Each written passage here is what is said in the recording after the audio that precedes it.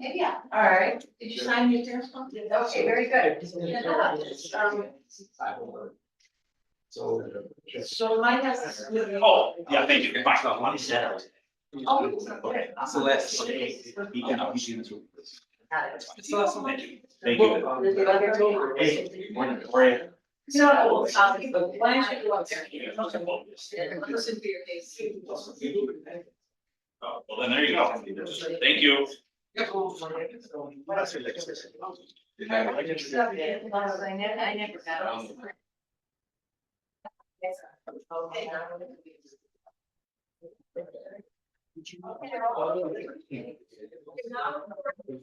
Those are the only people that are. It's only gonna be here. Yes, because these are the people that are waiting for their cases to be called. They're waiting. Oh, so only the people here are actually testing. It's easy. What's up? Applicants there.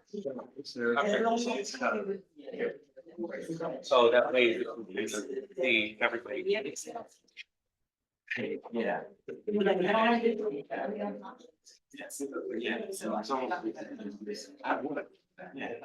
I haven't registered. But I started thinking. Like this.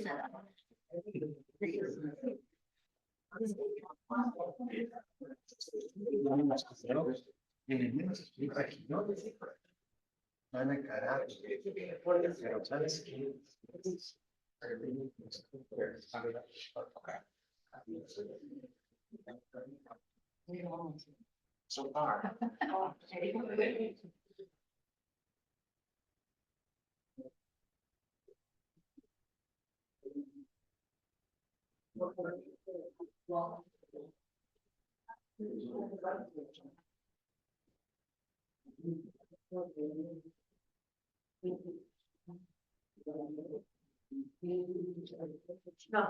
You're good.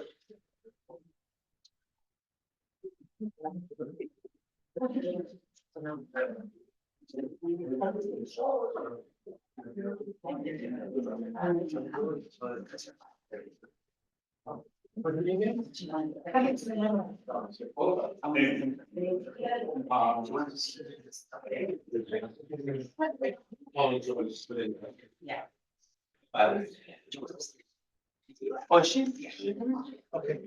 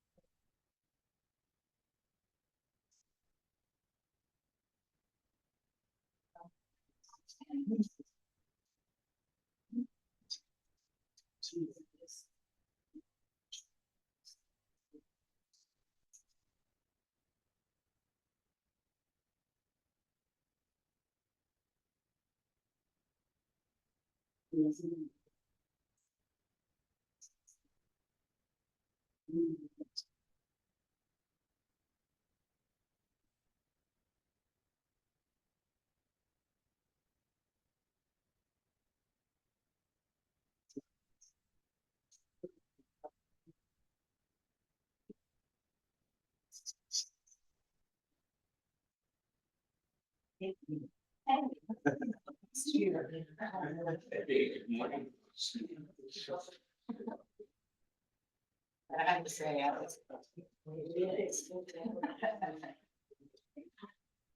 I was wondering.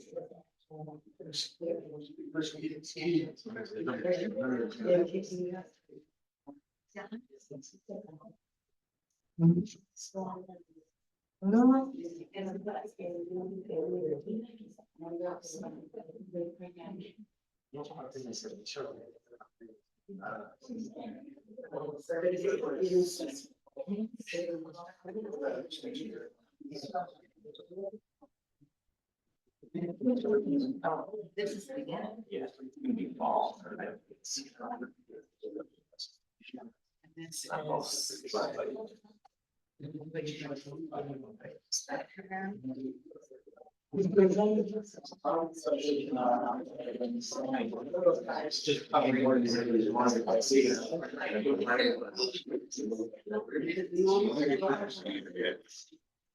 Yeah, yes.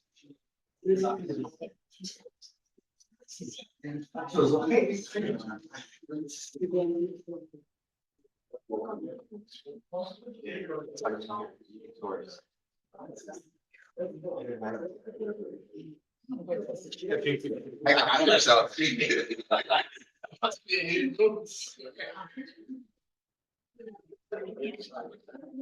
I know.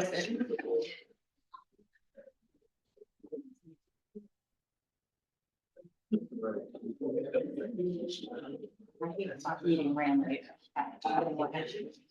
Oh, yeah, but he will, us, when the case is out, which is the file, so he wants to look at it. Get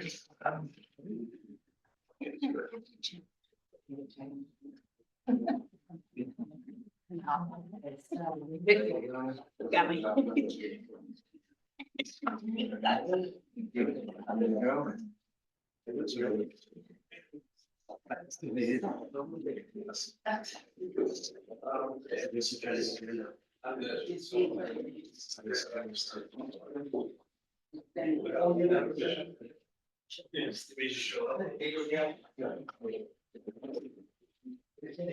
Bring some pictures.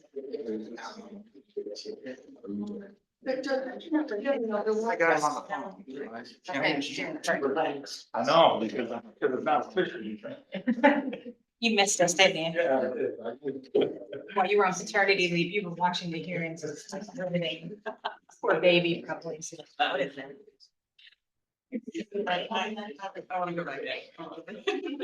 Yeah, good job.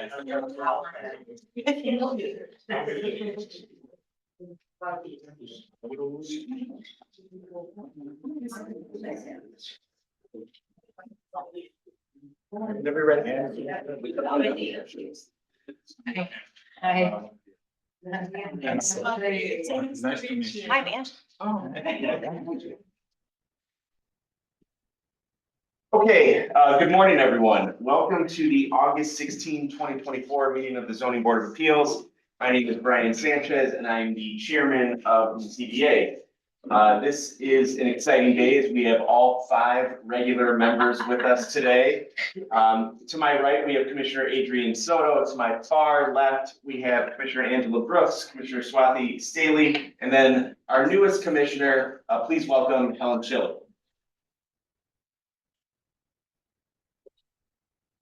Right, now I'd like to call this meeting of the Zoning Board of Appeals to order. I will take a roll call vote to establish quorum. Commissioner Soto. Here. Commissioner Schiller. Here. Commissioner Staley. Commissioner Brooks. Here. I am here. Quorum is established. The minutes of July's meeting have been distributed. Unless there are corrections, I move that we approve the minutes as distributed. Commissioner Brooks seconds. Commissioner Soto. Yes. Commissioner Schiller.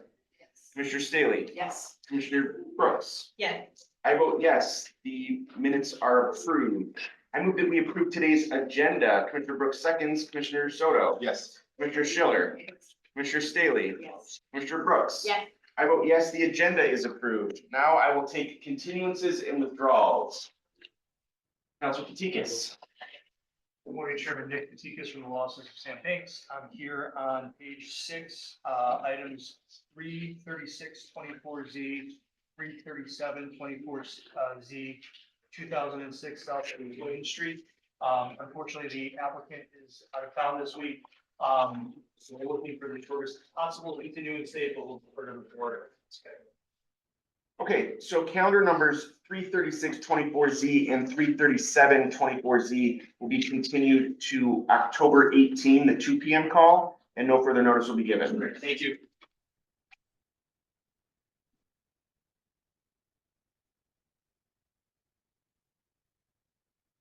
Any other continuances or withdrawals? Seeing none, Victor, please call the first case. First case is a continued case for the AM 12924A 620 North Fairbanks.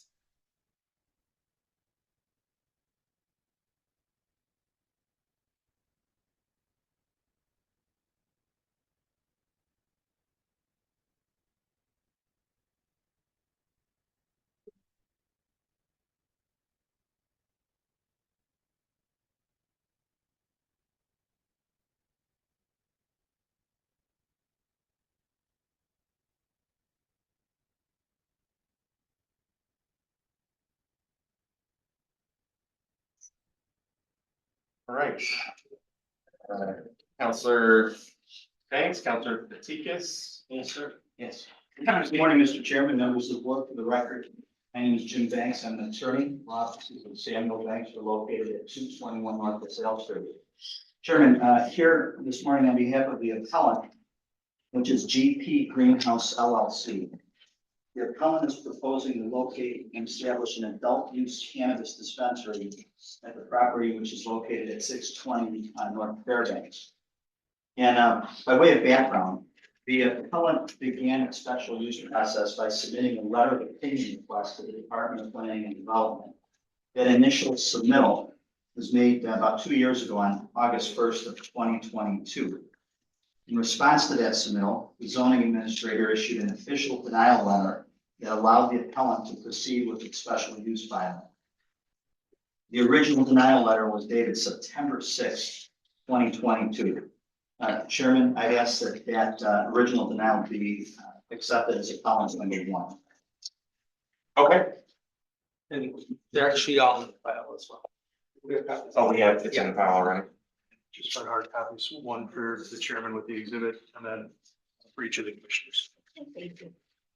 Oh, yeah, this is in the file. Mhm. Yeah, and it's important to note, Chairman, that the administrator's denial letter specifically confirmed, quote, and I quote, that according to our, meaning the city's records, the information provided with your, meaning our request, there are no schools within 500 feet of 610 North Fairbanks. Before filing our special use application, the applicant reorganized the ownership and the structure of the proposed cannabis dispensary. It also confirmed and corrected the common address for the space that they were leasing. Those changes required the applicant to obtain a new denial letter from the zoning administrator. As a result, on January 5th of 2023, approximately 4 months after the original denial letter, the administrator issued a new denial letter reflecting the updated applicant information. Chairman, I have that as appellant's number 2. Right.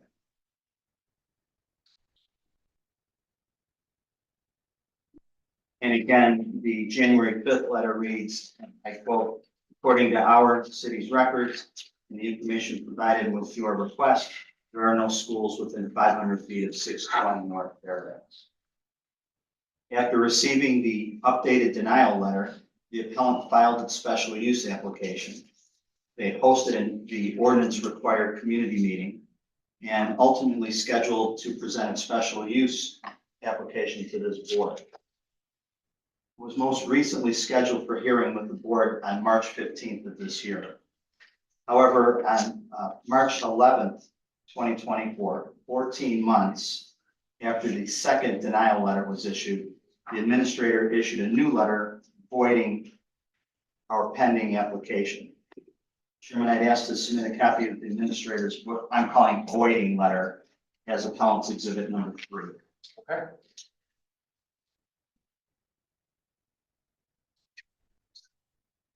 As a result of the voiding letter, my office filed this appeal on March 14th, again in response to the administrator's voiding of our special use application. According to the administrator's March 11th letter, the department believes that Guidepost Montessori on the Magnificent Mile, which operates at 226 East Illinois Street, is a quote-unquote school as defined by the zoning ordinance. The administrator's letter specifically references that the Montessori's curriculum includes, and I quote, elementary education for children up to 12 years old. It appears that this language was the basis for the administrator's determination that Guidepost Montessori is a school. We believe that based on the preponderance of the evidence and the preponderance of the evidence, we believe that the administrator's position is wrong. It conflicts with both the zoning ordinance definition of a school, as well as the established Illinois case law on this issue. Chairman, section 17-17-0103-J of the ordinance defines schools as, and I quote, public and private schools at the primary, elementary, junior high, or high school level that provide state mandated basic education. learning, healthcare, and social support centers less than 5,000 square feet in size, and which be accessible to the community at large, and may provide a separate entrance directly to a public way or street, are permitted as an accessory use within a school, provided that the center is approved by the Chicago Public Schools. I'd like to submit that definition of school as policy number 4. So, zoning, if I may, the zoning ordinance goes on to provide a separate definition for daycare. That's section 17-17-0103-C of the ordinance, which defines daycare as a place which are to receive 3 or more adults or children, not of common parentage, apart from their parents or guardian, for part or all of the day. The term daycare center or child care center includes, but is not limited to, the following: nursery schools, adult and or child care centers, day nurseries, kindergartens, and playgroups, but does not include bona fide kindergartens and nursery schools operated by public or private elementary or secondary school systems. I'd ask that a copy of that section be found as policy exhibit number 5. Okay. Obviously, to point out the obvious, I should say, schools and daycares are different, are defined differently because they are different. It's important to note that while adult use cannabis dispensaries are clearly prohibited within 500 feet of a school, that prohibition does not apply to a daycare facility. Based on the following evidence that I'll present, it's our contention that Guidepost Montessori is a daycare, not a school. First, and most compelling, we confirm that Guidepost Montessori is licensed by the city of Chicago as a daycare. I'd ask to submit a copy of business license number 768 as appellant's exhibit number 6.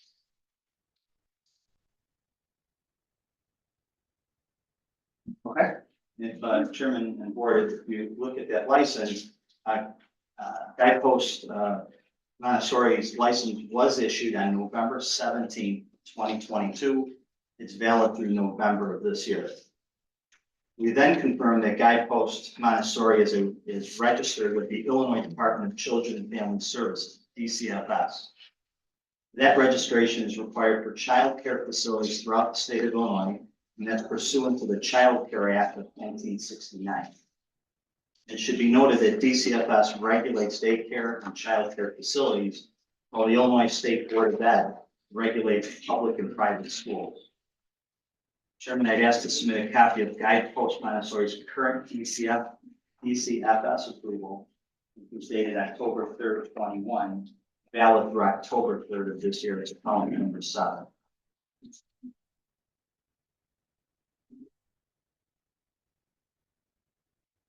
Valid through October 3rd of. This year. This year. I guess the question real quickly, because the first couple of exhibits I thought were included in the submission, but these, the licenses themselves, were those included in the submission? So the license was referenced in an email, in our office email between the zoning board staff and the zoning staff, Department of Planning and Development staff, and the zoning administrator. I believe it's a March 13th email that's in the file. It was part of the FOIA response from the city. So it does reference the license, but there was never actually production of the license. Our office went and found the license to be able to present it. We also, in our initial findings of fact for the appeal, included the DCF registration or confirmation of the registration. We didn't have the photo at that time, but they're one and the same. One simply proves up or references the other. I guess my concern is, is there evidence that you're going to present that the zoning administrator hasn't seen or considered? I mean, his own office is recognizing the issuance of the license. Our findings of fact submittals reference specifically the DCFS registration. I'm not aware of any other evidence that the administrator isn't reasonably aware of or hasn't produced on his own as part of his application or his response to our appeal. Continue. It's, Chairman, it's important to note that the DCFS registration specifically describes this facility, the Montessori facility, as a quote-unquote daycare center. We also searched the DCFS registrar and confirmed Guidepost Montessori is currently registered with DCFS. Chairman, I have a printout from the DCFS website as appellants number 8.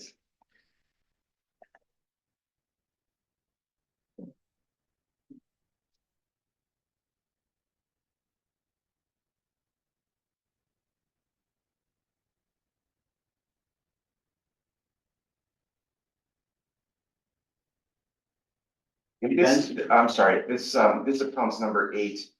I feel like there was a screenshot of this in your submission. There was, Okay. it was a larger one, but we Right. just reduced it, because there are many institutions, programs listed throughout the state, so we just tried to focus it on this. Thank you, proceed. We then searched the Illinois State Board of Education registrar and confirmed that Guidepost Montessori at 226 East Illinois is not included or recognized.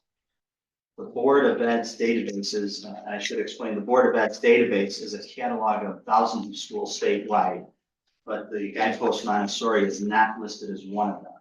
Even though, Chairman, there are several other Montessori programs that are in fact on that database. So, Chairman of the Board, we believe that the administrator is going to argue that Guidepost Montessori obtained a building permit to build out a school at their location back in 2020. That building permit, which is found as number 100-865-461, was submitted to the board by the administrator. It's important to note that the building permit's general information section, which was presumably completed by the Montessori institution, describes the project as, quote, build out of one-story commercial suite, Montessori school function, close quote.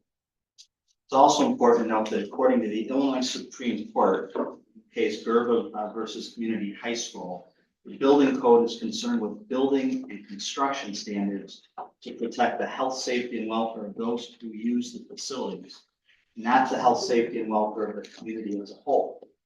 The health, safety, and welfare of the community as a whole is the function of the zoning ordinance.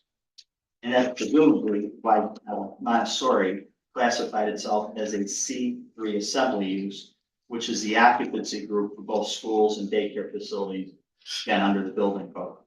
The term of art Montessori school function is not controlling when determining the primary function or use involved.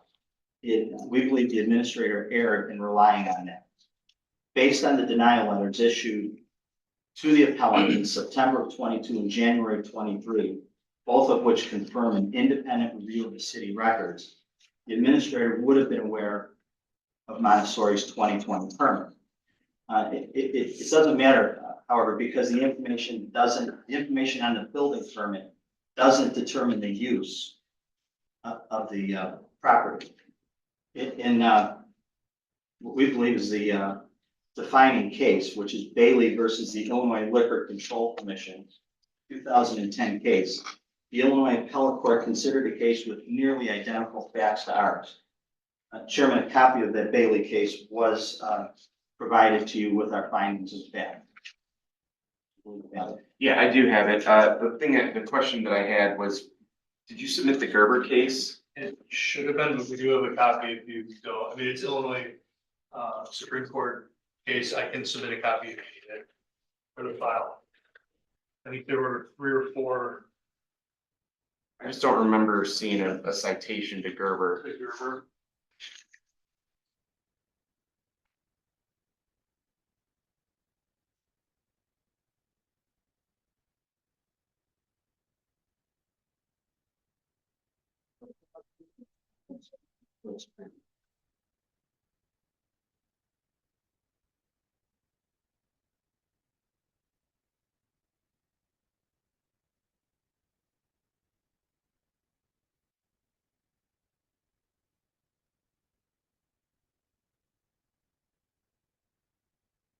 I don't see Gerber, but I have it in my hand And now. I'll share a copy with the administrator as well. If I may, the Bailey case, the court in the Bailey case determined that calling yourself a school, quote unquote, calling your instructors teachers, or calling the children students or pupil is not sufficient to establish yourself as a school. The court in Bailey specifically looked at the principal function of the entity and how it actually operates, namely its hours of operation, its attendance requirement, how it holds itself out in its corporate filings, how it's licensed, how it's registered with the state, and whether the organization is funded directly by the Illinois State Board of Education or recognized or accredited as a school by the State Board of Education. Applying those same factors to our case, Guidepost Montessori is a daycare that's licensed as a daycare by the city of Chicago. I think that's the most compelling document. It's registered with the DCFS as a daycare center. It's not recognized, it's not accredited, and it's not funded by the Illinois State Board of Education. According to the DCFS certificate, the business operates, the Montessori business operates Mondays through Fridays between 7 a.m. and 6 p.m. It's a year-round facility. There are no mandatory attendance requirements. There is no evidence that children who attend the program matriculate to higher levels of state mandated education. According to the business license, Guidepost Montessori provides daycare services to children 0 to 6 years old, which is their principal function.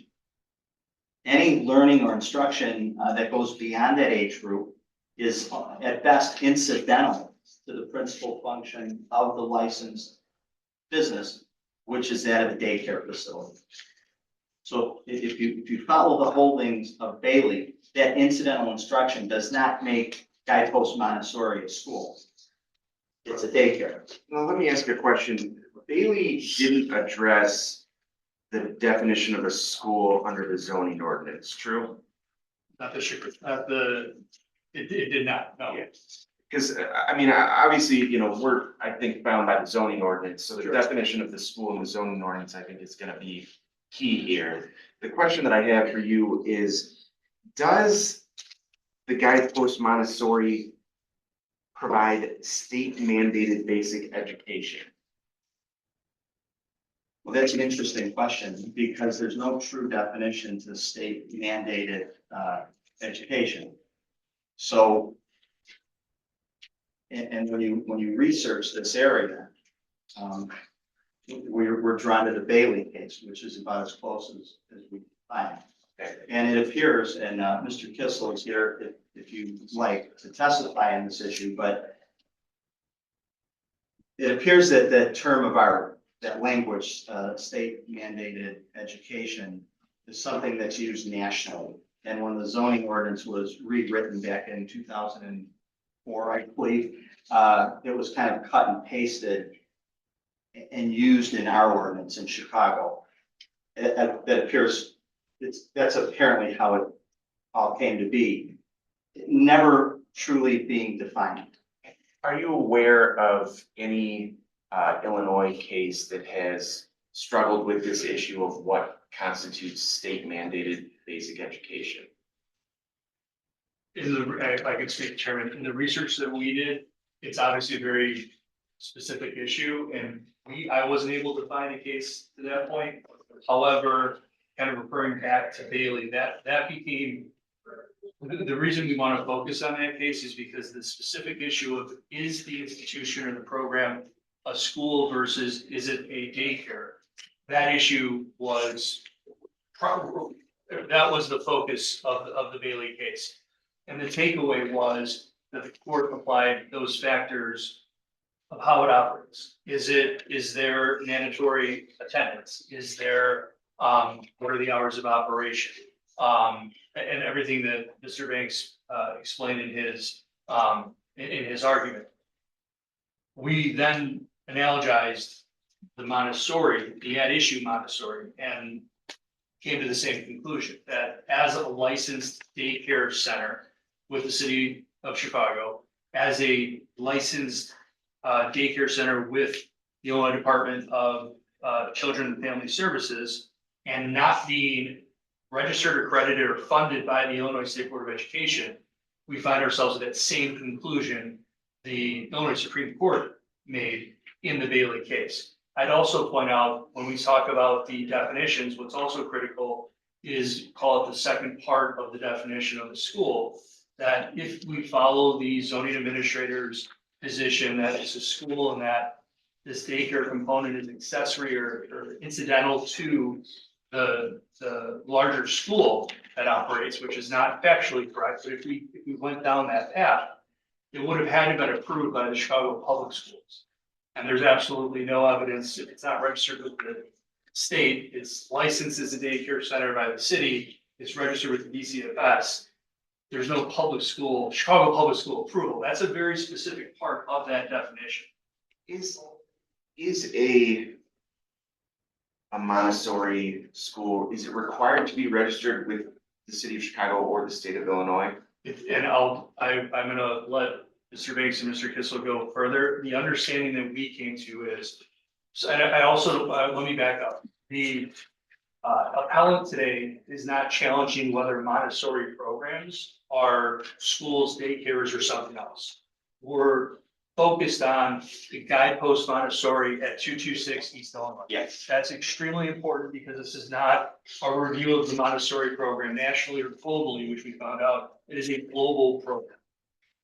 The actual operating program at 226 East Illinois, our conclusion, it is not a school. It's a licensed daycare.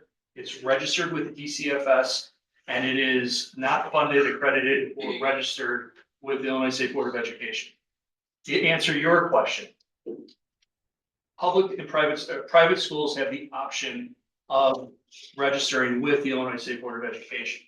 What's interesting is, in reviewing the list of registered private schools, there are several Montessori school programs at other addresses that show up as registered or recognized on that list. This isn't one of them. And we're trying to prove a negative. And that's part of the frustrating part of the appeal. We're not here we're here showing that it is a daycare. It's not a school. And all of the factors that the Illinois Supreme Court reviewed, we're checking every one of those boxes. So when you say private schools may register with, are you saying that it's not a requirement? It's not state, because there is no state mandate definition. It's not a requirement. However, But practice has been other Montessori schools Absolutely. are registered. include and as other private schools. institutions. For example, I graduated from Loyola Academy. Loyola Academy is a private school in Wilmette. It's registered. It's showing on the database. Other schools, there are thousands of other schools, including, I want to be clear, other Montessori programs that register. And if that were the case, if they showed up on the Illinois State Board of Education, we wouldn't be here.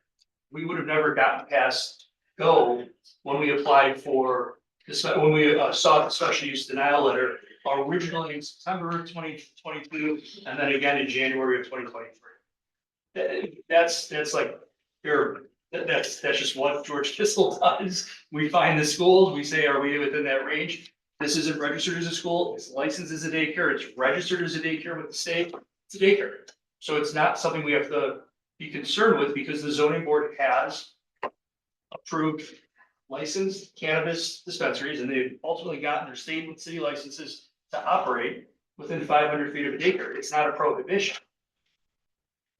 I'm just for clarity, did you say it was also necessary for a school to register with the Board of Education in Chicago?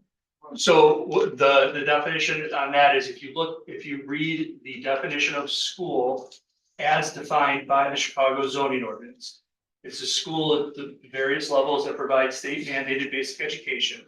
And then it allows essentially a carve out for certain daycare centers, less than 5,000 square feet, that operate incidental to a school to be allowed.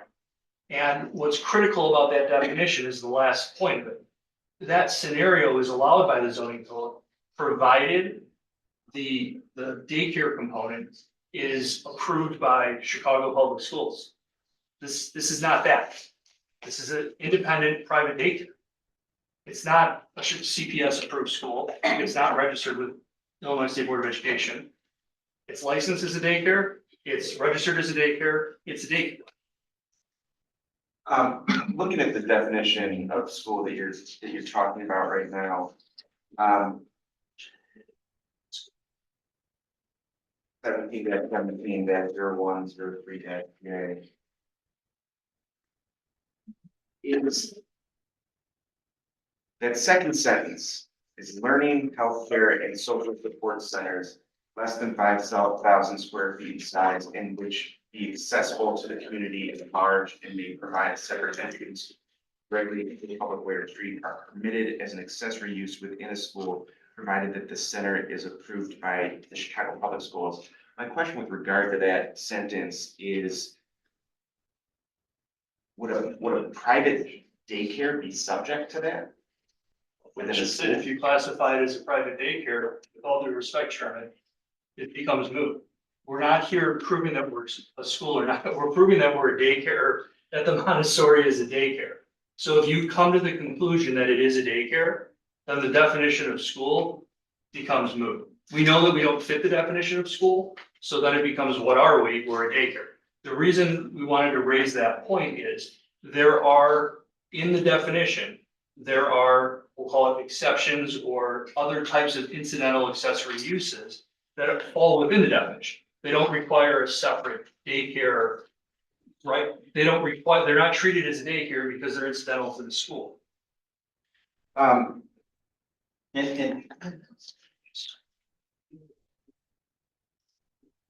But I guess the question that I'm asking, and maybe I'm not articulating it well, is if the Guidepost Montessori school is a school and it has a daycare within it, are you saying that that would require approval by the Chicago Public Schools? well, I think the premise is wrong though. It's not a school. Montessori doesn't hold itself out as a school with a daycare incidental. It holds itself out as a daycare, period. Right. As is indicated by the license, as the city of Chicago is saying it's a daycare. I get that, but I'm still just wondering, because we're all struggling right now with what constitutes a school, and if this were to constitute a school, would a separate approval by the Chicago Public Schools be needed for the daycare? Under that definition, yes, sir. I mean, it's clear as day.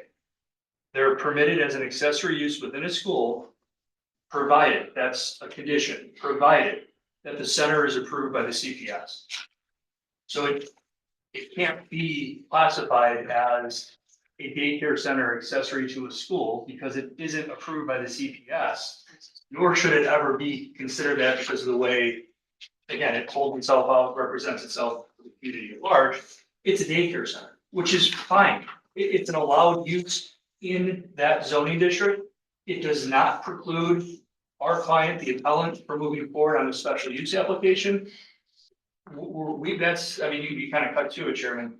We're asking for a determination that this particular location is a daycare facility or a daycare center under the ordinance. And just to keep going on this thread, though, because your exhibit 5 has the definition of a daycare in the zoning ordinance.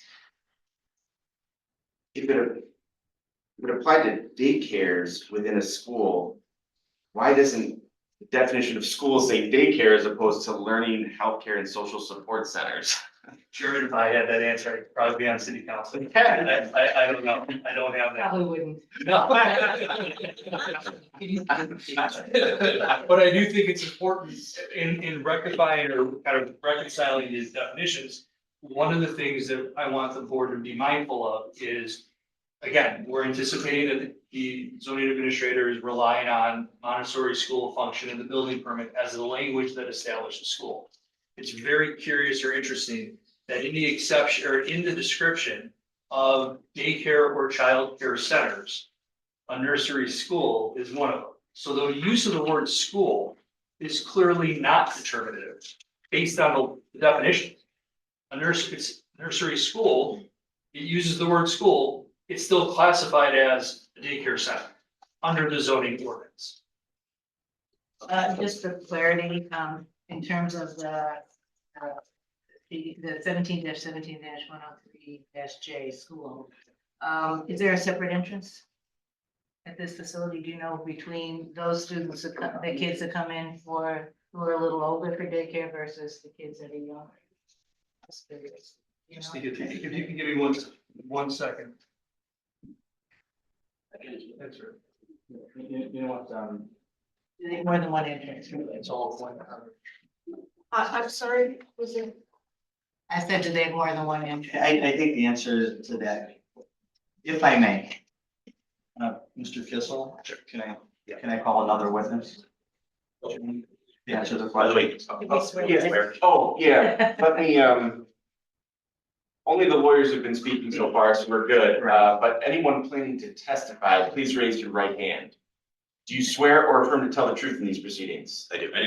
Thank you very much.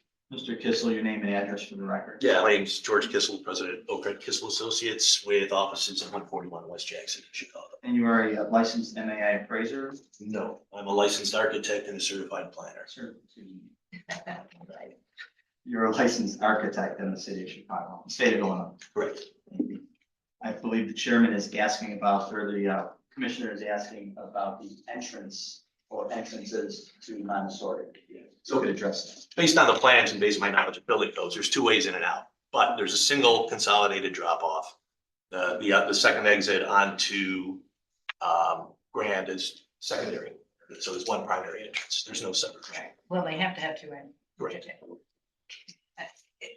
Functionally, though, The question really was yes. whether the entrances are separate for different age The answer to that is no. kids. Thank So you. all of the children access Montessori one way. The same way. The same way. And if I may, I think it's also important to note, Mr. Kissel, do the children predominantly, are they dropped off and picked up by parents? Yeah, that's generally required with daycare. Do you know if they serve families with children of different ages? I assume they do. They have 5 different programs, infant, toddler, preschool, Spanish language, and the elementary program.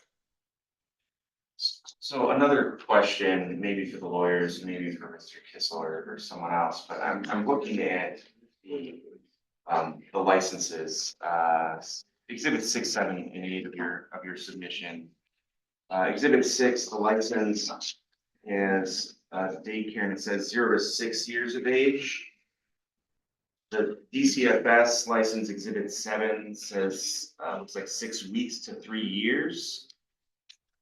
And exhibit 8, looks like it's saying 6 weeks to 3 years. This Montessori, what's the age range for the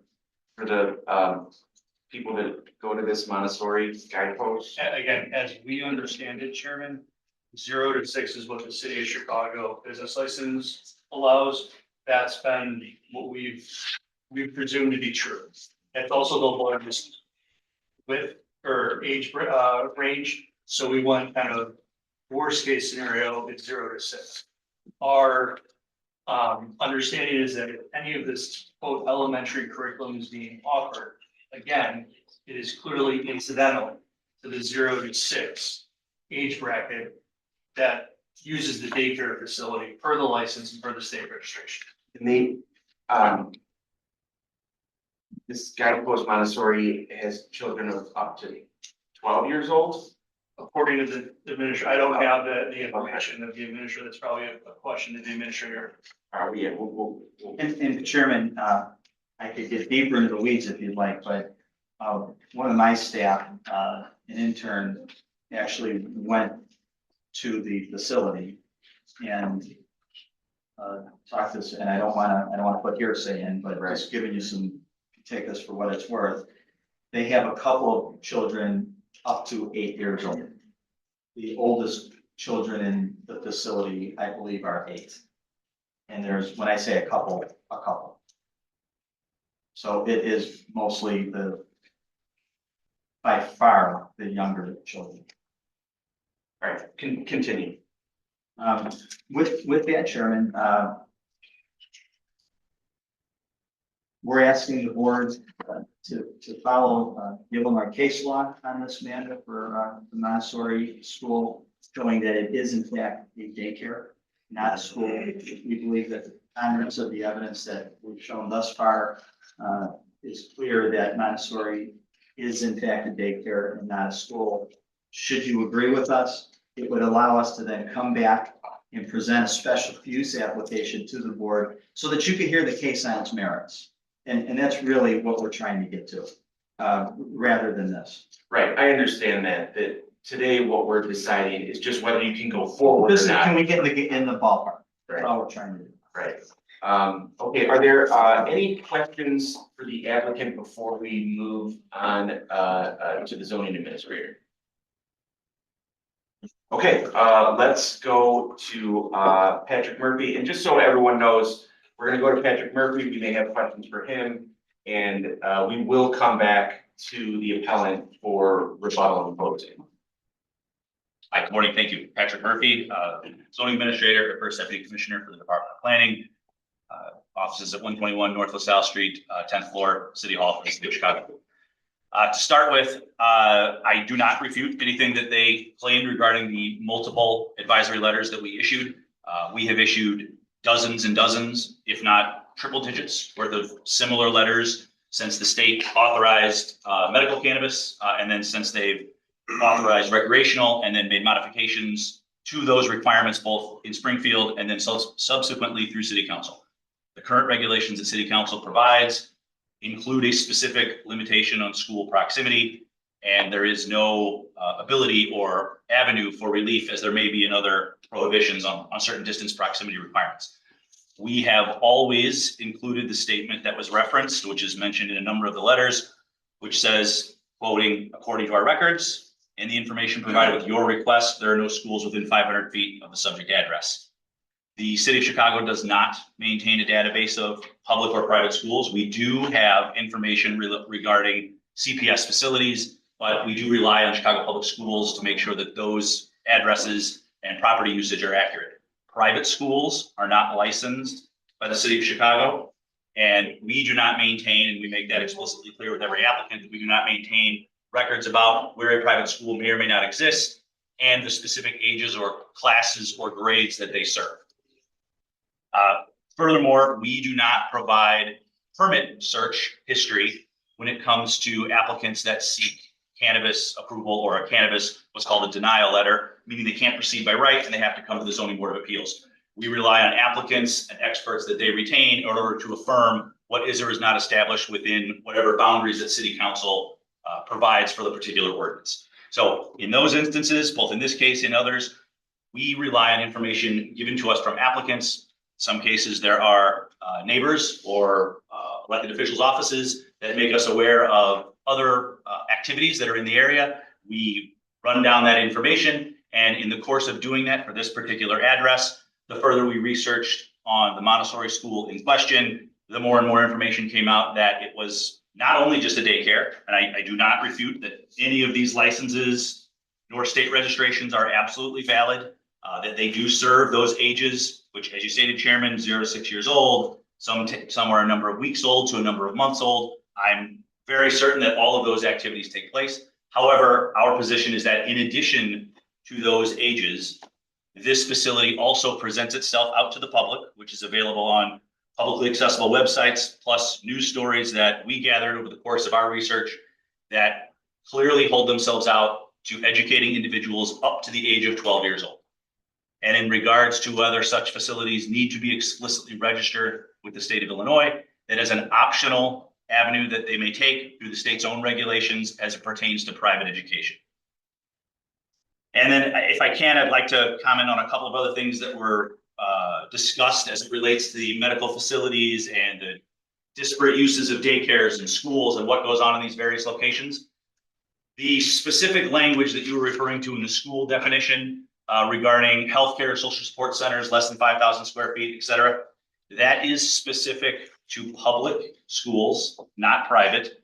It's specific under the municipal code in RT4 zoning districts and higher. Government-operated medical facilities can be established in public school institutions. This is not a reflection of any allowance or prohibition for daycares and schools to be in the same zoning lot, under the same ownership, using the same doors, same facilities. That portion of the definition is explicit for public schools and publicly operated medical facilities that are operated, in this case, it would be by the city of Chicago. So that's not relevant to this situation of whether there is any education taking place for individuals older than 6 years old. There were references made to a nursery school, the references made by the witness earlier about an elementary program. Some of those names can be interchangeable. They don't always exclusively relate to a school function, but nursery school, as it relates to primary and elementary and high school education, is clearly delineated as being for younger ages prior to entering into the state mandated programs for the education they receive. So those education services may very well take place in that daycare, but they take care in they are taken care of in the daycare portion of the facility. And then it was also alluded to whether one use is accessory to the other, one use is larger or smaller. I do not have any information on the exact square footages of the school operations for 7 years old through 7th grade or 0 through 6. But the definition that we're given from City Council doesn't mandate that one use is no longer exclusionary if it is accessory. So if the school is shown, if the ages for the school aged children and the facilities they operate are shown to be smaller or less in population than those of the daycare, that does not preclude that from being still considered a school for purposes of exclusion from a cannabis application. And then in regards to the site visit made by an intern, I don't know when that took place, but if it took place over the last 3 months, it's highly likely there would be few, if any, school-age children in the building during the summer months of a traditional school year.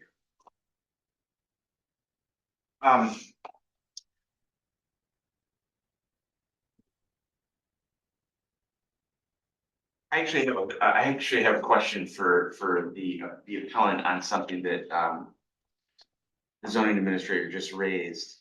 Does it matter if the school is incidental to the daycare? We don't believe it's a school. Right. But I think, so to go back to the point, Is that the Bailey case or, I mean, because no, earlier Bailey you was were just making trying, this. Bailey went to primary function. Okay. Bailey just wanted to know what it was. Yeah, That court was looking to say, what is it? And we're trying to do the same thing. We're Right. trying to give the board the information it needs to say, no, this is a daycare. right, and, But what- hold on, let me just frame this correctly, make sure that I understood your argument earlier. Because I thought you were making the argument that if there is some elementary program at the Guidepost Montessori, that would be incidental to its primary use as a daycare. And I guess my question is, does it matter if it's incidental or not? Does any court make that distinction?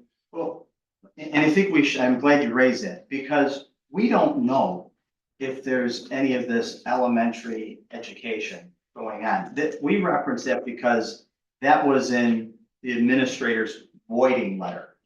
He used that language. Our position is that Montessori is a daycare, period. And if they have some classes or some whatever you want to call it, teachings, educating, whatever you want to call it, that's part of the daycare process. That's part of the daycare business. That's what they do. We use Bailey Bailey talks about the principal function. That's how they distinguish that. In the Bailey case, the daycare was a daycare and not a school.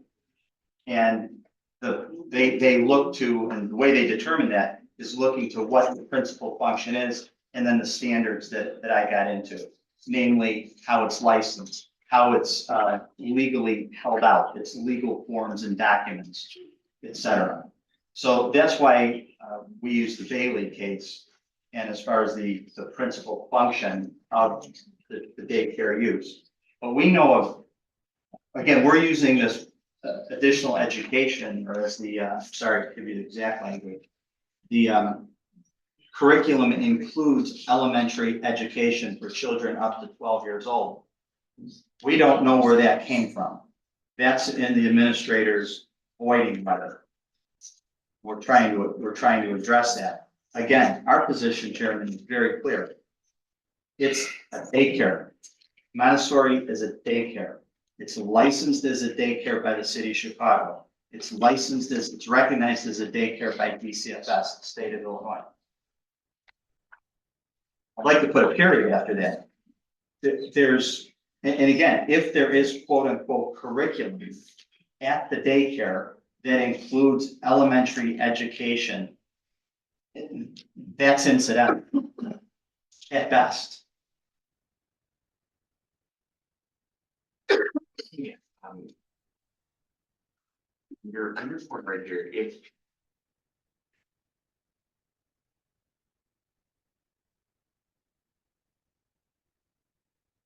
Now, you know what?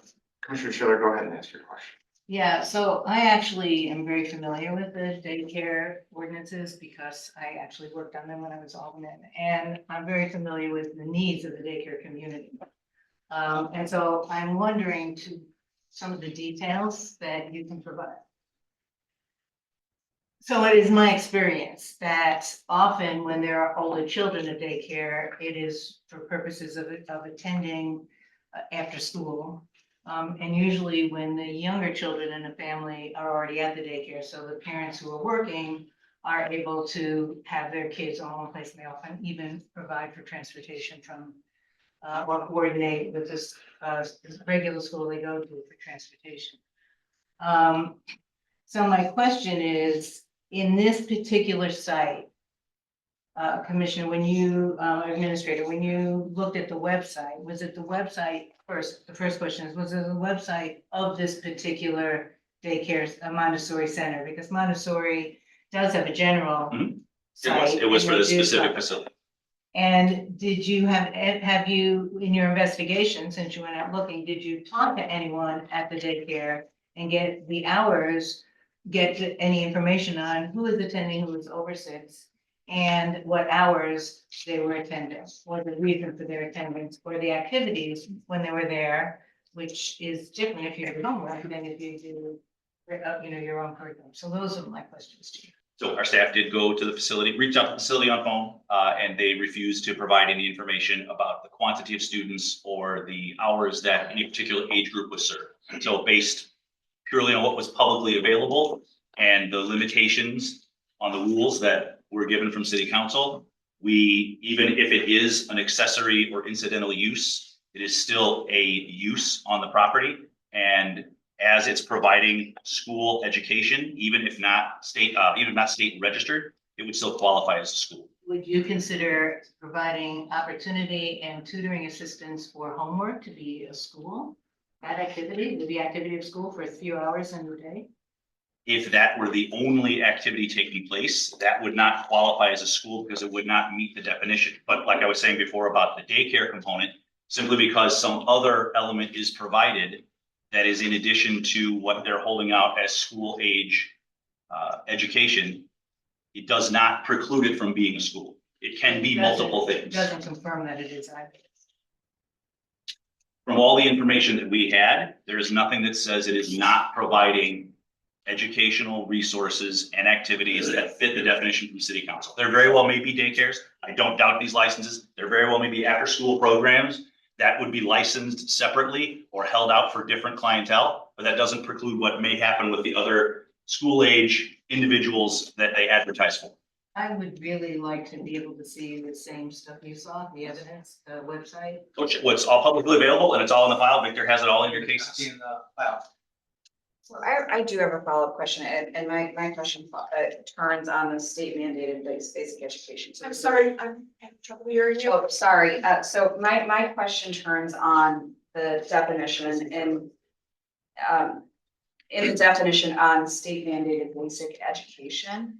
And so my sort of layman's understanding of that is that that's considered to be full day school at at a school age level, right, at a school age, where so do we don't know anything about the curriculum in and of itself, that the ages over, the ages that are served or held out to serve, over the age of 6, that this could be the primary source of schooling for students of school age. It could be, like I said, when we contacted the facility, they did not share information about quantities of students or what happened in their curriculum, so it very likely could be. Okay, so then my question too is that if private schooling is not required to be licensed under ISB, arguably, any individual who is looking to overcome a special use could hold themselves out publicly as providing private school at the elementary level without validation or licensure from any major body stating that they're private school, or am I mistaken on that? I would not want to presume what somebody could do to try and passively prevent an application from moving ahead. This facility, the Montessori facility, existed prior to this application. I don't have any evidence that shows they opened or started operations the day they found out about this potential application and proceeded to establish websites and develop news articles that held themselves out to be something that they are not. My question still turns on the state mandated basic education, because I think the curriculum is important to define whether it meets that level of education, or whether or not it's sort of enrichment programming which is not a licensed function of a school.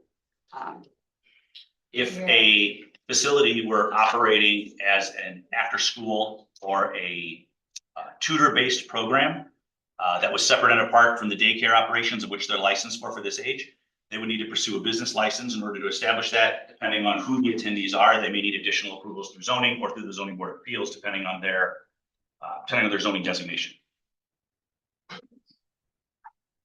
Okay, I just, you provided provided in the packet is the uses for zoning for both daycare and for schools, but it doesn't provide us with the zoning designation at the top, so there's 4 columns that tell you whether that's permitted or a special use under the zoning designation, but I can't tell what the zoning designations are. The 4 columns you're probably looking at are related to D, downtown zoning districts. I just need. No, but that's fine. So, but what I will tell you is that chart only applies to a certain degree because this school facility or Montessori facility is located in a planned development. And the planned development has specific approval from city council that allows for permitted and special uses in the affected zoning district to be equally allowed absent the requirement for a special use or any other types of approvals.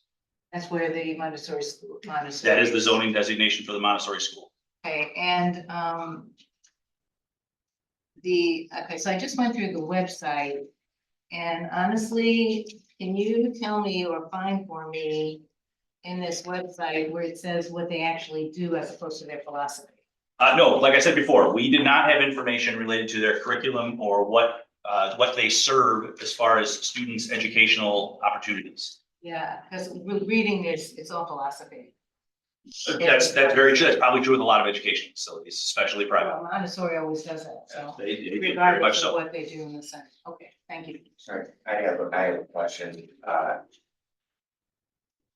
have a hypothetical, which I'm sure you lawyers will appreciate. It's law school, Chair. Well, this is kind of a law school question It that we're is, sitting it with is. right now. If we were to grant your appeal so that you were allowed to go forward in a subsequent meeting, and at that time, the Guidepost Montessori shows up with a bunch of evidence that says, we're a school, we're a school, we're a school. Would it be res judicata? Would it be- Would the issue be foreclosed? It's a legal issue. I know. Would Yeah, the, I think the issue would be closed based on the fact that obviously they're not here presenting the information. The decisions being made, but at the same time, challenging the special use because they have any type of childcare facility, they have the legal right to do that. But they're not being treated as a school under the definition of a school by the Chicago zoning. but I guess So- the, Let me, may I? yeah, Assume that happens. Assume we get to go to the game. right, And assuming, Montessori shows up, as you point out. Yeah. That's within the board's purview to listen to that evidence as part of the special use. Yeah. As to whether it has an impact on the community, you know, and apply the standards for special use. So you could certainly hear that at that time and apply it and give it the weight that you believe it should have. and again, hypothetically, if it were to go down that road, cause I have no idea how we're gonna vote on this, but, if it were to go down that road, I would wanna see, probably, I would want the lawyers to be prepared on whether this, if we were to decide to grant your, allow your appeal to go forward, or allow your special use permit to go forward, I would wanna see whether what we decide today forecloses the issue, the 500-foot issue of the school. I'm not sure, you know, as I'm sitting here right now, I really don't know. But that's one of the issues that I see here is that, you know, we're all kind of guessing as to whether this Guidepost Montessori is a school or not, and they're not a party to this, so we don't know what their position is on it. But I just want to point that out. Chairman, may I? Yeah. I don't know if I interrupted you. If I did, I apologize. I think we do know what Guidepost Montessori thinks it is. They license themselves as a daycare. They had the ability, just like many other Montessoris, to be recognized and registered on the Illinois State Board of Ed registrar. Montessori is not a newbie. They've been around many decades and decades. They certainly could have held themselves out and registered as a school. They chose not to do that. They chose to be regulated, if you will, by the Department of Children and Family Services of the state of Illinois, which is the opposite of the State Board of Education. So I believe that they decided what they are. They decided that they're a daycare. And I think further, the DCFS said they're a daycare. And again, the city of Chicago certainly said they were a daycare by issuing them that license. So, Zoning Administrator Murphy, do you have anything further before we, and that may have just been the closing, but did you have it, since I didn't officially kind of, you know, stop you, did you have anything else you'd want to add before we go back for rebuttal and closing? No, well, yes, just that we do not deny that there are daycare operations taking place there. We do not dispute any of the licenses they presented, but that does not preclude them from offering curriculum or activities that would qualify as a school. And given the definitions that we have from city council and application to the information that was made available to us, because like I said, the school was not responsive when we sought out information, we had a very clear choice in referring them as a school for purposes of these definitions. Okay. And the registration optionality from a school platform is just that, optionality. They do not have that ability as when it comes to daycare licenses with the city or other registrations that are required with the state. It's a different set of criteria. Actually, are there any other questions before we let the attorneys kind of close out here? Seeing none, Yes, actually, I go guess ahead. I just have one, in your definition of a school, what makes this a school doesn't matter if it's one or more. does the number of students make a difference, one, and two, do the hours and amount of time they spend in make a difference? The short answer would be no. If a school were of a significantly small population versus very large, makes no difference. It depends on what takes place there and the ages that are served.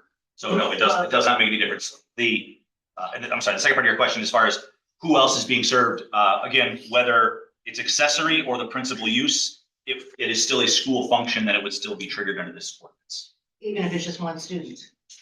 If that one student, if that one student's curriculum follows pursuant to what a school is defined as, then yes. Okay, but my earlier question was, would you consider it, okay. So I guess I don't understand the definition of curriculum in this conversation. And I will admit the shortcoming to the information is that we don't have that detail from the Montessori operators. So what would be your definition of curriculum? I mean, what would be I your?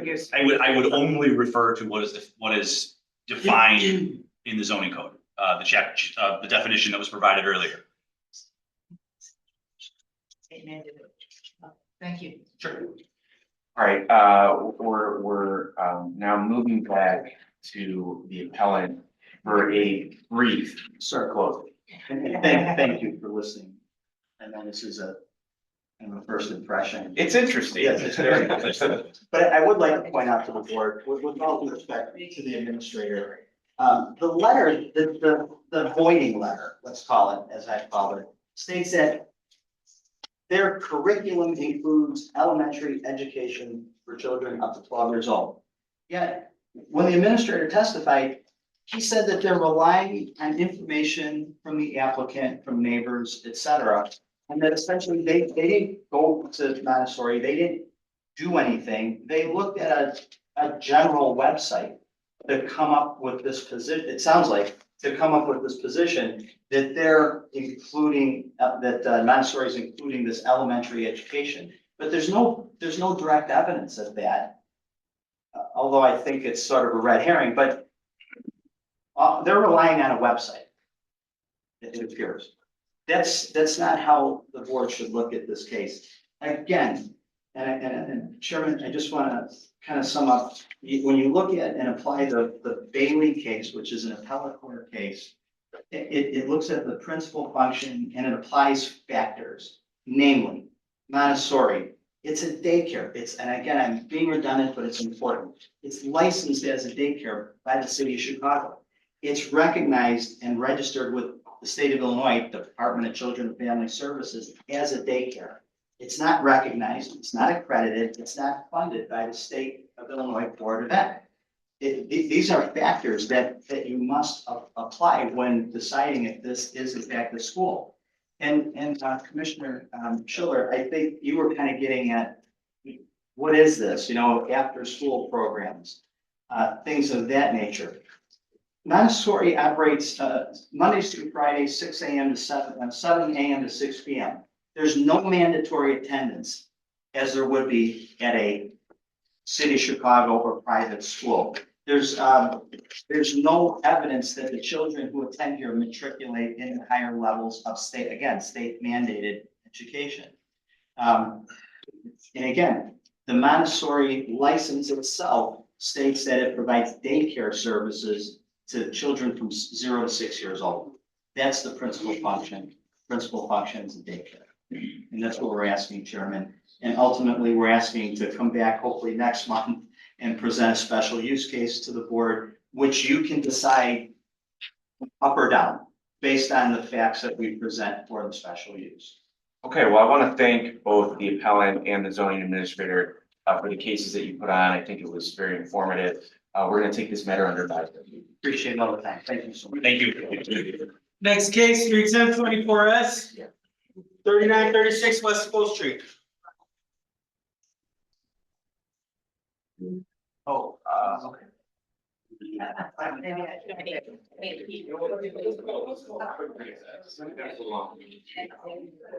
right, yeah, all right,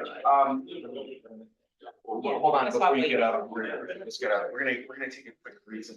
All right, I move that we, recess until, 10:20 Commissioner Brooks seconds, Commissioner Soto. Yes. Commissioner Schiller. Commissioner Staley. Yes. Commissioner Boss. Yeah, please. I vote yes, we are in recess until 10:20.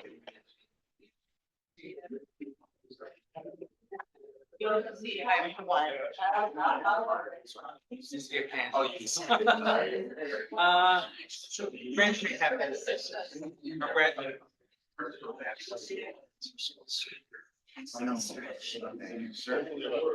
Hey, yeah, that's the. Bring it back, wedding.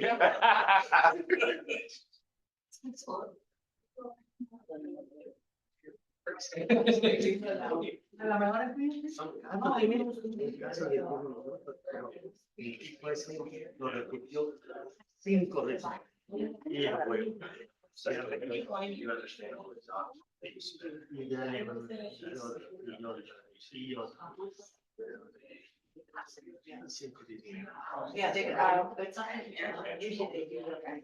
My sister's in Toronto, so, yeah.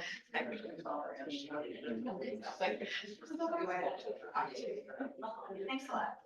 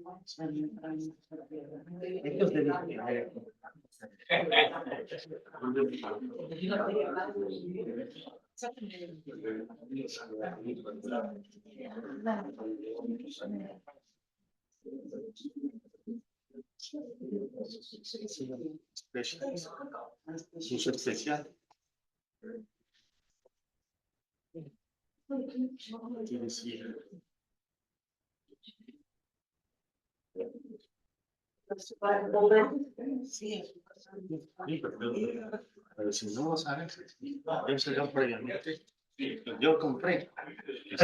Porque había un.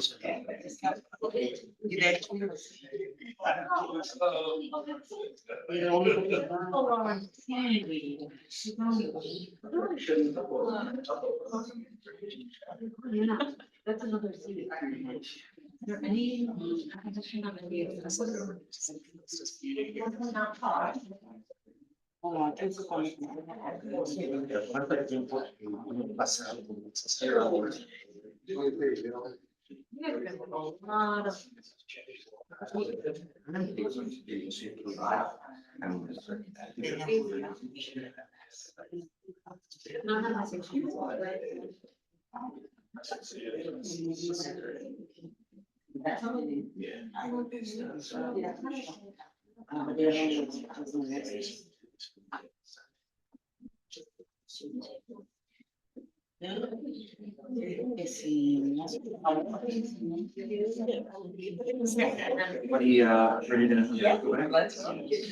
Okay, I move that we reconvene this meeting of the zoning board of appeals. Commissioner Brooks seconds, Commissioner Soto. Yes. Commissioner Schiller.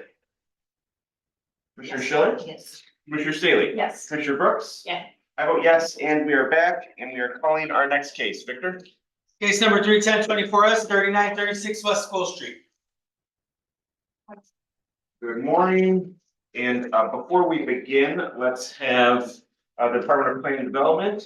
Nancy, could you please state your name and role for the record, please? Absolutely. Nancy Radford, Assistant Commissioner with the Bureau of Zoning and the Department of Planning and Development. Okay, and do you swear or affirm to tell the truth in these proceedings? I do. Please proceed. This is the recommendation for calendar number 31024S. The Department of Planning and Development recommends approval of the proposed hair and nail salon.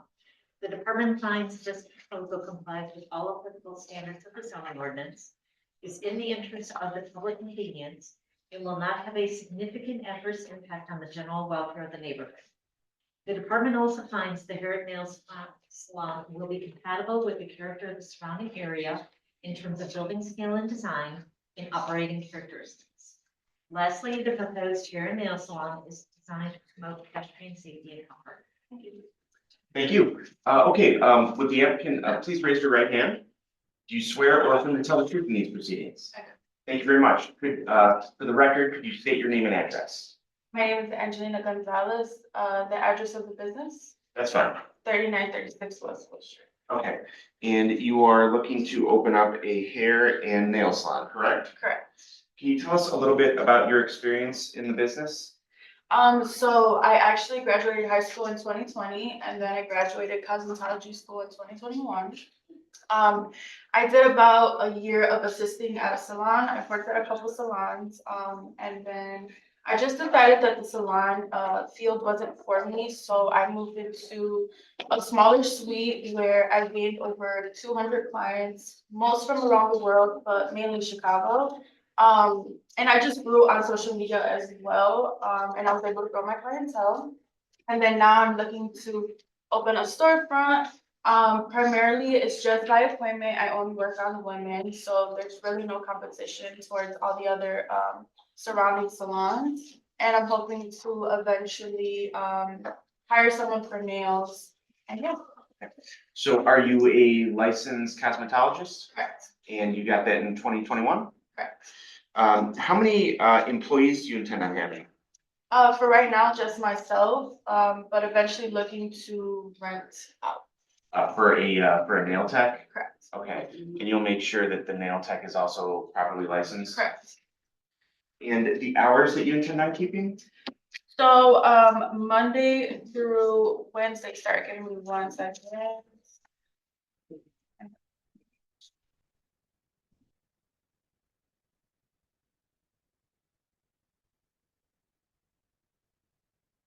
Sorry, my voice is changing a little from what I work now.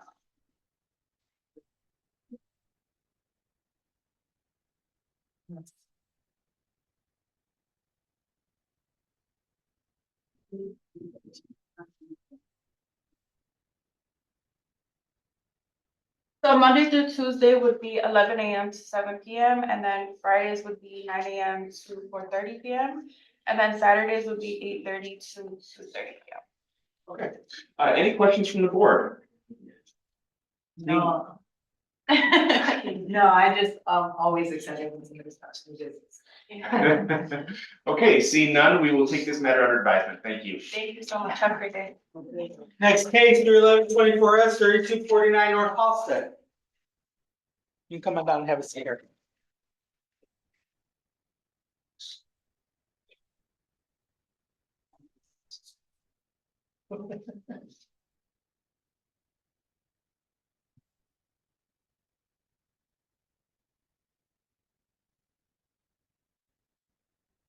While the applicant is getting situated, let's have the Department of Planning and Development read the recommendation. So we got Fernando, could you state your name and role, please? Yes, Fernando Espinosa.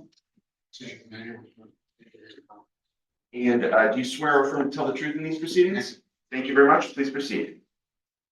Department of Planning and Development recommends approval. Both heirs and Amazon. Department finds this proposal complies. With the code standards. Zoning ordinance. To the interest of the public convenience.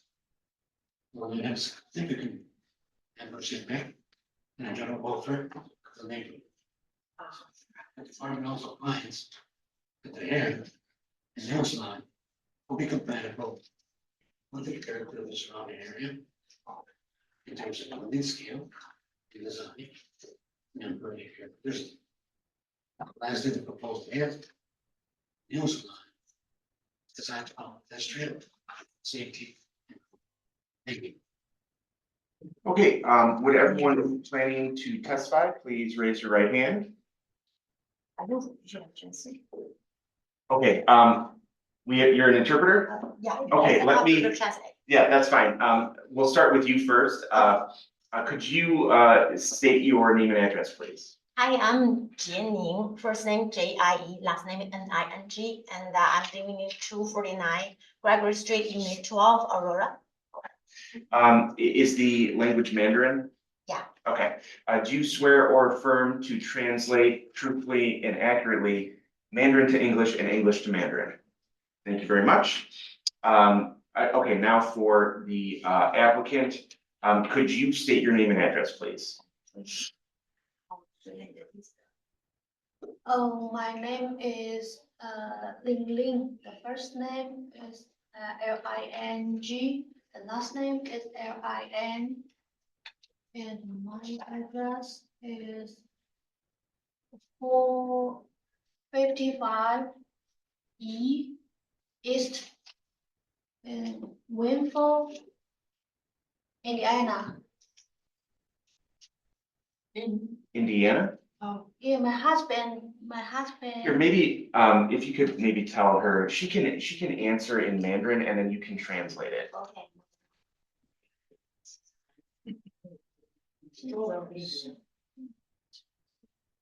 Hey, do you want is the location, the hair That's salon fine. or her location? Either, we'll take either. Okay, yeah, it's 3249 North Halsted Street, in Chicago. Thank you very much. And you're here to open up a hair salon? 你要开一个理发店吗？ Okay. And can you tell us about your experience in the hair salon business? 看看你的经验，你以前做的那个理发的经验。Oh, you know what, before, I just realized I forgot to swear the applicant in. Could you please raise your right hand? 举右手， Do you swear or affirm to tell the truth in these proceedings? 你发誓你今天说的所有都是真的吗？ Thank you very much. Okay, now, your experience in the, hair salon business.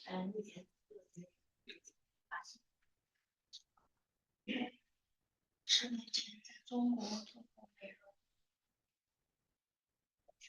Yeah, 10 years, before 10 years, like 10 years ago, I was doing the hair salon in China. 是2016年来到美国。 And 2016, I came to America. And, are you a licensed cosmetologist? 你有理发的执照吗？ Yes. When did you obtain your license? 你什么时候拿到你的执照？ This year. This year? Okay. Do you, intend on having any employees? 你要有雇人吗？ Yes. How many? 多少？刚开始就3个，然后看生意情况。 Yeah, we'll start with 3 and we'll see how the business goes. And will you make sure that if they're going to also, be cutting hair, that they'll be licensed cosmetologists? 你能保证他们所有的人都有执照吗？ Yes. And what are the hours that you intend on keeping? 时间就是开业时间，就是每天的经营时间。 10点到9点。 Probably like 10 a.m. to 9 p.m. 7 days a week? 7天吗 ？Yes. Any questions from the board? We will take this matter under advisement. Thank you. Next case, 31224S, 3807 West 63rd Street.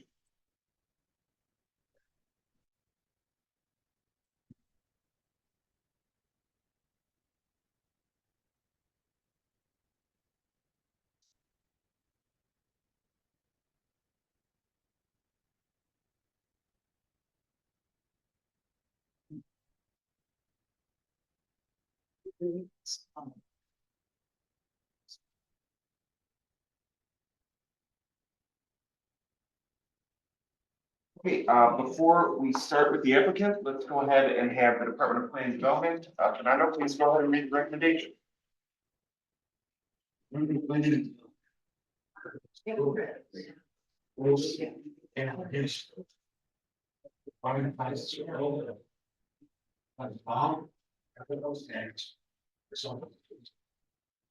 use the public meetings. Only give significant, that was in there. And try to offer. The department also finds. The evidence law. The character. Of the surrounding area. It gives a public skill and design. Operating characteristic. Last thing, about air and else law. The design to promote safety and both. Thank you. Okay, are you an interpreter? Kind of. I'm not speaking a little bit. Okay, all right, let me just swear you in just in case you have to interpret for us. Is the language going to be Spanish? Yes, okay. First, could you state your name and address, please? My name is Luis Villagomez. My address 515 West Briarwood Avenue, apartment 508, Chicago, Illinois 60614. And do you swear or affirm to accurately and truthfully translate Spanish to English and English to Spanish? Yes, I do. Okay, thank you very much. And for the applicant, could you state your name and address, please? Okay, my name is Brenda Macias and my address is 3807 West 64th Street in Chicago, Illinois. Raise your right hand. Do you swear or affirm to tell the truth in these proceedings? Thank you very much. Okay, so you are here to open up a hair and nail salon? Can you tell us about your experience in the business? I have 20 years of hairstylist. I have the cosmetology license. Since when? Yes. For the last 20 After years? that, I have the cosmetology, I think, in 2005. And are you intending on having employees? Not right now, maybe in the future. What are the hours you intend on keeping? Tuesday to Saturday, 10 AM to 7 PM. Okay, so closed Sunday and Monday? Yes. Okay. Any questions from the board? We'll take this matter under advisement. Thank you. Thank you so much. Next case, 313-24S, 4810 West Irving Park Road.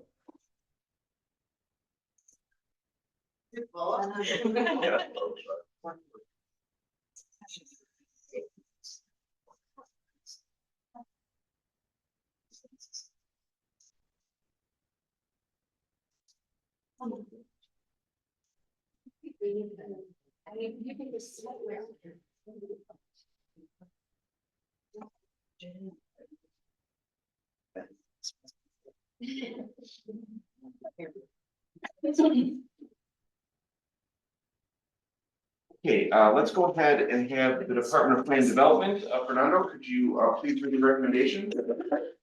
And there. And one of the proposal, like, what? On the those stairs and sign workers. Is that the interest of public convenience? And will not have a significant adverse impact. And the general welfare of the neighborhood. The department also finds that there are nail salons. Be compatible with the character. Was around area. Building scale and design. And employee characteristic. Lastly. The role of every nail salon. Designed to perform history. Maintain comfort. Thank you. Okay, would everyone planning to testify, please raise your right hand? Do you swear or affirm to tell the truth in these proceedings? Okay, which one of you is the applicant? Okay, could you state your name and address, please? My name is Tyven Hernandez and 4810 West Irving Park Road, Chicago, Illinois, 60641. Okay, now is this a second location for your business? Yes. Okay, because I saw that you had gotten support from Alderman Gardner and the Portage Park Chamber of Commerce. We're here. Oh, excellent. Let the record, from the Chamber of Commerce? Yes, sir. Yes, excellent, thank you very much. Let the record reflect that, the Portage Park Chamber of Commerce is in attendance and in support. Okay, briefly, could you tell us about your experience, in the hair and nail salon business? Yes, so I have a salon since 2011 on Division and Costner in Humboldt Park area. In 2021, I received my license to open up One Stop Beauty School. It is an aesthetics and a nail school in Chicago on the corner of Milwaukee and Montrose in Portage Park. And then recently this opportunity came across to me to open up in Six Corners, and so I'm expanding. So this is about 2 to 3 blocks away from my school. I intend it to be an incubator to help my students start in the industry. We will be renting out the 2 hair stations to licensed cosmetologists. Since our school is an aesthetics and a nail school, our employees will be the nail technicians and the estheticians from the school. And they'll be, licensed? Yes, they have gone through training at our school, getting their license, and then they will have a place to work at. That's excellent. Could you tell us, the hours that you intend on keeping?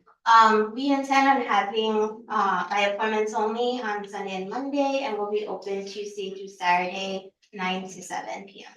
Okay, thank you very much. And, I mean, does anybody else want to speak? I can see the Chamber of Commerce in Portage Park. Yeah, could you state your, name? Name and address, please? Michael Giordano, 4946 West Irving Park Road. That's our office address, and Let me just swear you in real quick. Raise your right hand. Do you swear or affirm to tell the truth in these proceedings? I do. Go ahead, sir. So yes, the executive director with the Portage Park Chamber of Commerce. We're also the sole service provider for the Six Corners SSA 28-2014. And we just think it would be an outstanding addition to our business district. We don't really have a a lot of full-service salons for women, with hair and nails, a lot of barber shops, not really anything for women. So we think this will be a great addition as, our business district has seen, nearly $500 million worth of investment over the past year or so. That's awesome. Yeah. Any questions from the board? Seeing none, we'll take this matter under advisement. Thank you. Thank you, sir. Thank you. Be kind to yourselves. We appreciate your hard work. There's two cases, 314-24Z, 315-23Z, 1936 North Levitt.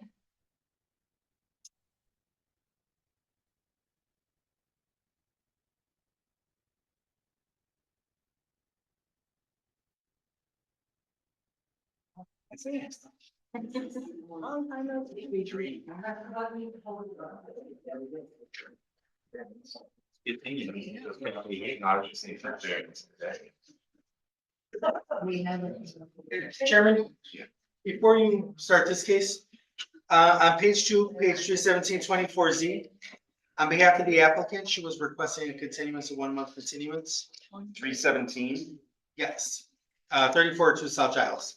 okay. So if we can give her September continuance to the afternoon. Okay, so calendar number 317-24Z will be continued to September 20th, the 2 p.m. call, and no further notice will be given. Thank you.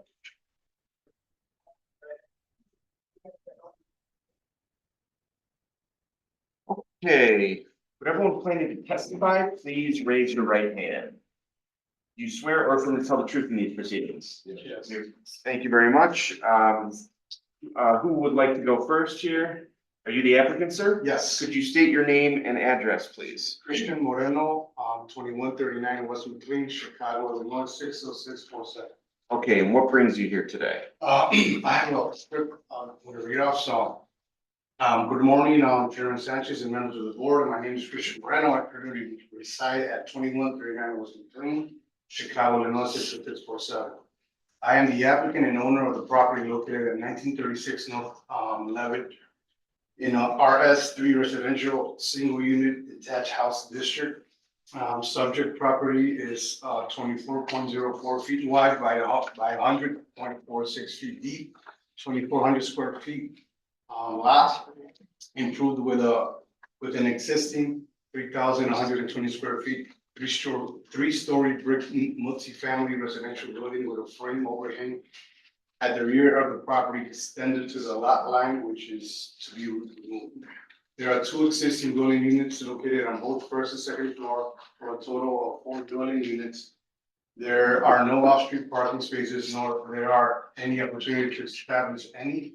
I'm seeking approval of 2 variation applications, one to reduce the minimum required setback from 30.14 feet to 14.7 feet.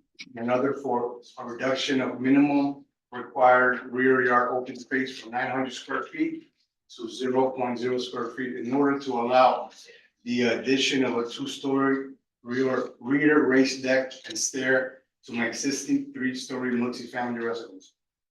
I am proposing to remove the smaller frame staircase attached to the outside rear of the building and construct it with a larger fireproof open staircase on the building exterior. This proposal represents means of egress for the rear units on the first and second floor, and also provides accessibility to the existing attic storage area.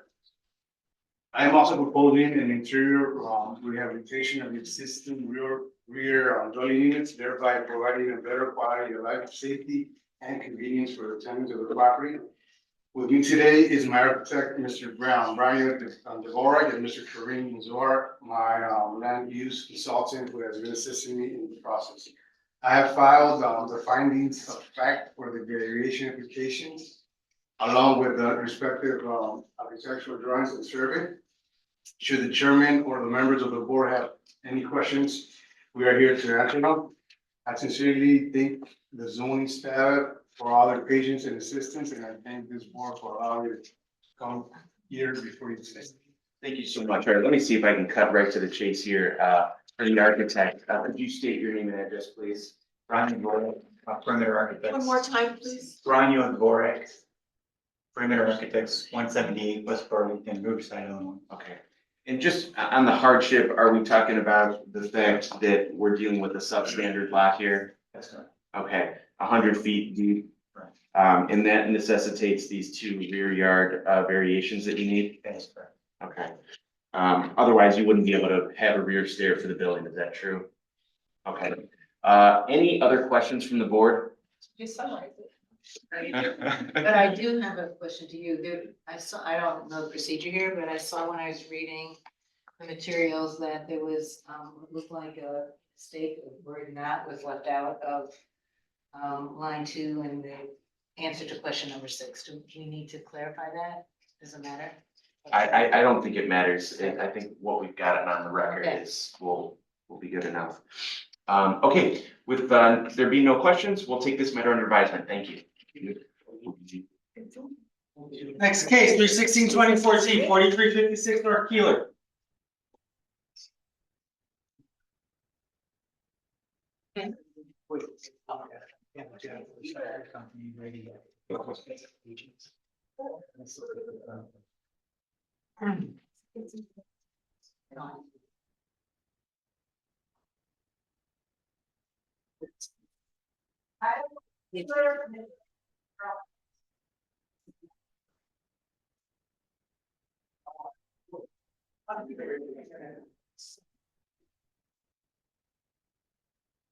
All right, could you, please raise your right hand?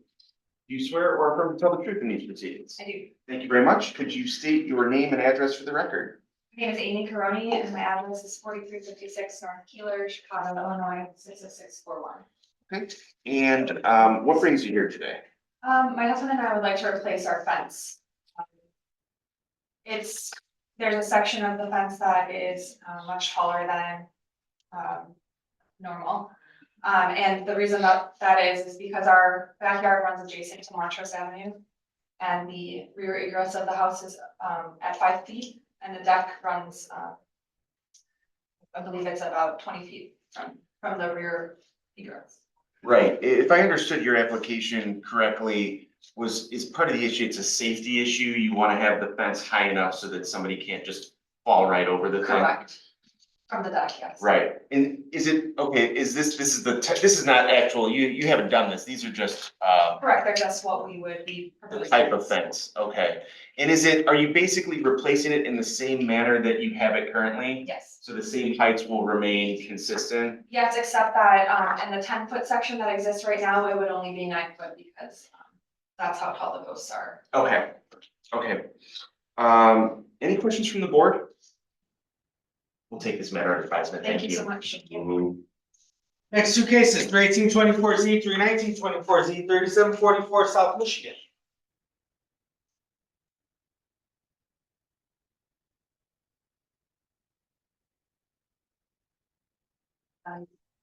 Yeah.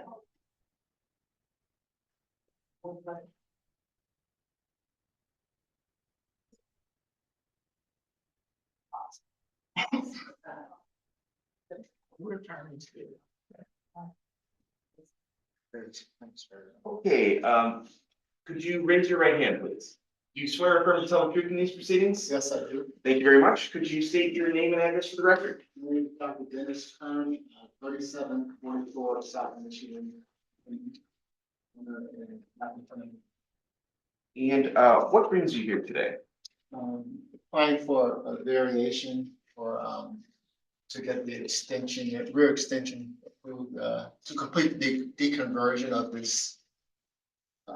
It's listed by the city as a boarding house, so we're trying to deconvert it to a single family. Okay, if I understood your submission, it sounds like you were previously granted these variations, but for financial reasons didn't proceed with the development? Exactly, it was approved, zoning board in April 21st, 2017 meeting approved the variation. Same time, the IRS and our payers, I'm a physician and our money comes from Blue Cross and they did some underhanded things. We got corrected after 5 years. The question I have for you is, with regard to that application back in 2017, do you recall what the hardship was that necessitated the variation itself.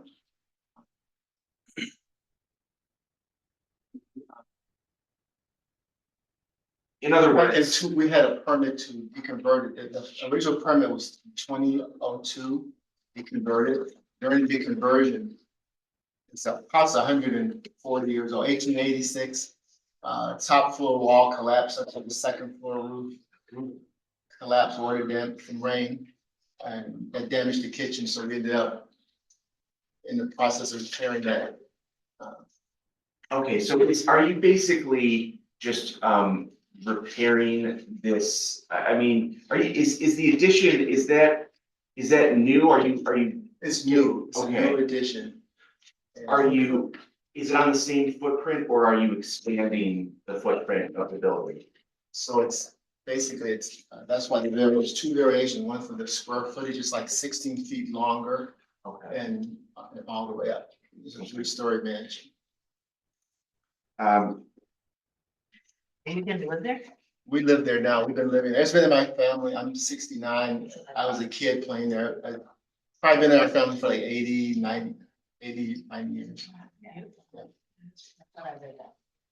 And it sounds like the hardship is the existing conditions of the home, the fact that it's been there for over 100+ years. Yes, and you had a picture of the face. Right now, the face is covered because we have a conservation is actually restoring the whole stone face of the property. It's sandstone or brownstone, which is crumbling. Okay. Any questions from the board? We'll take this matter under advisement. Thank you. Thank you. Next two cases, 32024S and 32124S, 2343 West Montrose.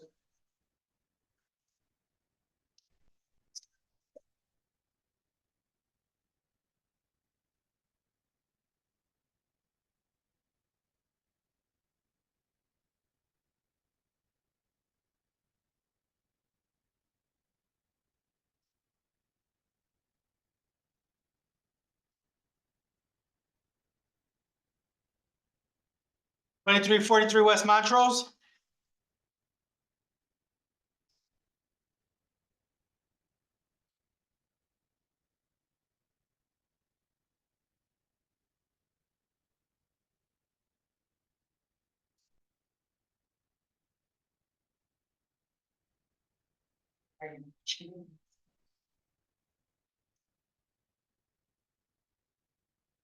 Okay.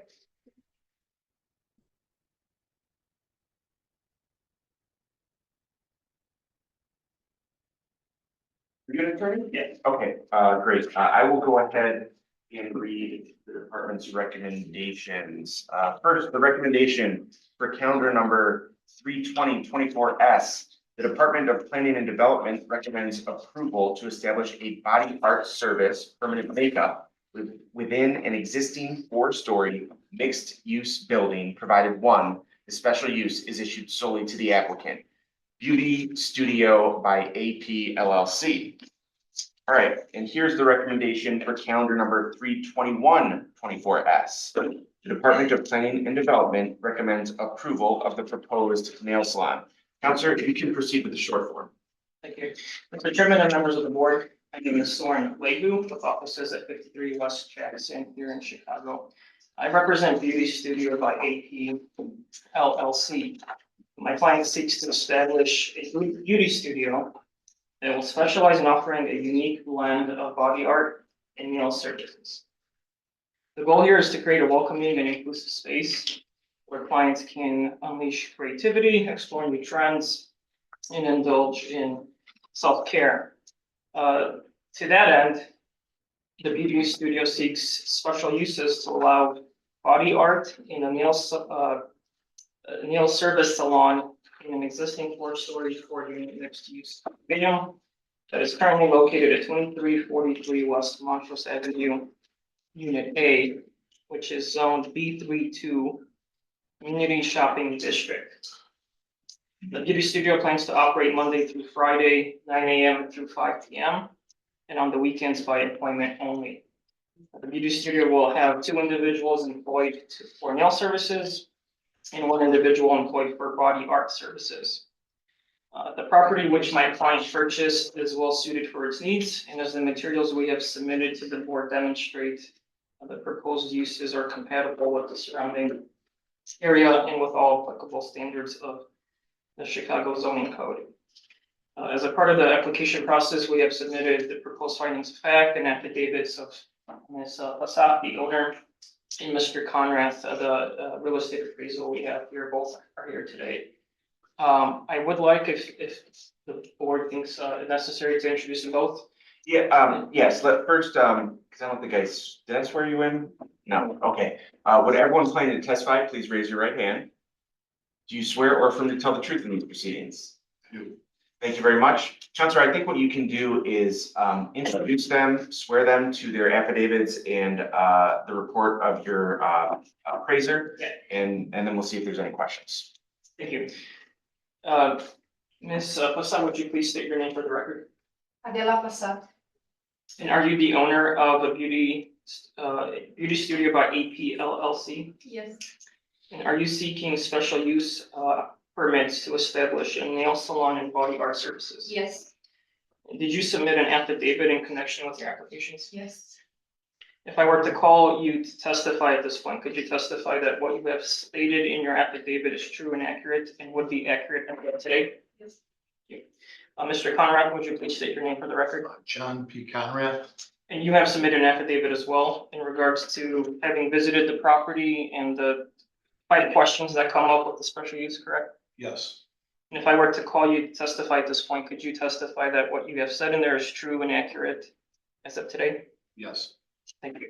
We welcome any questions from the board. Any questions from the board? We'll take this matter under advisement. Thank you. Thank you. Next two cases, 322-24Z, 323-24Z, 3054 North Clifton.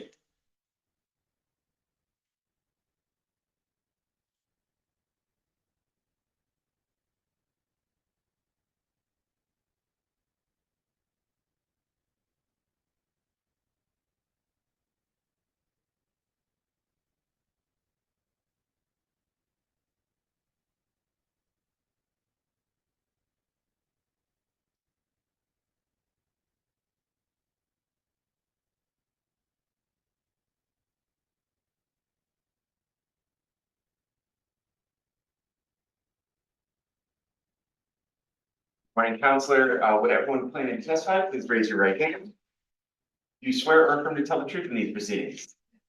Thank you very much. Counselor Pleka, you can proceed with the short form.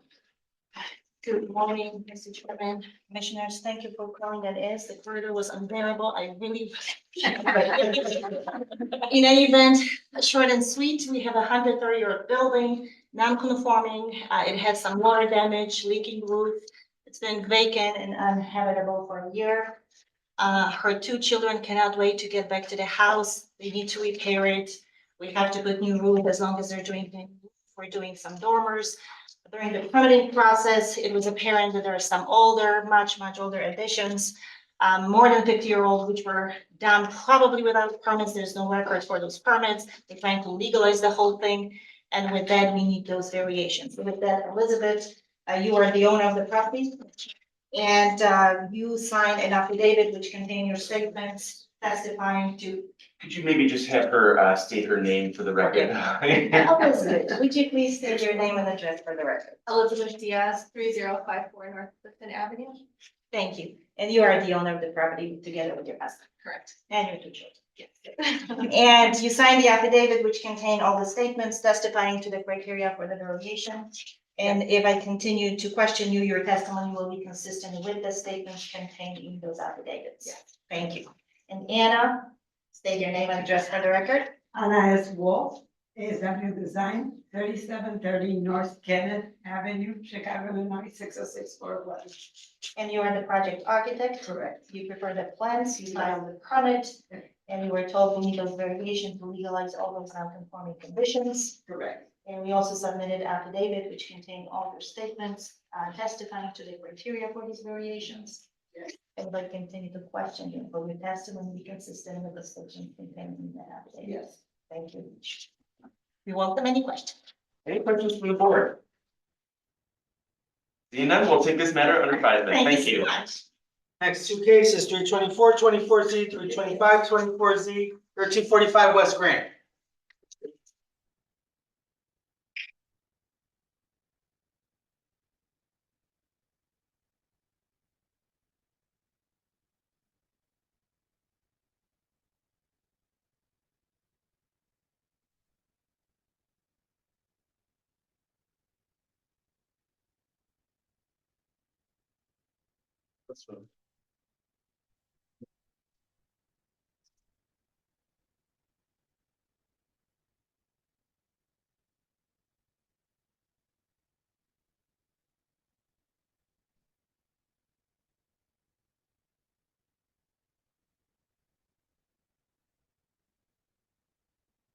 All right, everyone planning to testify, please raise your right hand.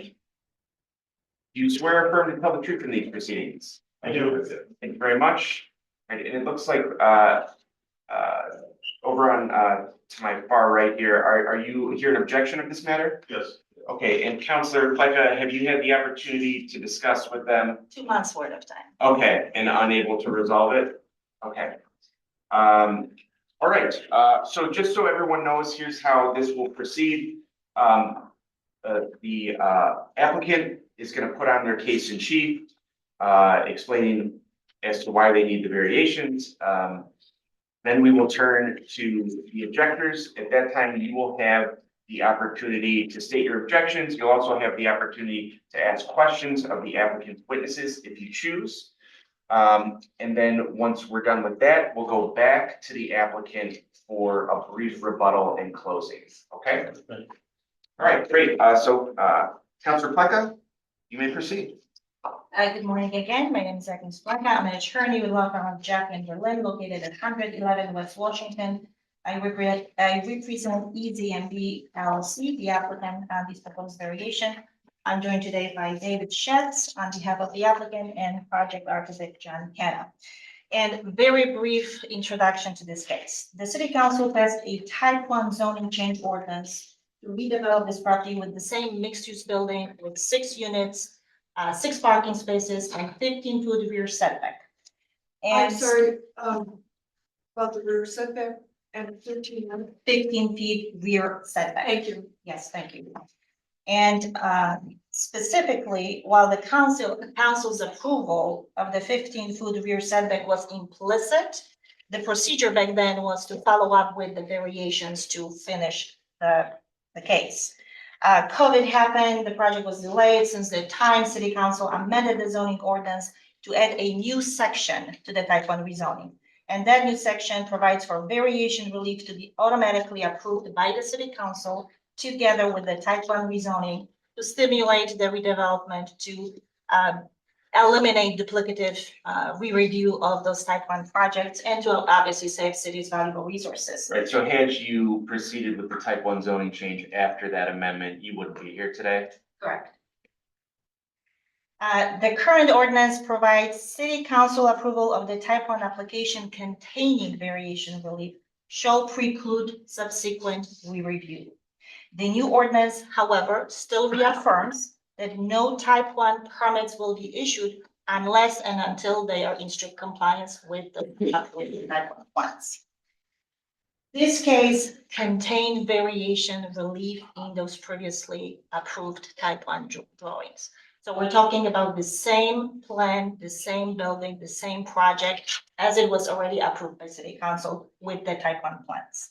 In addition, due to another recent amendment of the zoning code, the required parking for this project is no longer 1-to-1. So the Type 1 plans was approved back then with 1-to-1 parking, which was actually required parking back then. But now the ordinance was approved again. Now we have only 50% of the requirement. So now DPD told us, oh, by the way, you still have to apply for the variation because you no longer comply with the new ordinance. Consequently, this property is faced with multiple site planning hardships, and those hardships unusually are created by the conflicting city ordinances. So we have Type 1 rezoning passed by City Council, which requires strict compliance with those previously approved plans. We have a new ordinance passed by the council amending the parking requirements, which now reduce the parking requirement, so hence our parking variation to allow this previously approved one-to-one parking ratio. And then we of course have this new ordinance which allows for automatic variation approval with type one rezonings. However, the city will not allow this retroactive automatic application. They directed us to complete this process with this honorable board. So with this preamble, David, please state your name and address for the record. Hi, everyone. My name is David Schatz. I live at 1803 West Huron. Been there for the last 7 years. I'm there with my wife, my son, and our daughter soon to be. Thank you, sir. And you are the manager of Easy MB LLC, and you are familiar with the unique circumstances of this property, the history of this development, and the new developments by the city council in respect to the amended ordinances, correct? Yes, that's right. So you just said that you live and work within the subject community. You are actually a licensed real estate broker. Is that true? Yes, I've been a real estate broker for the last 9 years. I've sold exclusively in these neighborhoods for the last 9 years. So obviously you have a vast experience specifically within the subject community in terms of the market demands and what works and what doesn't. Yes, I work with a lot of buyers and sellers in those neighborhoods. And the subject property is currently improved with a 100-year-old frame residential building. Yes, And when the applicant inspected the property during the due diligence of your contract, the inspection confirmed that the building is really not a good candidate for a rehab, right? There's too many issues. There's no point, no economic value in investing in the rehab of this existing building. Is that true? Yes, in my opinion, the only viable option would be to tear the building down, build residential, multi-unit residential property. And the applicant is the contract purchaser of this property, correct? Yes, that's correct. Now, when the property was marketed, it was marketed for future redevelopment, correct? Yes, that was the only reason in which we went into contract with the seller was because of that. Right. The main selling point was that the property was already approved by city council with this specific proposed mixed-use building, 6 units, commercial ground floor unit, 6 parking spaces, 15 foot rear setback. Sure. Yes, that's correct. And during your due diligence, you obtained a copy of the official published city council's ordinance, specifically, again, to redevelop this described building. And that gave you the confidence to proceed with this contract. Is that true? Yes, that's correct. If it wasn't for the type 1 zoning, we would have not moved forward with this purchase, the contract purchase. Thank you. And Mr. Chairman, we did previously submit Exhibit C, which is copy of the published ordinance. I do have extra copies for the objectors. John, if you want to pass them on. I don't know if you want me to pass another. I mean, you can give it to us. It is in the file. We Yeah, do have but it. just in case, If any another of copy. the commissioners want to take a look at it.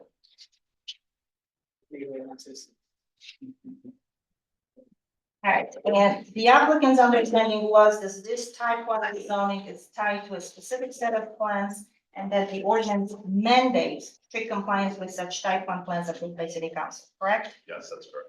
And for clarity, it meant that you must follow the approved type 1 plans, that you will not be allowed to deviate from those approved type 1 plans without a new zoning change, which would have to be supported by local aldermen and then reapproved or approved from you by city council, correct? Yes. And as a matter of fact, before you filed permit for this application, for this previously approved type 1 building, you approached the alderman, the local alderman of the first ward, to discuss a possibility to redevelop this property with a smaller building. Is that true? Yes. And smaller building with lesser number of units, the ordinance would require us to rezone the property again, correct? Yes, it's essentially a catch-22. Correct. And the alderman advised you that although he supports your redeveloping the property as it was previously approved, he will not support a new zoning change, correct? Yes. So the zoning change to change this building is not possible for you at this time. Yes. Okay. So the applicant had no any other choice but to proceed with the permit application with these type 1 approved plans, right? We filed the permit, we discussed with the PD. The PD told us, no, we cannot apply the new ordinance. It was predating the rezoning was predating the new ordinance, so you still have to follow up with the variation, so as we are today, correct? Yes. Now, this causes great hardship for you because again, on one hand, the ordinance requires you to strictly comply with the previously approved type 1 plans, right? You cannot proceed with the type 1 plans because you still have to obtain the variation to be able to get the permit, correct? Yes. You cannot change the plans without a zoning change, but you cannot get a zoning change because you tried that and you will not be supported. That's true. Yes. Okay. So strict compliance with the regulations and standards of the zoning ordinance creates practical difficulties which were caused by these conflicting provisions of the ordinance itself. True? Yes. All right, and there's no any other viable solution for you to redesign and still be able to proceed with this project. Yes. And if this variation is not granted, the property is sort of in a limbo, right? You cannot proceed either way.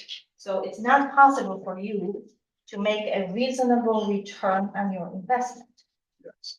And that's also true because the contract at this point no longer has any zoning contingency. All of this took so much time, there was so much confusion, and you already invested so much money that you might be stuck.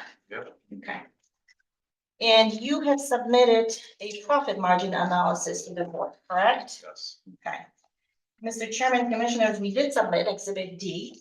However, since that time, when we submitted, we provided analysis for 2 different scenarios. Since that time, we kind of tried to come up with another solution and another solution. So now we have a revised Exhibit D showing 4 alternative solutions, so to speak, or design options. This is one exhibit for the objectives.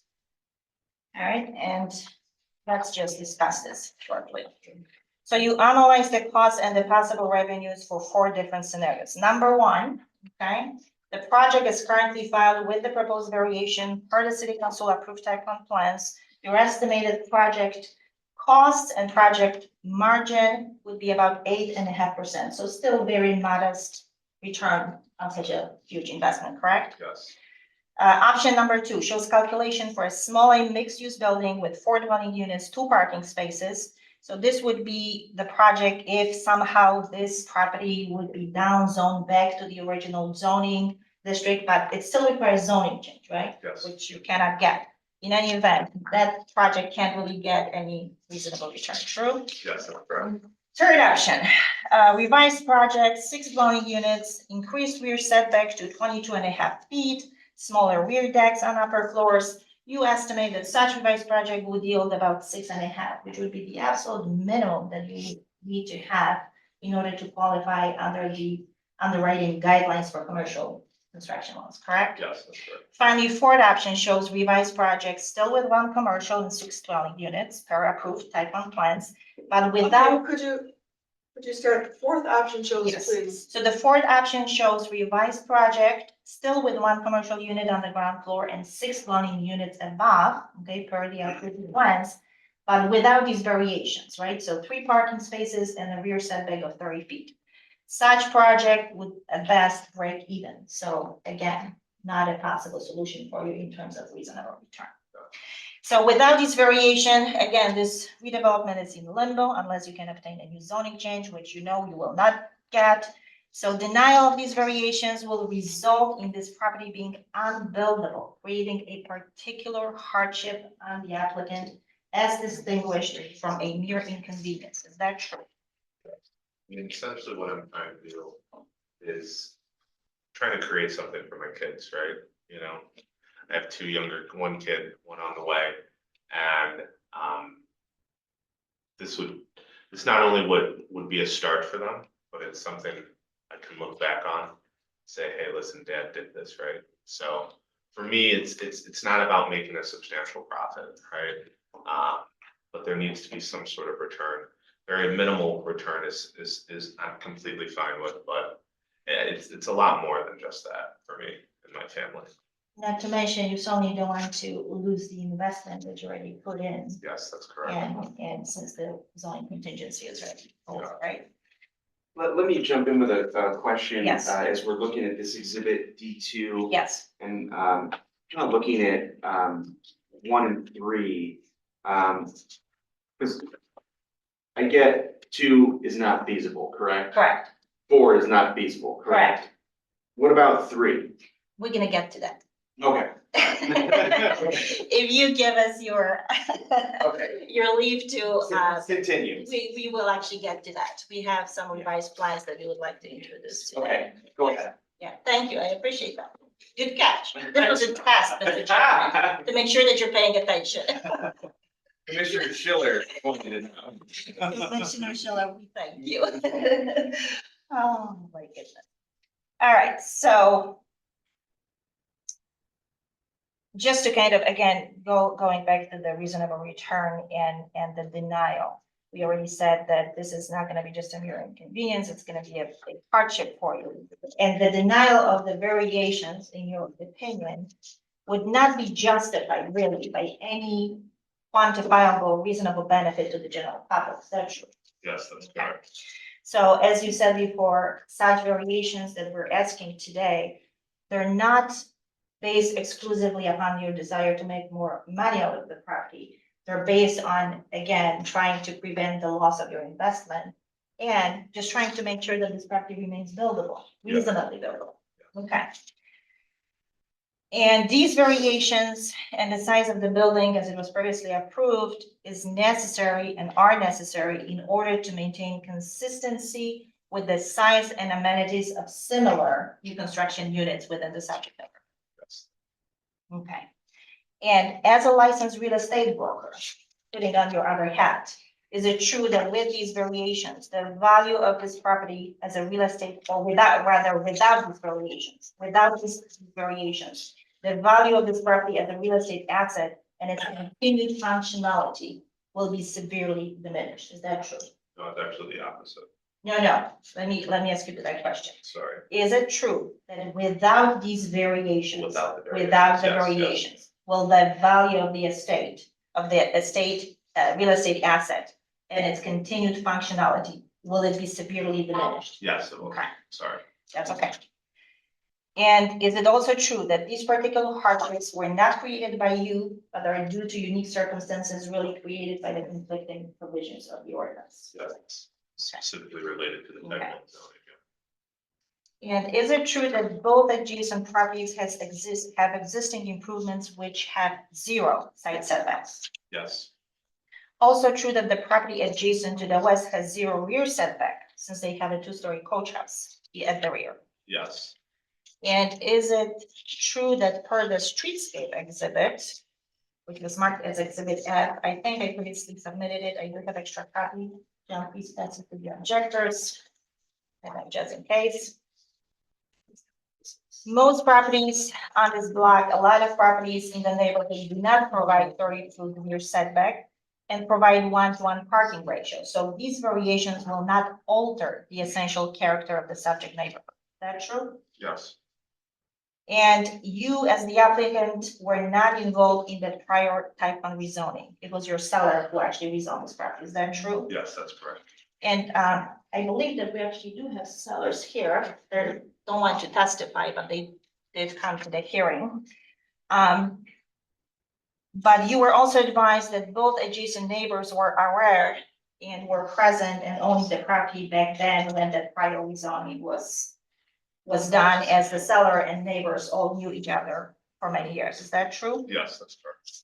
And you were also advised that this redevelopment project had a robust community review process with at least 2 meetings with the Eckhart Park Community Council. And these final plans were the product of multiple revisions per the community feedback. Is that true? Yes, that's correct. It was only after the project review by the community that it was approved by the city council. Yes, And the applicant has been developing properties in the city of Chicago for over 30 years, right? And the company's standard practice is to be a good neighbor and work with the community. Is that true? yes, So in this spirit, we met with both adjacent neighbors to discuss the proposed plans and get their feedback. yes, And Mr. Lovergine, Met with the adjacent neighbors to discuss. proposed plans and get their feedback. Okay. And Mr. Lovergine, the neighbor to the east has a building with 0 side setbacks, which has 2 light wells, correct? yes, And he asked us for a voluntary site setback on his site. Is that true? Yes. So you asked your architect to revise the plans to increase the rear setback actually of the residential portion of the building to 22.5. Yep. To reduce the size of the rear decks and balconies in halves, to increase the side setback on the east to 5 feet from second floor up, true? Yes. And to decrease the overall height of the building by 2 feet, is that true? Yes. Okay, and now, Mr. Chairman, this is in answer to your question. We would like to submit, Jen, you have extra copies. So we would submit those revised plans as we just described into evidence, and we would like to proceed at those revised plans. However, as a technical matter, we are still asking for the same variation of the 15-foot rear setback, and John will explain it better when I question him. Because even though the residential portion is set back more, 22.5, there is a balcony post which still is sort of extending to the 15-foot rear setback. So the technical measurement would still be 15-foot rear setback, but in essence, the So- upper portion is set back more. So you're actually proposing to go with option 3? Correct. Okay, Correct. as a compromise? As a compromise, correct. But again, the technical variation, we still need that 15-foot rear setback. As a support. Correct. Thank you, Commissioner. Okay, Yeah, I thank you. understand, thank you. Thank you. All right, so just to confirm, again, even with these revised plans, right? Even with these revised plans, you did your best, you went beyond and above to try to accommodate the neighbor's request. We still need the variation of 15 feet rear setback and the variation to increase from the 3 required parking spaces to 6 parking spaces, correct? Yes. And since both adjacent neighbors have existing improvements with 0 side setbacks, there are multiple lots on this block with 0 rear setback, including the adjacent building to the west. So consequently, in your opinion, this project with these proposed variations will not change the essential character of the neighborhood, is that true? Yes, that's correct. And essentially, there are multiple properties, 0 setbacks. So it would be consistent with what already exists in the neighborhood. Okay, thank you, sir. And also in your opinion, this one as a licensed real estate broker, that based on your market analysis, this redevelopment with a new building providing additional housing choices will certainly not diminish the property values in the neighborhood. Is that true? No, it would do the opposite. Thank you, sir. And you signed the affidavit, which contains your statement addressing all the criteria of this variation. So if I continue to question you, your testimony will still be consistent with that update. Yes. Okay. And my next witness, John. State your name and address for the record, please. I'm John Hammond, president of Hanna Architects Inc., 180 West Washington, Chicago, Illinois, licensed architect in the state of Illinois. You are the project architect. You surveyed the property, you surveyed the neighborhood, correct? I did. And as a matter of fact, you visited both adjacent neighbors' properties, so you are very familiar with the existing conditions. I think so. And true that the zoning ordinance mandates that once a type 1 application is approved, no permits may be issued except those that the zoning administrator determines are in substantial compliance with those previous year requirements. That's right. And proposals to make such substantial modification must go through a new zoning change procedure. Correct, And you already know that we cannot really proceed with a new zoning change for this project. correct. Is it true that the city council amended the ordinance to add a new section 17-13-0303-D to type 1 rezonings to include the variation relief in the zoning change approval? That's correct, also.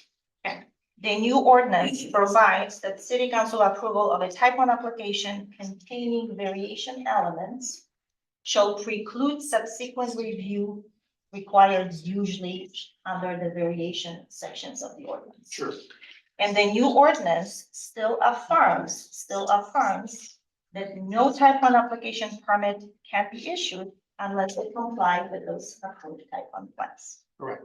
So if this type 1 rezoning was done after the new ordinance passed, you wouldn't be here That's wasting absolutely true. everybody's time. Thank you. So the site planning hardships for this property again, just to summarize for that time, please don't get too upset with me. They're caused by the conflicting provisions of the zoning code itself. On one hand, we must comply with the type 1 plans approved by the city council, but we can't comply unless we are approved today with these variations. And then the amended ordinance provides for council's automatic approval for type 1 projects, but cannot be applied to this case retroactively. And we can't make substantial revisions without a new zoning change, but we can rezone it without alderman's support, and we know that's not gonna happen. That's true. That's correct. Okay. These hardships and conditions upon which the petition for these variations is based would not be applicable generally to any other property within the same B1-3 zoning classification, correct? Correct. Okay. And it would not be only to any B1-3 district and property. Could which you is start not over again, affected. please? And it would not, could you start over again? Yes, and it would certainly not be affected to any other B1-3 property, which is not affected by a type 1 rezone. Is that true? Correct. Okay.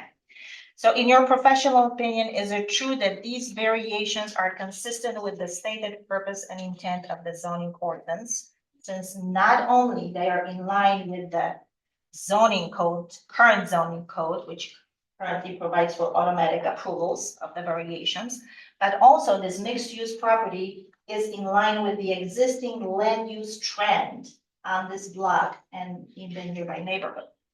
That's correct. Okay, and looking at the aerial map again, which we submitted, and based on your inspection of this block, majority of the zoning lots do not comply with the bulk requirements of the underlying district, true? That's correct. Okay, and we also prepared an exhibit K. This is a new exhibit, which shows alley views and which shows there are multiple oversized buildings with 0 rear setback going all the way to the alley. And Mr. Chairman, we would like to submit this exhibit K into evidence, please. So John, per the streetscape and per this new exhibit K, the existing 130-year-old frame building in the subject property is actually one of the smallest currently on this block, true? That's true. And actually currently and for the past 130 years, both adjacent buildings were towering over it, and with both adjacent properties improved with structures which exist to this day, which have been improved with 0 side setbacks. Naturally. Correct. And since this stretch of land has been improved with multiple 4-story buildings with similar density, similar bulk, these proposed variations will not change the essential character of this neighborhood. True? That's true. Okay. And since the proposed density and bulk measurements were already approved by city council, plus the proposed building has been designed in strict compliance with both the building code and fire code, granting of these variations will not be detrimental to public welfare or injurious to other property in the neighborhood. True? That's correct. Yeah.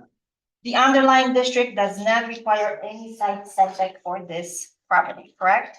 Correct. The type 1 rezoning, the type 1 plans tied to this property do not require any site setback. Is that true? That's true. However, at our meeting with the neighbors and for the past 2 months discussions, the applicant asked you to revise the plans. We just submitted those revised plans. So can you please briefly again describe the proposed changes? Okay, so the building has ground floor commercial, 6 parking spots behind, and then 6 units above, 2 per floor, front and back. The unit sizes are between 12 and 1,400 square feet. So originally in the type of zoning change, we had a 15-foot rear yard setback to the building. And after discussions with these people and their concerns, we went back to the drawing board and we were able to take 7 foot 6 inches out of the length of the upper, the second, third, and fourth floors of the building, which I think will help in some regards to make it compromise. And then we also increased the light well above the first floor to line up with his existing light well. And then we have a 5-foot setback back to the alley above the first floor. And you also did Oh, decrease the oh, height. and we of the did, building. we did decrease the overall zoning height of the building by 2 feet voluntarily. We took out 8 inches off of the second, third, and fourth floors. Just as a goodwill gesture, that's all. Okay. And in your professional opinion, since the proposed density bulk measurements were already approved by city council, plus the proposed building has been designed for the city standards, again, these variations will not be detrimental to the public welfare or injurious to other property in the neighborhood. Correct. And also in your professional opinions, especially with the revised plan, which we submitted today, is it true that these variations will not impair an adequate supply of light and air to adjacent property? Correct. The property to the west has a long building, coach house in the rear, taking up the entire lot with 0 side setbacks and 0 rear setbacks, right? That's correct. But they also have a sidewalk toward the front on the east side. So our proposed building will again not impair an adequate supply of light and air to this property. Correct. And since we are actually providing 6 parking spaces with 1-to-1 ratio, is it also true that these variations will not substantially increase the congestion in the public streets? Okay, so actually our parking variation will contribute to fewer cars on the street. That would be true. Yeah. So we are proposing brand new masonry building designed in strict compliance with the current regulations of the building and fire code. And these proposed improvements certainly will not endanger the public safety. Right. Now, the proposed building, as you said, has been designed with 3 dwelling units providing 3 bedrooms, 2 bedrooms, about 1,400 square feet, 2 dwelling units providing 2 bedrooms, 2 bedrooms, about 1,200 feet, right? So not only this new construction will boost the curb appeal of this block, but will provide additional sustainable housing choices. Is that true? Correct. And I have a little rendering on the floor there of what the building looks like. Okay, you'll see that. Just be a little tricky here. Could I ask, with the modified floor plan, what's the reduction in square footage per unit, or is there a significant change in this? It's about 150 square feet total. I think there's 100 square feet out of the back unit and about 50 square feet out of each front. Each front unit. Does it come off of the bedrooms or the? It's coming off, well, on the back unit, it comes off of the living room and the bedrooms. And on the front units, it comes out of the bedrooms. So finishing our thoughts in terms of this new construction, new units, sustainable units, as such, they will not diminish property values in the area. Is that true? That's correct. And you signed the affidavit, which contain your statements in support of this variation, true? I do. And if I continue to question you, will your testimony be consistent with the statements contained in your affidavit? It would. Okay. And to end our case in chief, one less exhibit. Exhibit N, this is a new exhibit. I'll forget this.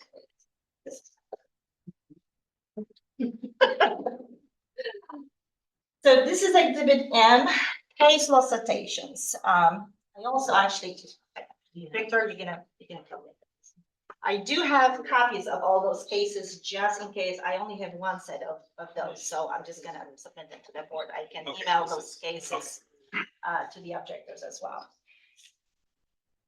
But I just want to make sure and just do a very short, brief overview in terms of the case law on the subject. Because there has been quite a few cases which discuss the subject of hardship and the right to light and air by adjacent properties.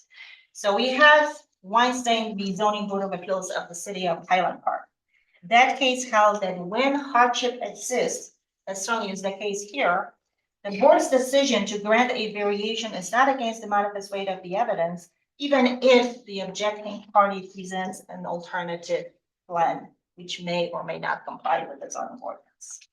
In Maple v. Zoning Board of Appeals of City of Park Ridge, the court stated that when plaintiffs produce substantial positive evidence of facts to justify the variations, again, we certainly did that.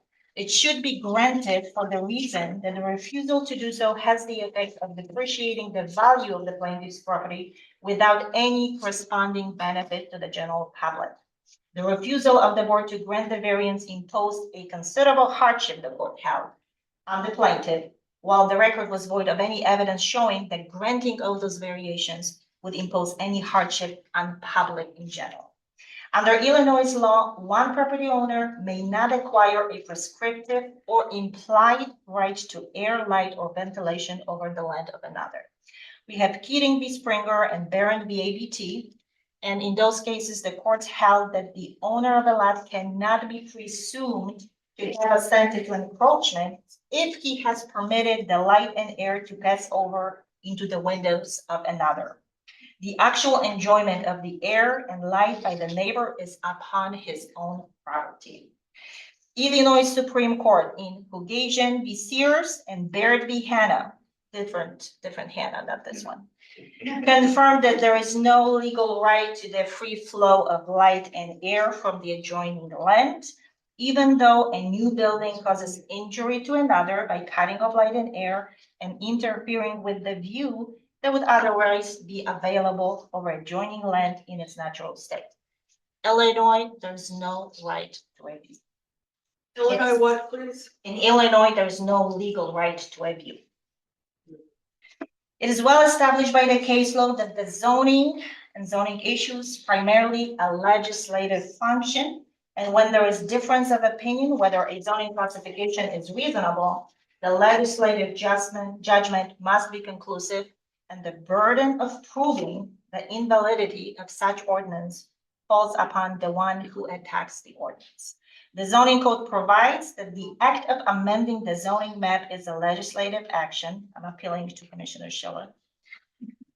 And that must be made in the best interest of public health, safety, and general welfare, while also recognizing the right of the private individual property owners. So our argument here is that the city council already made the determination that the prior rezoning with this proposed 15-foot rear setback with the proposed 6 parking spaces. So these 2 variations that we're asking for approval today, city council, our legislative body, already made a determination that this type 1 ordinance approving this redevelopment, even with the smaller setback that what we propose today with the revised plans, is in the best interest of public health, safety, and general welfare. And we rest our case in sheet. Okay, let's turn to the objectors. Who would like to go first? We'll go first. Sure, I'll go first. Sir, if you could start by stating your name and address, please. My name is Ronnie Gearing. I'm at 1351 West Grand, just directly west of the property in question, which I know is 1347. So, but I've been the property manager there at 1347 for the past 10 years for their current owner as well. And it's very livable, very rentable, and right now it's very occupied. So property is not dilapidated or anything, so. But I have some copies of. I only had like 1 copy. I've got these black and white, they don't do justice with the color.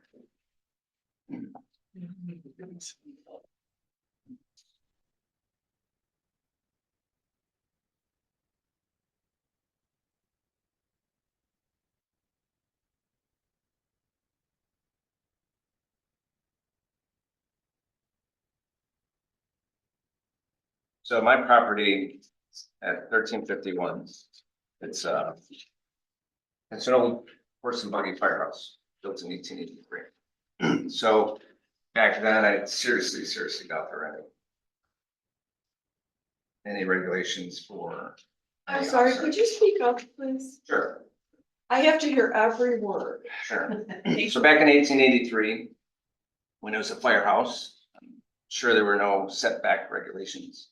So that's why my property is all the way to the lot and back. And that's just a coach house.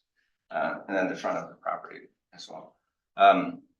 But I'm not against new development. But this structure that they want to put up is way beyond anything on our block and in our neighborhood. So lot line to lot line with no relief will affect our quality of life, my tenants' quality of life. And we also have 3 big trees.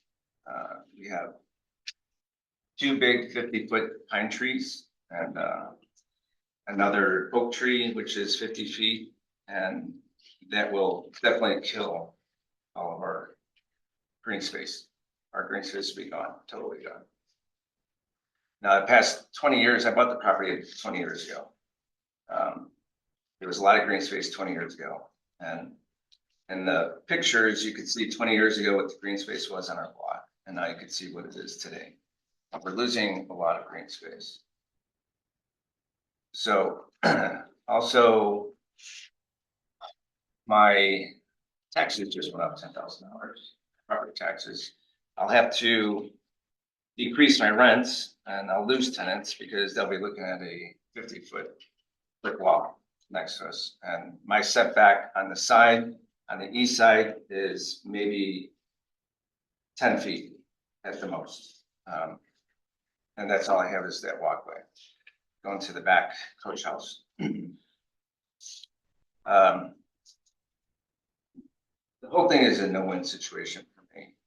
The developer said that they'll work with me on the tree removal, but I don't think they really realize what's involved. If they pull out the tree, they're gonna have to pull out the roots, they're gonna have to pull out my walkway, the concrete's gonna be broken up, all my paper blocks, everything's gonna be a mess. I've got a serpentine walkway going into my coach house, and that's all gonna be messed up. So when I bought it 20 years ago, I bought it for the green space. And it was a bit of nature walking into city dwelling. And now it's all gonna be gone. So that, I'm so opposed to that. We really love the trees. We really love the trees. So, let's see, right, past 20 years, you can see how much the green space has gone away. I've also attached new developments on our block and on Grand Avenue.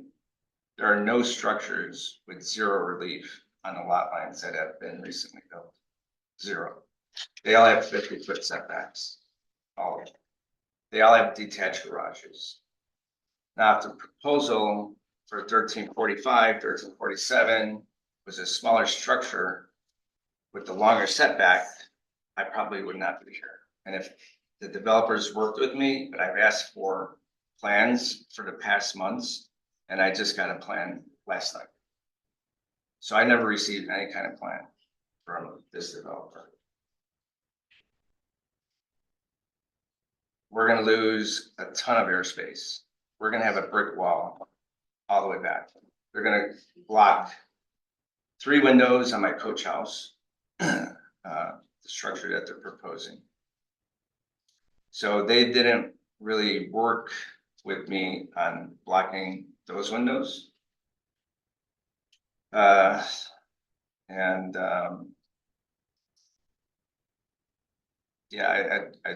I'm totally opposed to what's going on here.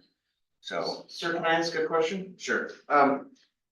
In the photo that we're looking at on the screen right now, do you own the building that's to the right at 1351? Okay. Yeah, whose property are the trees on that are in between the 2 buildings? That would be my property. Okay, and your concern is that you're going to lose those 2 trees? Yeah, in no between? sunlight coming in, the airspace is gonna be gone. The roots are in the ground. Roots are going into the space to the left of my lot line. The other trees are on the 1347, 1345 property. There are 5 trees on his property. There are 3 trees on my property. So in the back, I made other pictures of the pine trees that are in the back. There are 50-foot pine trees that have been there for 20 plus years. When I bought the property 20 years ago, they were pretty tall. And the pine trees are on your property? on my property.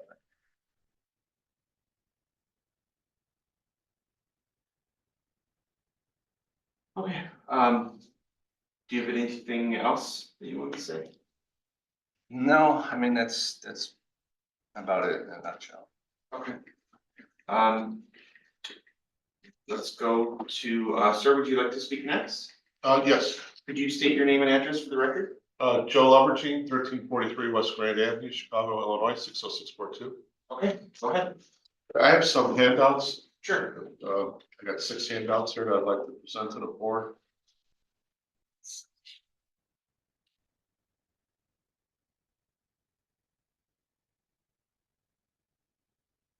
Can I just, go back a second? How many units are in your building? 6. How many I'm sorry, in the other? 4. Who said 6 and who said 4? I said 4. 6. Okay, I want to thank the board for hearing us today. I want to start with a brief history on what has gone on with this property since 2017, because that's when it was first proposed. And I think the history is just as important as what's going on today, so I'm gonna start with that. I met with Mr. Vincent Pagon, was the owner of the property at 1345-47 West Grand. And he now lives in Las Vegas. He met with me back in April 2017. And I said I was opposed to the development because it was being built lot line to lot line. It was blocking my bedroom, hallway, and bathroom windows on the west side of my building. And there would be no escape from windows in case of fire. And my hallways would be dark in the daytime. The reduced setback from the alley would also be blocking sunlight, air in my backyard and enjoyment. I have a pool and it would impair my grass growth also. And I have a pool in one lot with shrubs. I have grass in the other lot. As you can see in the pictures, page 1, A and B, those are my windows that are going to be blocked. And the subject's property is, you can see the top of their roof and you can see my windows. That's A and B on page 1. And then C and D is my backyard with the green grass, the pool, and the shrubs. C and D on page 1 of the pictures. So those windows they're proposing to give me relief on the 2nd, 3rd, and 4th floors, but there's no relief on the 1st floor. And those are bedroom windows on the 1st floor that in case of a fire, my tenants would be basically in a pit. And they wouldn't be able to get out. It'd just be a wall of whatever, a 10, 12 foot wall that they would have to try to climb on to get out in case of a fire. So I have an issue with that. Okay, so it was then given to the Eckerd Park Community Group for recommendation. I live in Westtown Noble Square area, which is actually quite a distance from Eckerd Park. I contacted them through email to schedule a meeting with Tim Edwards, the community leader, and he said he doesn't meet with the community. So there was no community meetings or involvement on this matter. It then goes to Alderman Joe Marino for zoning change approval from B12 to B13. I called Joe Marino's office to schedule a meeting with him in his office, and he never showed up to the meeting. Joe Marino had put together a committee that issued the CGNA Grand Avenue Work Group report, and that's in your handout. On page 3, item 15, the report states that my block is to remain B12, even though Joe Marino approved it to B13 with owner seeking variation. So he went against his own report. He put the committee together, the CGNA Grand Avenue Work Group report, and they wanted my block to stay B12, and Joe increased it to B13 anyway. At this point, the owner's developer, John Pagon, which is his relative, in 2018, he pulls out of the deal, and the variation was never applied for. The development went silent for years with the owner periodically putting this property for sale and then off the market. There was another developer sometime interested in 2021-22, but decided it was too much of a hassle and pulled out of the deal with the owner. So that's the history. So now in 2024, We have a new Alderman Laspada and a new developer, EZMB, that's interested in buying and developing the property. I have an email from Alderman Laspada's Chief of Staff, Nicholas Sattel, that the Alderman is opposed to the demolition and development of this property. And in your handout, I have a printout of the email I got from Nicholas Sattel stating that the Alderman is opposed to the demolition and development of this property. He said he was not getting involved with the negotiations because the zoning change was approved by a previous administration. Now, EZMB tells us they want to put a smaller building here, but their hands are tied because they are told they can only build here what was approved back in 2018 by Joe Marino. I've never seen plans for this smaller building. Can you, board, grant them the ability to build a smaller building since Alderman Laspada will not get involved? We met at the property with EZMB and their council. Okay, Sorry, I'm sorry. but who, was that a name of somebody to grant them the building? To grant them to build the smaller building? I said, can the board grant them the ability to build a smaller building? Okay, alright. Since Alderman Laspada will not get involved. We met at the property with EZMB and their council, and we were basically told, sorry, guys, they can't give us relief. And the first variation they are seeking is a 6-car indoor garage, and it will only encourage more vehicles on the road when the city wants to encourage more people to use public transit and bicycles. This is a transit-served area, with the property being within 2,640 feet from the Chicago-Milwaukee CTA Blue Line station. There is a city project called Grand Avenue, Chicago to Ogden, which is in your handout, which will put a bike lane in front of the property and reduce Grand Avenue to 1 lane. The streets are getting narrower and the buildings are getting bigger and taller. The second variation with the reduced 15-foot setback with an 8-foot balcony in the back. There are no other new developments on my block that go this far back above the first floor. If this gets approved, it will only set precedents to allow every developer to do the same thing. I'll be sitting here in a canyon. I'll have 2 walls on each side of my property because the next developer is going to come by and say, oh, look what they did over there. I want to do the same thing. And this block will become just a concrete jungle with no grass or trees. And the city wants to plant more trees to improve the climate. So this will alter the essential character of the neighborhood. And this diminishes the quality of life the residents deserve to enjoy their backyards. I have affordable housing rental properties, and I live in one of the apartments, and longtime tenants that will probably move out if they just don't enjoy living here anymore. The asking price of $1 million for this property to me seems excessive. And I believe this is why they need to develop 100% of the land purely to make more money out of the property. Due to the poor planning and the matter not coming to a compromise for my approval, I will prohibit any construction people or material on my property or overhead. So I don't know if they have to, I'm not a builder, but I don't know if they have to come onto the adjacent properties, since this is basically a lot line to lot line development. If they have to come onto our properties for Ryan also to put scaffolding or, I'm not sure. But I feel that since my approval, I'm not approving it, that I don't have to let construction people on my property or overhead. I don't want anything falling on my head. So my building has been family owned since 1950. It's been passed down through generations. That's 74 years, and I've lived there my whole life. I've been active in the community. I report graffiti, streetlight out complaints, and I go to community meetings to help improve the neighborhood. So that's my statement. Thank you very much. Ma'am, do you have? Oh, okay. All right. And my pictures, I forgot to tell you that the page 2 of the pictures are the setbacks looking left and right from my roof. And you can see that there's no other properties that go further back from where my property ends above the 2nd floor. And that's pictures 2A and B, and pictures 2C and D are the developments on the block south of B. And you can see all the new buildings that have gone up, that the setbacks are not all the way to the alley. They're 30 to 50-foot setbacks on the buildings south of B.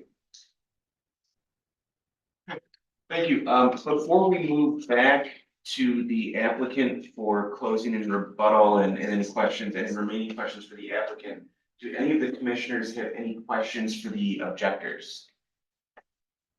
Yeah, I think. Okay, all right, so at this time, what we're gonna do is we're gonna go back to the applicant. We may have some final questions for them. And then we'll do just a brief closing and we'll take it under advisement. Okay. So first, before we get the rebuttal and closing, do any of the commissioners right now have any questions for the applicant? No, I do. Yes, okay, go ahead. I have a few. My first question is, are any of these units considered affordable? There was only 6 units approved, so it was not subject to the AO ordinance.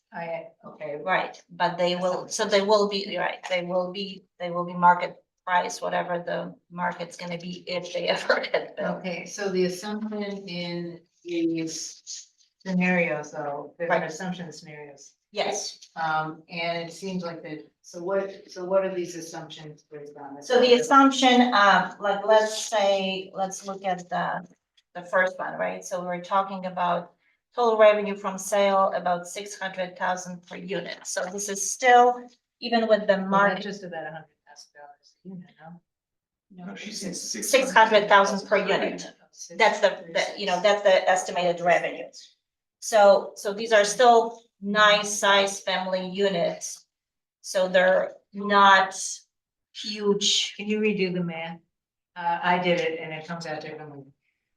But while you're doing it, let me ask my next question. Yes. So on the parking, Yes. and when I read the materials that you submitted, one of the reasons for the parking was stated that there were, that still the general, that we're not there yet, where most people won't need a parking. I mean, but I guess basically you were saying that most people will still want to have parking, in terms of marketing. So my question regarding that is, are the parking spaces gonna come along with the units, or are they gonna be marketed separately? No, they will be coming with the units. That was my question. And then the other question I had was, when you did when you were doing the redevelop, the various different changes to the project, based on the concerns of the neighbors, were there any shadow studies done? Usually it's for much higher buildings, but did you do that for here? Right, we didn't do any kind of a shadow study. You do have an exhibit. I do have an But you exhibit. do have experience. What would be the impact, do you think, for the properties to the east, I think, we were talking about? So one thing that I also have, so we have actually 2 new exhibits.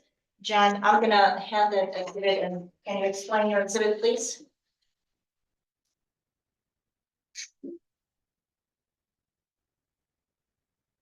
So one of the biggest concerns when we met the neighbors out on the site was the swimming pool. And as the building was originally designed, I got that 1347 SR project. The building went to within 15 feet of the back line, but then the deck continued on to within 2 feet of the back property line. So I think we've tried to create like an angle here to let more sun in by reducing the building by 7'6", and then by also cutting the size of the deck in half, and we kept it on the west side of the property. So it created like an angle for more sun to get into where the pool area was. So, I'm sorry, but on this picture here's the pool. Right. Here's a building, and then this is your building? 1347, right. Okay, all right. Mr. Lovergen owns two. I understand, I was just trying to properties. get a sense of all that, so that was part of it. Thank you.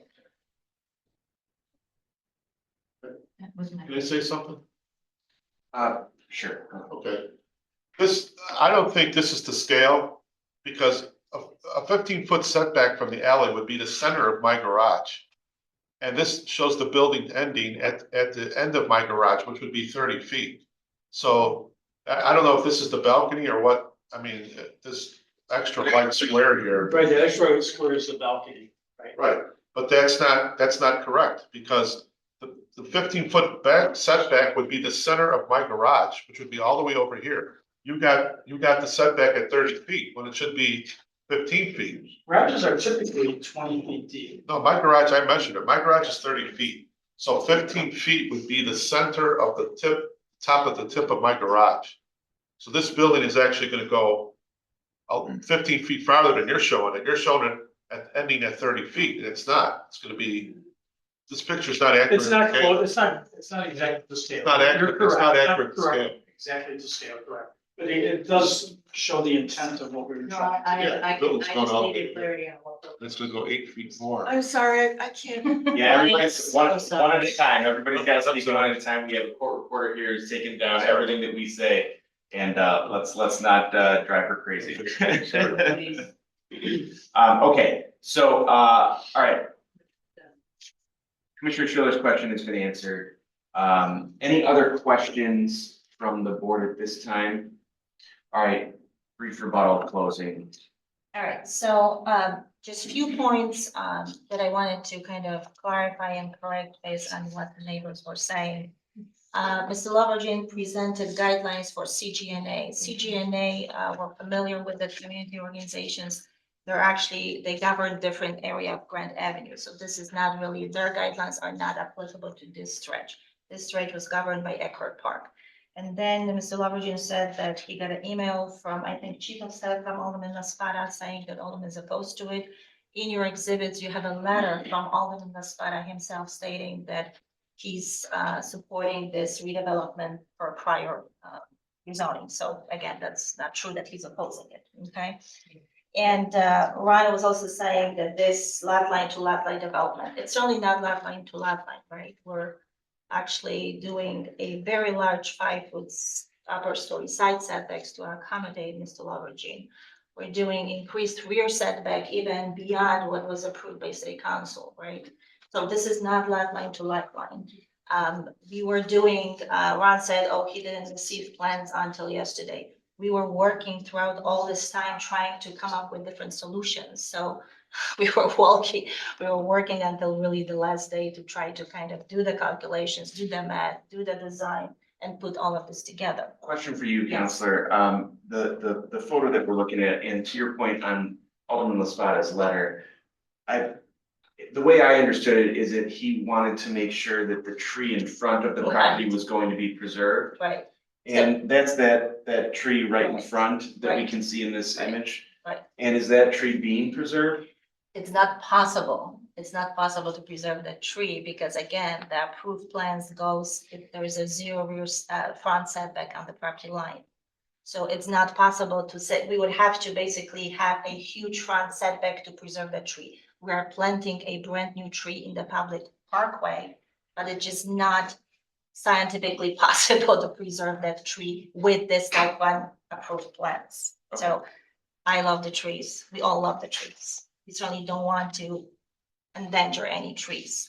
And the applicant had already talked to Ron and said that he'll do everything possible to make sure that nothing wrong happens. But no matter what, there's some sort of development going on this property. So I guess with any development, no matter what development, there's always a danger when there is an overgrown tree and with narrow city lots that those trees kind of go in between the property lines. They don't understand property lines. So again, we're certainly not gonna do anything to harm the trees and we'll do everything possible to protect the trees, okay? But going to where that building would go, we prepared an exhibit J, okay? Which I wanted to show you as well, which kind of shows where the 30-foot required rear setback would be, okay? Counselor, I just want to point something out here. Yes. 'Cause I don't like the addition of new Exhibits, evidence yeah. in a rebut.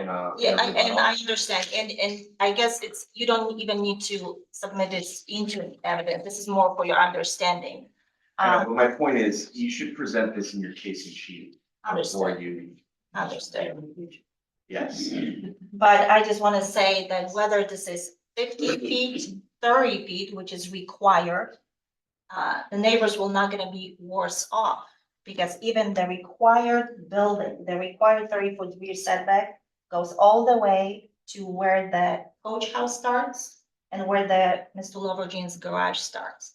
So they're sort of objecting for the sake of objecting, because even if we somehow can remove those variations, that building's still gonna go all the way to their garage and to their coach house, okay?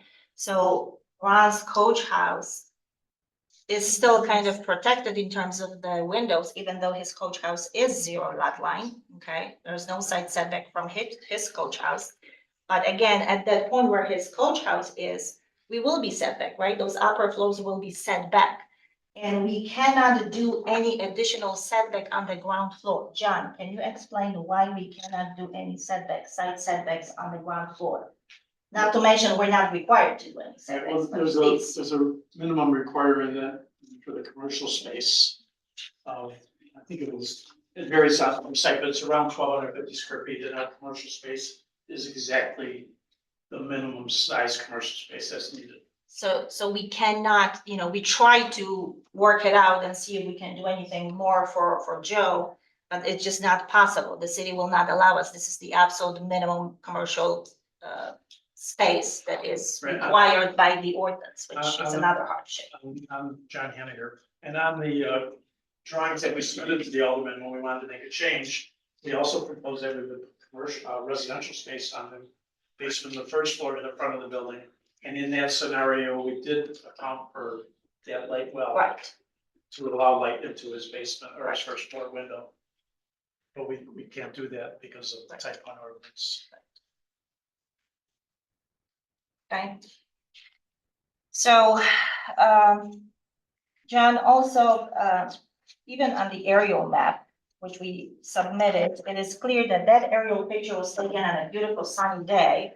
And you can still see that the neighbor's window is kind of already in the shade. Plus, we kind of experienced it firsthand, right? When we visited Joe's property, it was beautiful summer day in the late afternoon, and even back then, his property, his backyard was already in the shade because there are huge overgrown trees. So here already, it's not like there is a full sun throughout the entire day.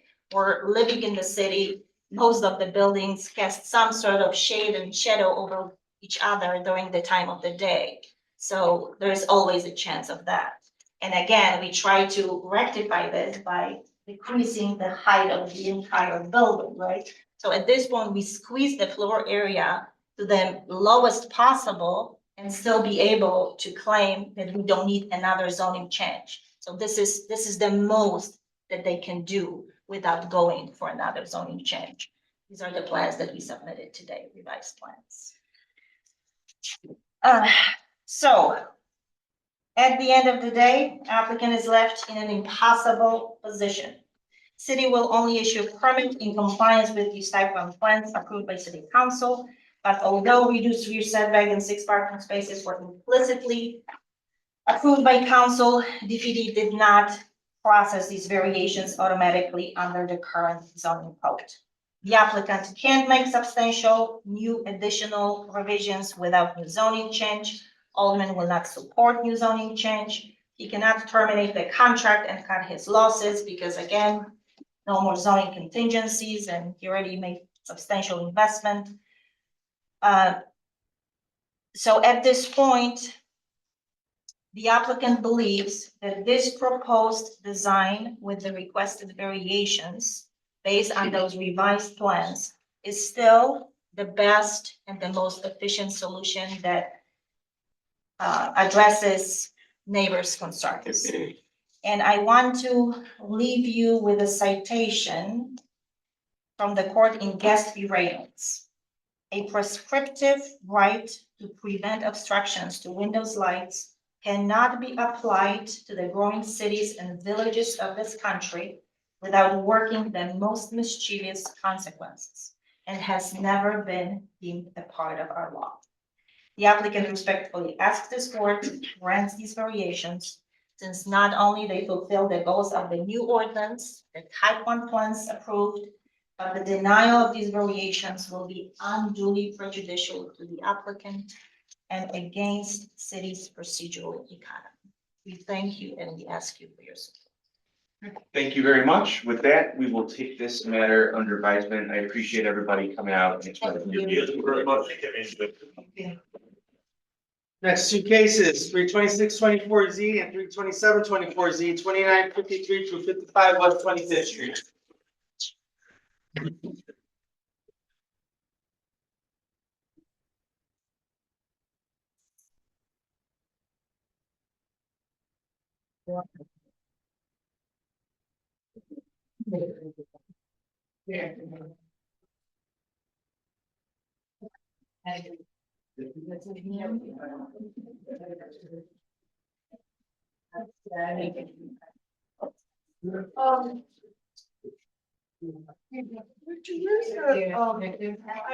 think I'm gonna have to plug in. That's not all Yeah, this, plug in. that's some of it is. Yeah, Some of this is. And this one, other reference? Yeah, I send everything. Just leave it behind. Even to plug it in. yeah. I'll just move it away from you. Just got it on here, so I'm sure. Oh, that's it, okay. Let me see. This one in the floor. Here. Oh.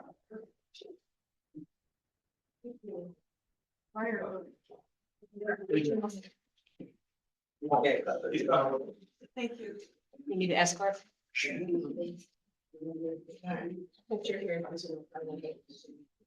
These are for this, this last one.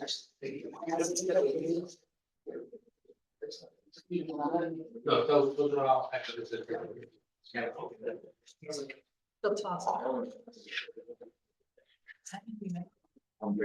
These are the cases, I think. Does she cite it? They Counselor Rebecca cited. You're right. And, yeah, I would mind the case, the citations also. Oh, for the cases, it's just got it right there. Okay, thank you. You want me to see my? Yeah, yeah. Okay. Or I can do. I'll get them and I'll send it. All right, thanks.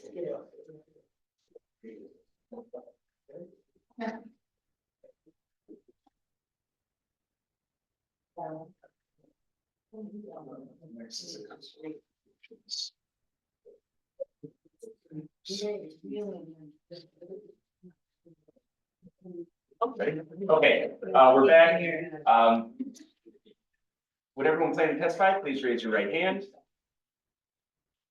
Do you swear or affirm to tell the truth in these proceedings? Thank you very much. Councilor Fatikas, short form, please. Thank you, sir. For the record. Nick Fatikas from the law offices of Sam Banks. I'm here on behalf of the applicant and property owner Demetrio Lopez. Mr. Lopez owns the subject property at 2953 to 55 West 25th Street. As you can see from the surveys that were submitted with our finding of fact submittal, as well as even just the aerial zoning map, a portion of the lot is improved with a 2-story mixed-use building and a detached coach house. That's section or segment of the property is zone E3-2. The eastern third of the lot is currently vacant and located in an RT4 zoning district, so it's a split zoning district. The applicant is proposing to properly divide the zoning lot into 2 separate zoning lots so they can function independently from one another. In order to do that, Mr. Lopez is seeking variations to permit the existing building conditions at 2955 West 25th Street on what will become, again, its own zoning lot. Those variations are to reduce the front setback from the required 7.2 feet to 0.2 feet and reduce the east side setback from the required 2 feet to 0.4 feet. We have 2 witnesses testifying, the applicant, Mr. Demetrio Lopez, and our structural engineer, Guam Kamal. I'd also point out, just as a matter of housekeeping, Chairman, The second variation, which was for a parking reduction, we're going to withdraw, we're reconcepting to just a general B3 2 retail use, and there's no specific parking requirement in mind. If the applicant were to find a potential user that needs parking relief or some other relief, we have to come back before the board, but for right now, we're simply trying to divide the lot. Okay, So we're gonna withdraw voluntarily without prejudice 327-24Z, and we're only proceeding on 326-24Z, which again is the setbacks required to divide the lot.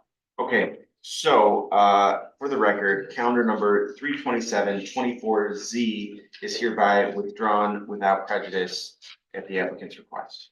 Thank you. And with that, I'd ask to call my first witness. Please do. Mr. Lopez, can you please state your name and address for the record? Lopez and Almero, 2953 and 25 West 25th Street. Okay. And Dimitro, again, it's your understanding that you're before the board today trying to divide the RT4 portion of the property from the B3-2 portion of the property, is that right? Yes. And in order to do that, we need to bring the existing building conditions for the property or for the building at 2955 West 25th Street into compliance with the ordinance, correct? Yes. And Dimitro, it's your understanding that my office filed witness statements on your behalf in this case? Yes. And if you were to continue to testify, your testimony would be consistent with the statements we provided, is that right? Thank you. Ghulam, can you please state your name and address for the record? My name is Ghulam Kumar. I'm a licensed construction engineer in the state of Illinois. My address is 163 Franklin Street, Bloomingdale, Illinois 60108.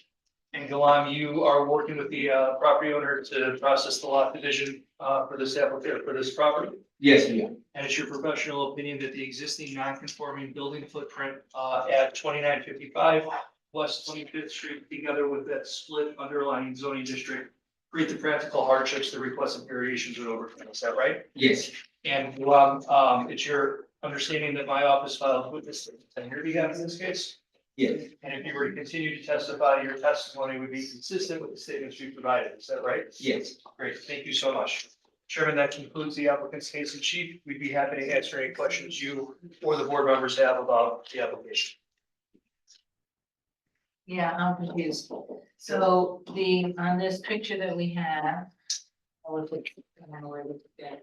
But this picture, the building is in which zone? B3. Building is in B3. Yes. And the vacant lot is in. The RT4, and it's actually probably better reflected on the surveys that were submitted with our, because we submitted 2 surveys. So We we're submitted the 50-foot wide lot, that's the B3-2, and then I believe it's a 24-foot lot is the RT4. So the 25-foot lot, which is the one that's vacant. Is it Yes, vacant? the 24 is vacant, that's R4. That's the one that you wanted, you wanna do the variance. Well, technically, the way that, so the city. I don't know. I understand the question, but if you just give me a second. Okay. The city is treating the 3 adjacent parcels as one zoning lot.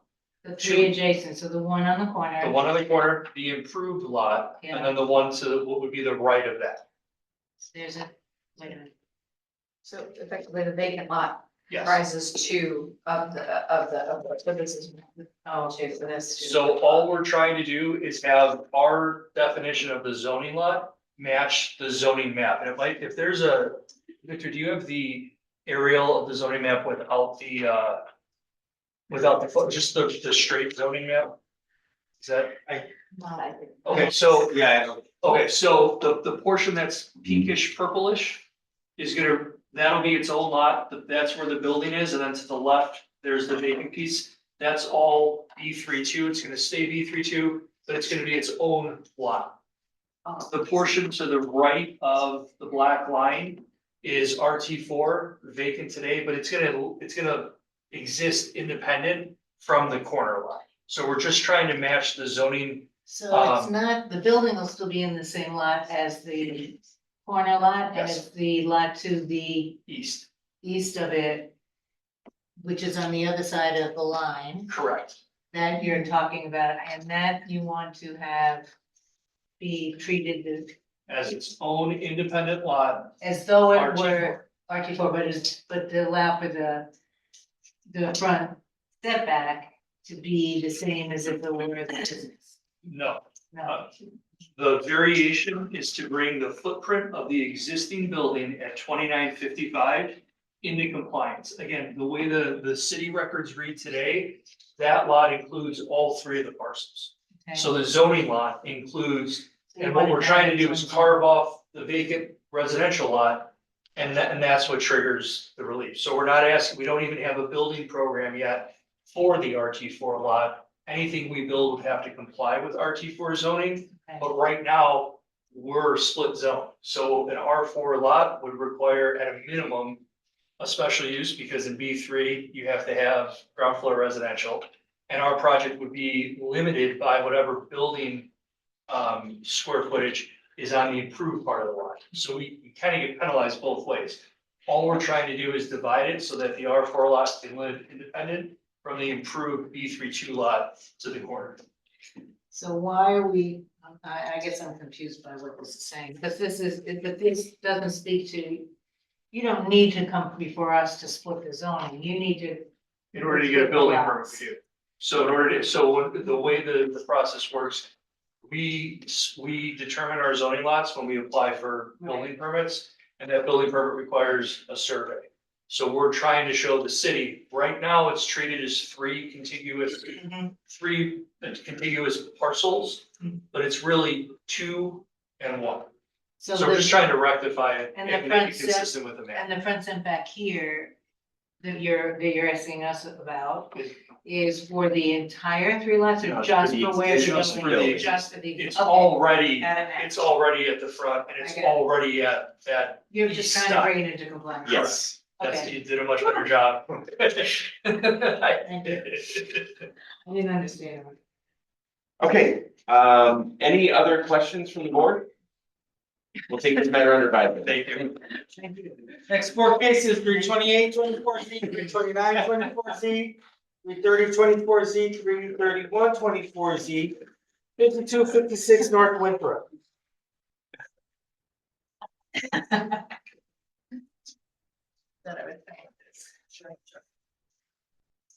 Oh, wow. What's this for? Winter.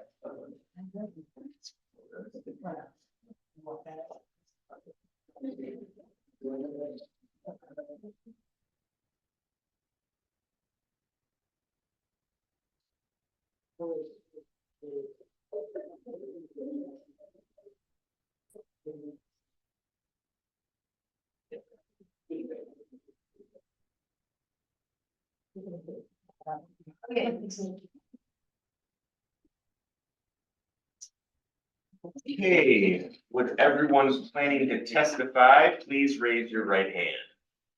Do you swear or affirm to tell the truth in these proceedings? Thank you very much. I see we have an objector We here. have one supporter, One supporter, one objector, and I'm guessing since we're here that you've had a conversation and you're unable to resolve it? Right. Okay. Was everybody here earlier when we had a contested matter and I explained the process? Yes? Yes and no. No, the support was not here, but the objector was? Okay, just for the supporter's benefit, the way it's gonna go is that the applicant will put on their case, then actually we'll go to you to express your support. And then we will turn to the objector. The objector can express his objection. He can ask questions of the applicant's witnesses if he chooses. And then once we're done with the objector, we'll go back to the applicant for a brief rebuttal and closing. So with that, Councilor Fatikas, please proceed. Thank you again, Chairman. Nick Fatikas for the record. I'm here on behalf of the applicant, 1101 West Berwyn LLC. The applicant owns the subject property located in 1103 West Berwyn with a corresponding address of 5256 North Winthrop. The subject site has 150 feet of frontage along West Berwyn and 100 feet of frontage along North Winthrop. The subject property is a transit served location that is immediately adjacent to the Berwyn Avenue CTA station. Today, the subject property is vacant and unimproved. The applicant is proposing to develop the property with a new 5-story mixed-use building that will contain 3,000 square feet of retail space at grade, 56 residential units above, and 20 off-street parking spaces. In order to permit the project, the applicant is seeking variations to reduce the rear setback, waive the technical loading berth requirement, reduce the TSL setback imposed on the lots north Winthrop frontage, and reduce the off-street parking requirement, again pursuant to the transit served location ordinance. While the subject property is larger than a standard city lot, the two street frontages and the application of the TSL guidelines necessitate the request of zoning relief. There will be two witnesses testifying on behalf of the applicant, Mr. Dan Popovich, and our project architect, John Hanley. And Mr. Chairman, I do have another quick housekeeping matter. When we originally filed the applications, the plans reflected 60 total residential units. In working through the review process with at least one of our neighbors and the alderman's office, we actually adjusted the layout, so now we're only proposing 56 units, so it's a reduction of 4 units. I just want to make sure that's clear. The updated drawings were submitted with a finding of fact submittal. Again, I just wanted to note the change for the board. Okay, so you are going to, from 60 to 56 dwelling units. Correct. Okay. 56 or 54? 56. Reduction of 4. Right, a reduction of 56. 4. Yeah. And with that, I'd ask to call Mr. Popovich. Proceed. Thank you. Dan, can you please state your name and address for the record? Dan Popovich, 524 Northwestern Avenue, Chicago, Illinois, 60612. And Dan, you are the managing member of the applicant, 1103 West Berwyn LLC. Yes. And that entity owns the subject property located again at 1103 West Berwyn, also known as 5256 North Winthrop. Is that right? Yes. As I described it, the subject lot has 100 feet of frontage along North Winthrop and 150 feet of frontage along West Berwyn. Yes, that's correct. And today it's a currently vacant piece of property. Yes. The subject property is also a transit served location because of its immediate proximity to the Berwyn Avenue CTA station. Is that right? Yes, that's correct. I mean, it's literally our immediate neighbor. It's right next door. And your plan is to develop the property. It's also to point out, the subject property is currently zoned B1-5. Is that right? Yes, And your plan is to develop the property with a new 5-story mixed-use building. that's correct. In order to permit the project, you're seeking variations. That's correct. And provided the board grants the relief, you intend to rent the units on the open market. Yes, And you've provided the board with a summary of your projected costs and investments and your anticipated rate of return. Is that right? yes, And Dan, is it your understanding that my office files witness statements on your behalf in this case? yes, And if you were to continue to testify, would that testimony be consistent with the statements we provided? yes. Thank you. John, can you please restate your name and address for the records? John Hanlon, President and Architect State, 180 West Washington, Chicago, licensed architect in the state of Illinois.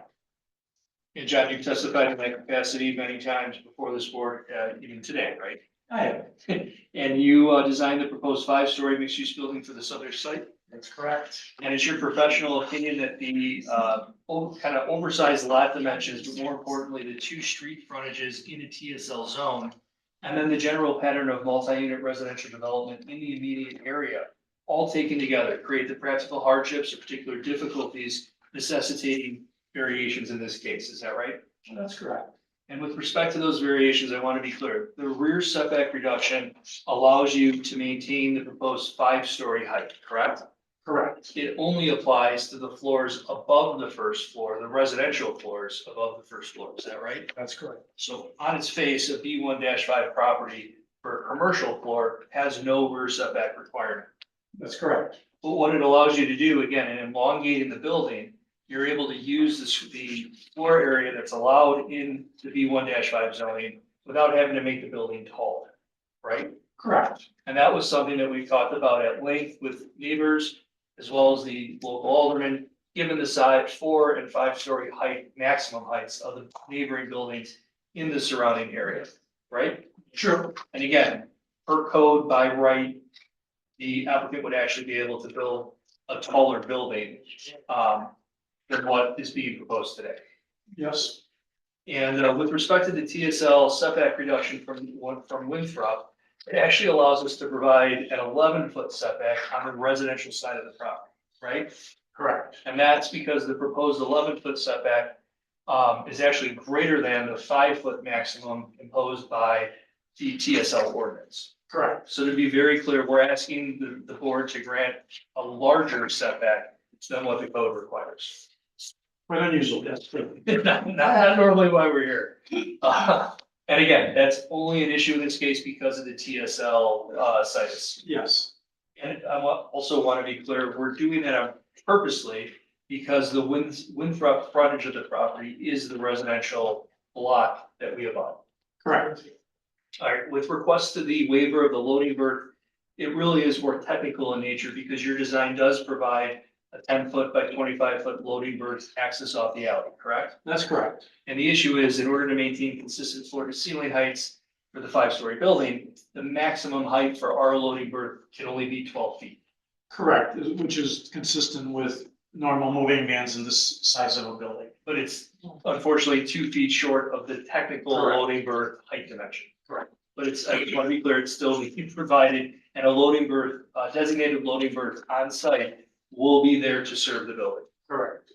And lastly, we're seeking a parking reduction pursuant to the TSL from 56 parking spaces to 20 parking spaces, right? Yes, And that's actually a little bit of a misnomer because per code, the parking requirement for this project is only 50% or 28 parking spaces, right? yeah, that's correct. So we're really asking the board to grant us an additional 8 to get to a total of 20 parking spaces for our building. Is that right? Yes, Okay, and the reason that we cannot accommodate the additional 8 parking spaces is because in order to meet the requirements of the B15 zoning, we need to provide at least 3,000 square feet of a retail footprint at grade level, correct? correct. So we're either replacing retail with more parking and running afoul of the ordinance, right? Correct. Or we're providing less parking in the 3,000 square foot retail footprint and asking for a variation. Yes, Okay, and it's your opinion that the retail component on the Berwyn side of the property, specifically west of Winthrop, is consistent and compatible with the surrounding land uses? it is. Because again, to the north, to the east, and to the south, specifically along Winthrop, it's a multi-unit residential area. Correct. Okay, and again, while the underlying B15 zoning would support a larger and even denser development, we worked with the community and immediate neighbors to balance our development with the other multi-unit buildings in the immediate area, correct? Sure. And John, it's your understanding that my office filed witness statements on your behalf in this case? You did. And if you were to continue to testify, that testimony would be consistent with the statements we provided, is that right? I would, yes. Chairman, I would like to give a brief statement. This address may look familiar to the board.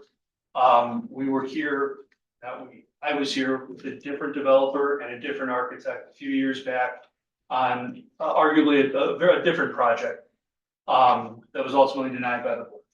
The primary objector was the gentleman sitting to the far right. His condo association is immediately south of our property. At that time, the development proposal was for a 0 front setback on Winthrop and a 0 south side setback between our two properties. The program today, and it was also a taller building. The program today has an 11-foot front setback from Winthrop and a full 5-foot setback between our building and our shared property line to the south. Based on that design and based on the 5-story height that we've negotiated, we believe that the neighbor is actually now in support of this particular development. So if you can't beat them, you gotta join them, right? So, that's where we're at. So I just wanted to put that out there because the address does show on the zoning map as having zoning relief. It was for a project that was ultimately denied because of an objection by the immediate neighbor. Okay, all right, well, What's let's, the objection? by the immediate By the neighbor. immediate neighbor. Thank you. No, we can ask questions of the applicant now. Yeah. Go ahead. I have a few. First, is there any affordability in this project? No, it's a B15 zoning district. There's no zoning change to trigger affordability. So it's a market rate And project. no voluntary. No voluntary. What's the size of the units? They were roughly 900 square feet each. Are they all one bedroom? They're all two bedroom. 2 bedroom. And I actually know this area very well. I walk down this street almost at least weekly, or more often, and know that this was recently torn down. And so I have a couple questions regarding this. One is, that there were a number of very, in this particular place, it was where there was a very popular coffee shop, right? And also the theater. Where have they gone?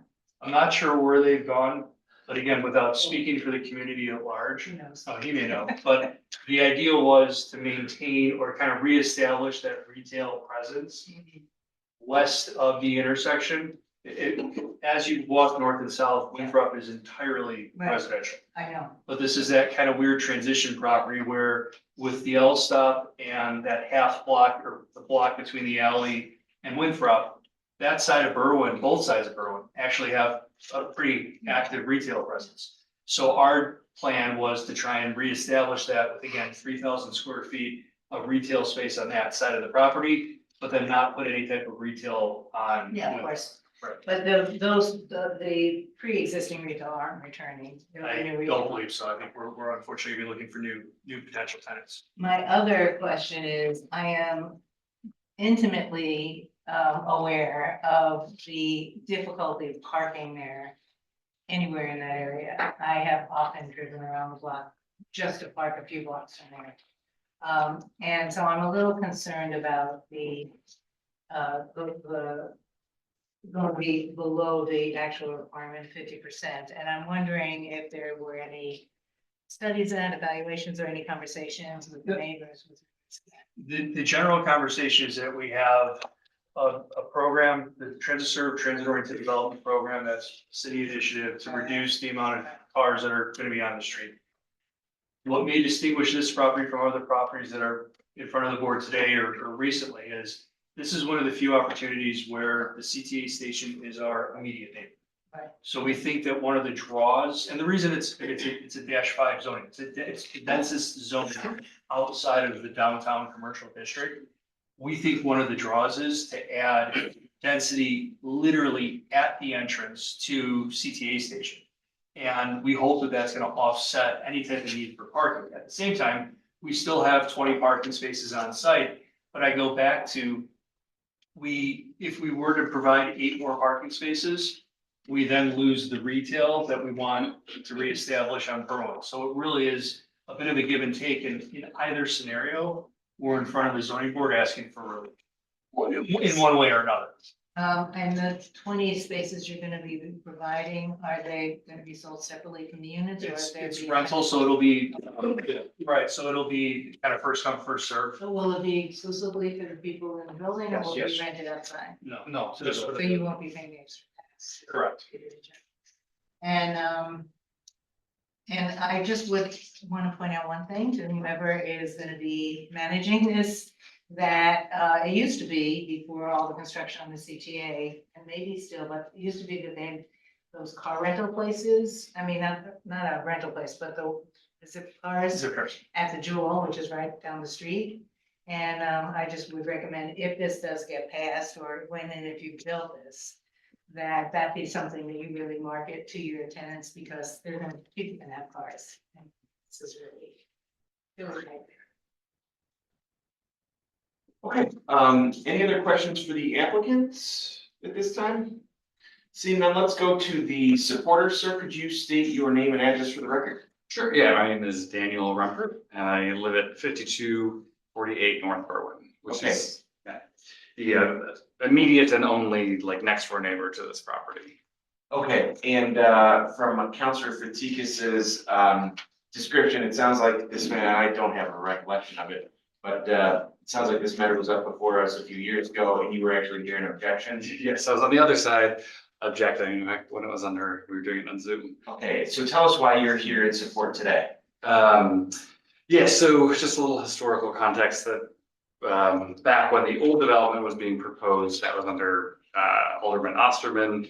And they did the community process and kind of went through all those stages. The alderman ultimately came out in support of it. And we voiced our objections to him, but we went through, so we came here and objected to the project, specifically mostly around the side and front setbacks, which would be the residential front setback on Winthrop and the side setback, which was right next to our property. Due to green space, we have a huge tree in the yard, all of those things. So when that was denied, when our HOA came here. Since then, it's changed hands. There's the new developer. They came to us initially. They obviously knew the historical context. They talked to us. They said, we'll build a building without this, we'll keep the 5-foot side setback. We'll keep the front setback. So that's in line with the neighborhood. We're only going to build a 5-story building, which is more in line with the neighborhood. The only thing they were really asking us in terms of space was the rear setback, which was not a concern to anyone in our HOA, which is, and we're right next door. So like the building just south of us to the other end also has a 0-foot rear setback to the alley. So we had no objection to that. We like that it kept the 5-story. In terms of the parking, I understand for sure. I don't really have a opinion one way or the other. The only thing I'll add to that context is that with the red line remodernization and the community engagement process on that, I know they're planning to put some parking under the L with the new, there'll be community spaces and some parking spaces to help out the neighborhood. All right, well, thank you very much for expressing your support. At this time, let's go to the objectors. Sir, could you state your name and address, please? My name is Scott Turk, 5312 North Winthrop. I'm just a resident, not supporting any HOA or organization. So I wasn't necessarily for or against the requested changes. I'm here because I would have liked to have been informed that things were changing. I was under the impression back in 2021 with the 4 public meetings that were held to discuss this property that that was 2.8 years ago, that there was an agreement with the community, my neighbors, and the alderperson with that developer. The building was torn down. I did not know that it had switched hands. And so I sent an email. Well, actually, I noticed the public notice that they had posted. The date on the public notice was 3/20 of 2024. The date that I saw it posted was April 8th, 2024, which is 19 days past. It should be posted 5 days according to the thing. Also on this, it says that it's going from 60 parking spots down to 20. So I know that the attorney mentioned that it's 56. So, I know things change, but I'm going off of what I was informed of at the time.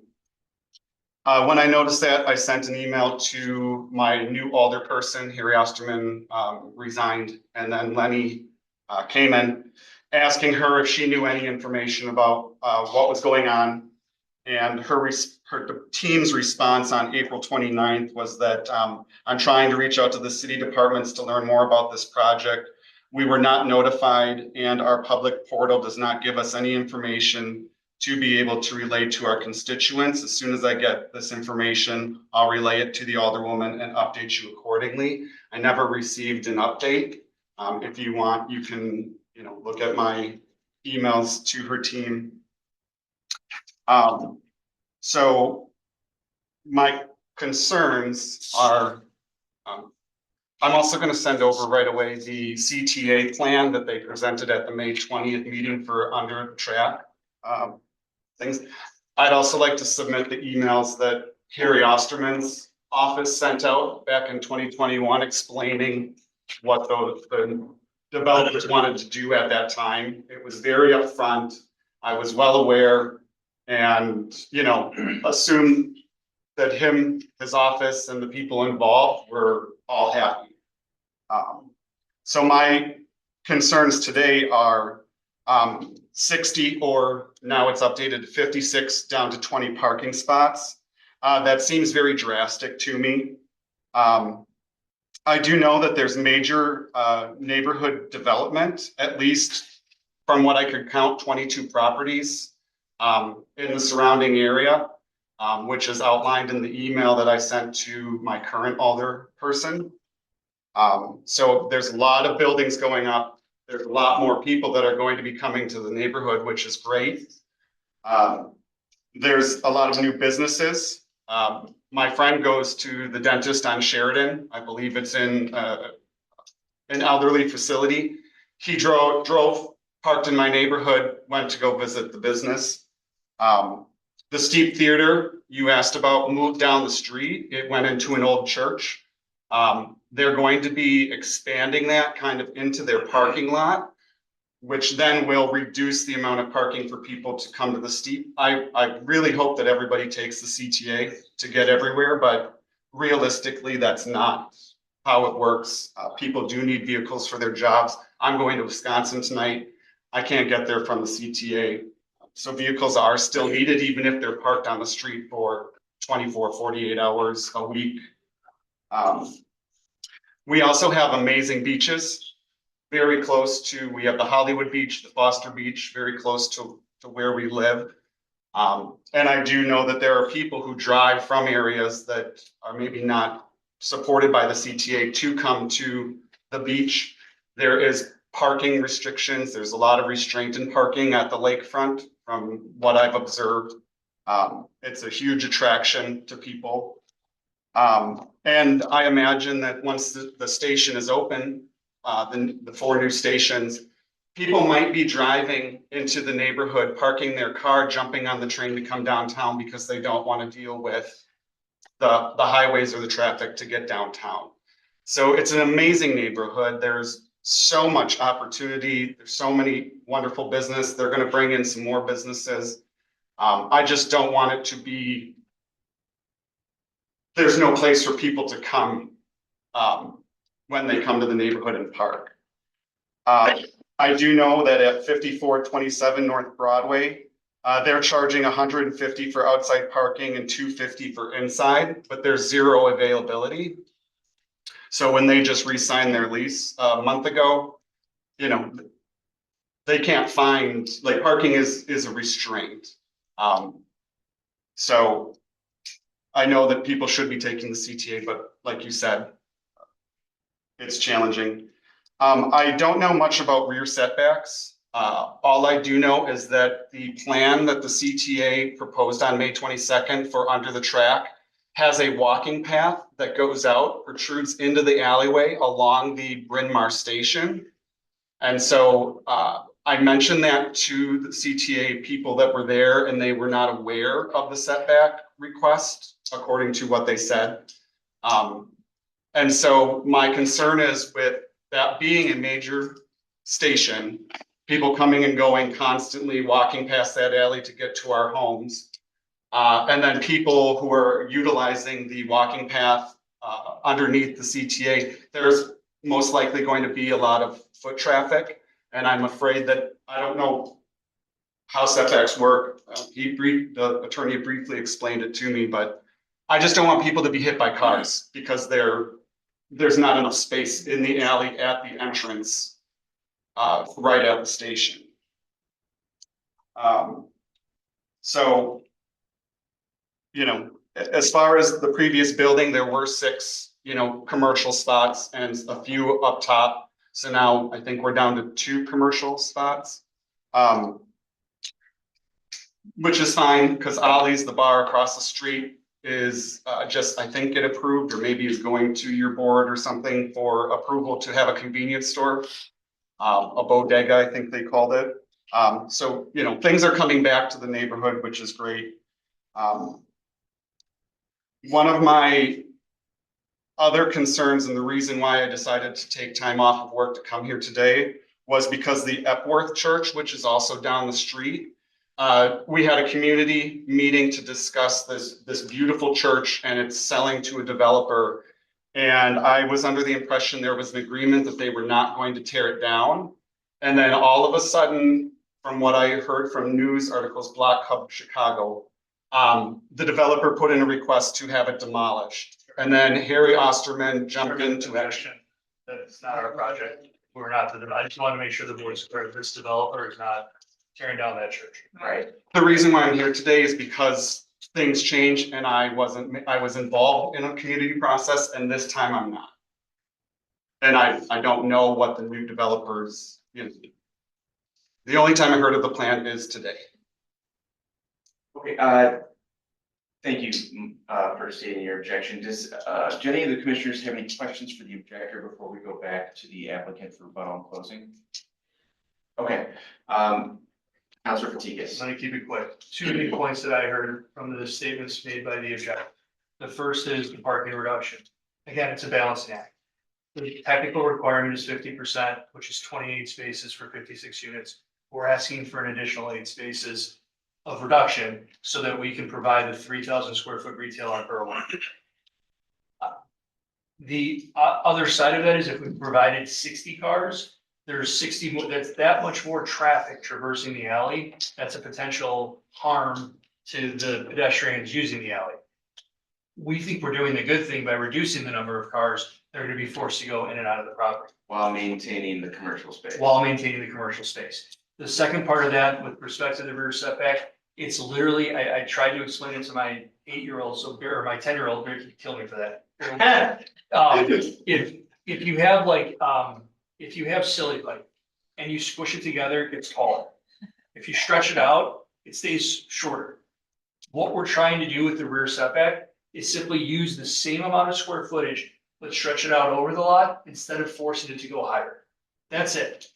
And in the B1 district, the first floor, lot line to lot line, is 100% permitted as long as there isn't a residential use. Our residential floors don't start till 2 and above. So while I appreciate the question, I want to make sure the board is clear. It's certainly not a threat. A 1-story lot line to lot line commercial building could be built at the property, and it would still have the same potential impact on the proposed walkway from the CTA. So we don't believe that's controlling, especially in the context of that it only applies to the residential floors above grade, and it allows us to keep a lower building height. That's it. Thank you so much. That's our case. Any questions from the board? Okay, we'll take this matter under advisement. Thank you, everyone. Brian, I just need that. I have to check, Should we maybe take Vince, I think it's just gonna be in the one. I think maybe take I do think so, sure. Yeah, this is, yes, this one's going a little longer. Was someone who has a flight tonight, I appreciate the front end versus the last.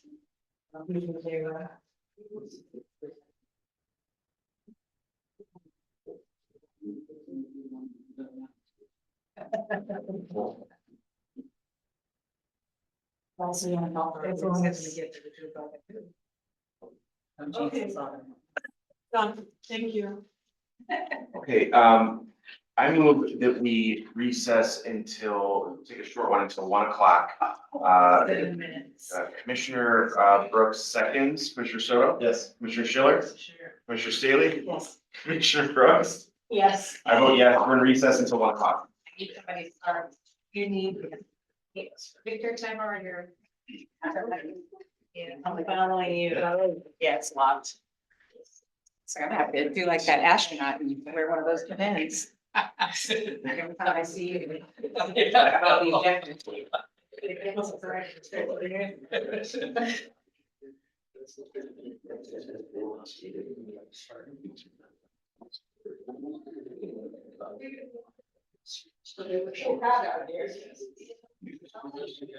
I don't know, there's kind of different.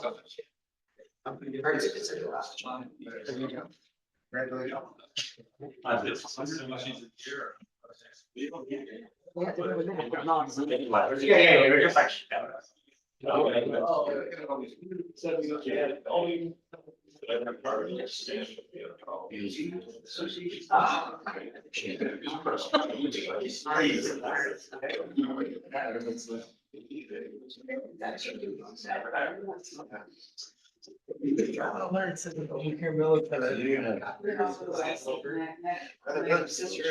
Taking my care because they're starting to shut down around. And they're low lying, so it's. Yeah. Yeah, yeah, and your left.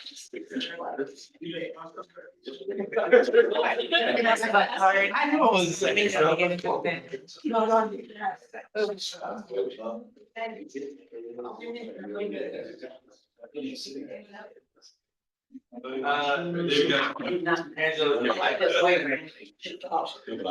Yeah, just.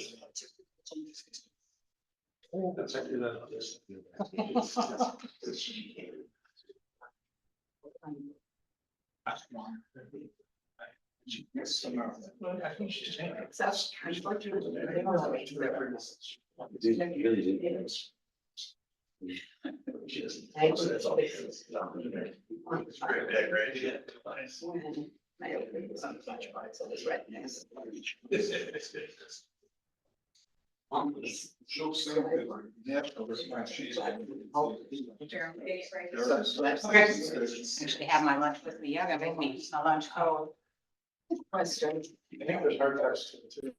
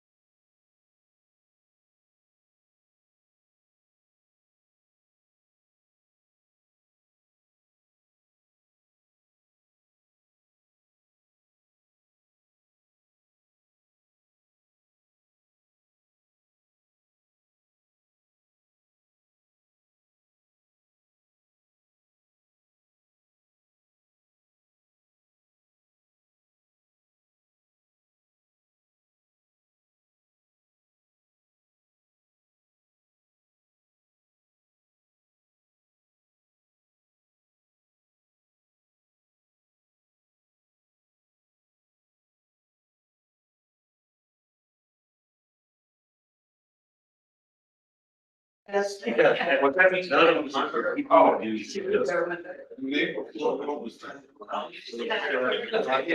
right, oh, yes. I don't know. To make you pretend I'm eating lunch. No, I'm harassing him. You had your dad back. Hold on,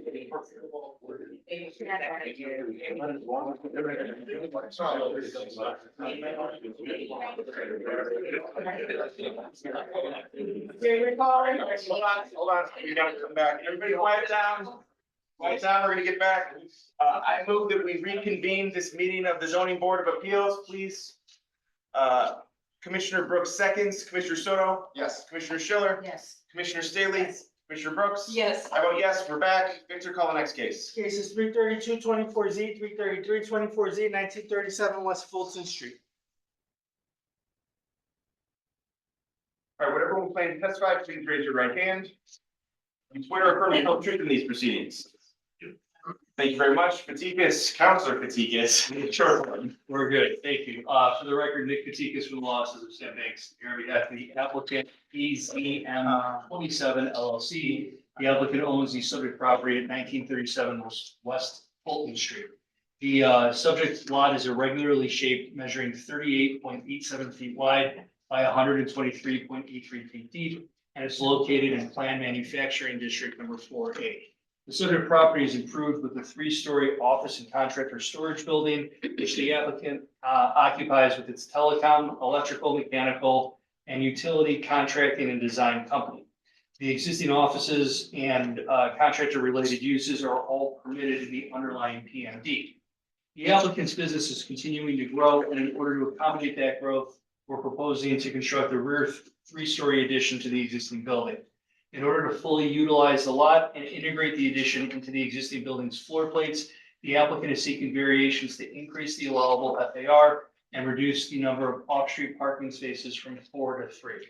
With respect to the parking space reduction, it allows us to accommodate a full accessible parking space.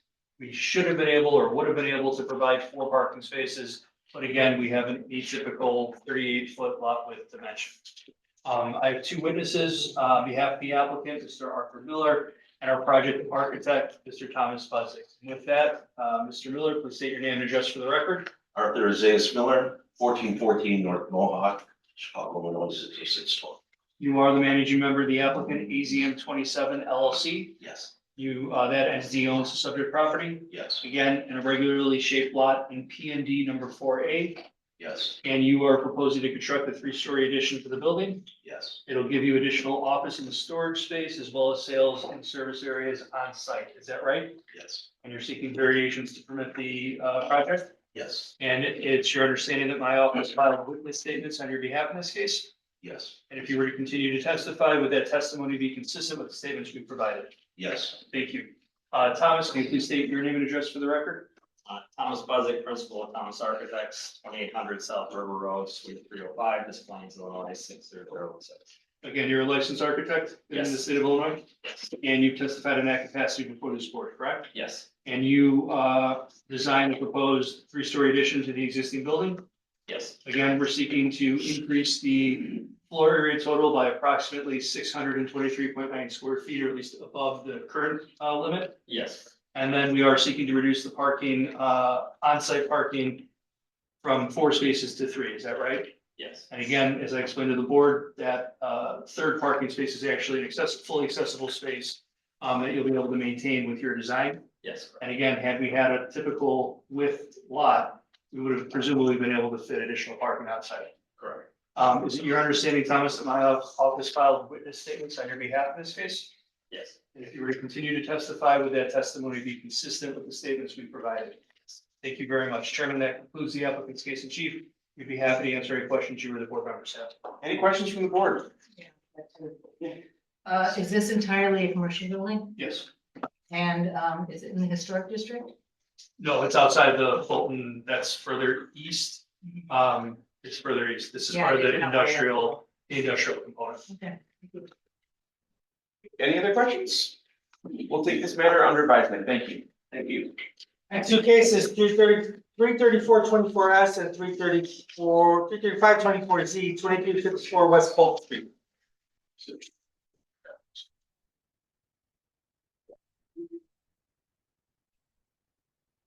All right, while everyone is getting situated, I'll go ahead and read the department's recommendation for calendar number 334-24S. The Department of Planning and Development recommends approval to establish residential use below the second floor to convert proposed ground floor retail tenant space within a permitted mixed-use building into 2 new residential dwelling units to create a 22 dwelling unit residential building, provided the development is consistent with the design and layout of the plans and drawings dated August 9, 2024, prepared by Hannah Architect Inc. Would everyone planning to testify, please raise your right hand. You swear or affirm to tell the truth in these proceedings? I do. Thank you very much. The board recognizes Mr. O'Brien's expertise. Council Fatikas, you can proceed with the short form. Thank you again. For the record, Nick Fatikas, I'm here on behalf of the applicant, 749 Western Funding LLC. The applicant owns a subject property located at 2354 West Polk Street. The subject lot is irregularly shaped, measuring 94 feet wide by only 108.75 feet deep. It's currently vacant land, but the applicant has obtained a permit to develop the property with a new 5-story mixed-use building containing retail space at grade and 20 residential units above. Before construction begins, though, the applicant is seeking approval to convert the ground floor retail space to 2 additional residential units. The massing and footprint of the otherwise permitted 5-story building will remain without change. In order to permit the residential conversion of the first floor, the applicant is seeking a special use to allow residential uses, again, below the proposed building second floor, and a companion variation to reduce the off-street parking requirement pursuant to TOD. I point out that the approved permit set is for 20 parking spaces. Those will all be provided, so we'll have 22 residential units and 20 parking spaces. I have 3 witnesses available to testify on behalf of the applicant, Mr. Igor Nemov, our project architect, John Hanna, and our MAI appraiser, Mr. Terrence O'Brien. With that, I'd ask to call my first witness. Please do.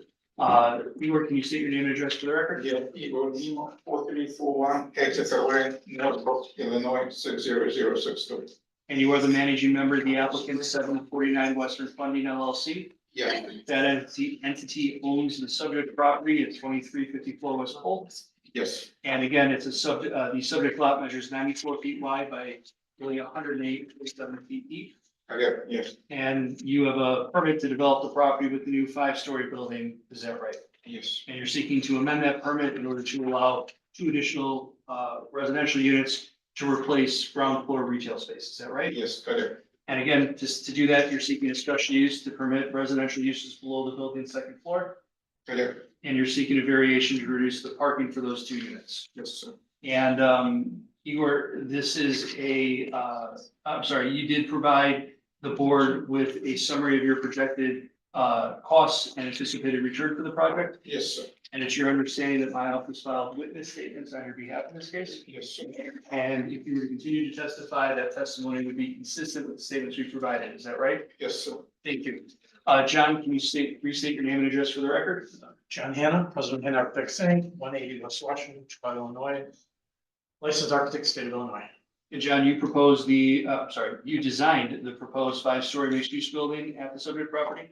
Correct. And you also designed the residential conversion plan, is that right? No, that's correct. And with respect to hardship, is it your professional opinion that the irregular lot dimensions create the hardship or practical difficulties requiring that additional, the 2 additional parking space reduction? That's true. Because if we had another 15 feet of lot depth to work with, or a standard width lot, we would have presumably been able to add more parking on site, right? I agree with that. You also believe the resulting all residential building will be consistent and compatible with the other mixed use and residential buildings on both Polk Street and Southwestern Avenue, correct? Yes. And it's your understanding that my office, filed witness statements on your behalf in this case? Yes. And if you were to continue to testify, that testimony would be consistent with the statements we provided. Is that right? Yes. Great. Terry, can you please state your name and address for the record? Terrence O'Brien, O''Brien, maintain offices at 2574 Fairford, Northbrook, Illinois. And Terry, your assignment in this case was to evaluate the requested special use and how it applies with the general criteria, as well as provide an opinion regarding the variation request. Is that right? First of all, I'm a professional real estate appraiser. Designation MAI, licensed by the state. You've already And been you're recognized. Well, I just didn't know if the rest of them. I just cover my. So, all right, so we know you're an MAI, right? Yes. And your job in this case was to evaluate the special use as well as the variation request, is that right? That is correct, yes. And you visited the subject property? Yes, I did, and most frequently or recently today on the way in.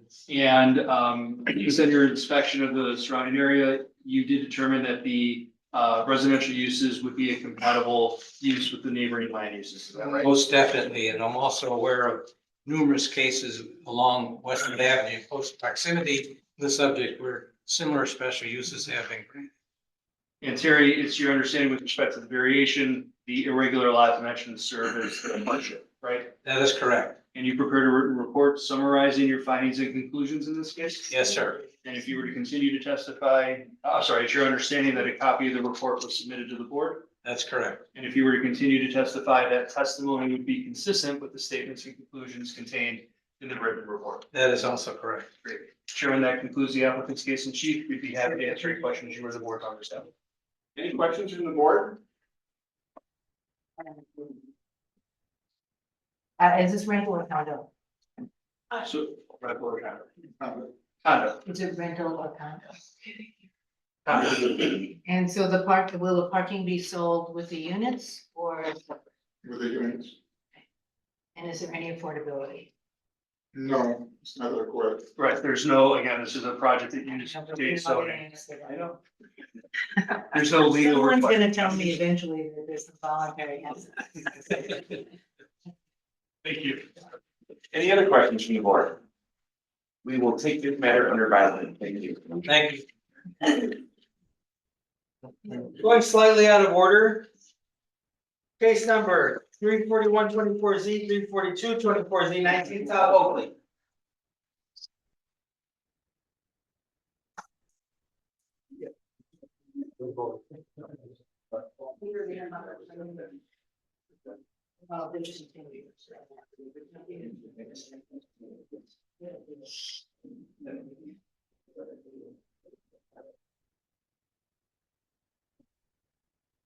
Would everyone claim to testify, please raise your right hand. Do you swear or affirm to tell the truth? Thank you very much.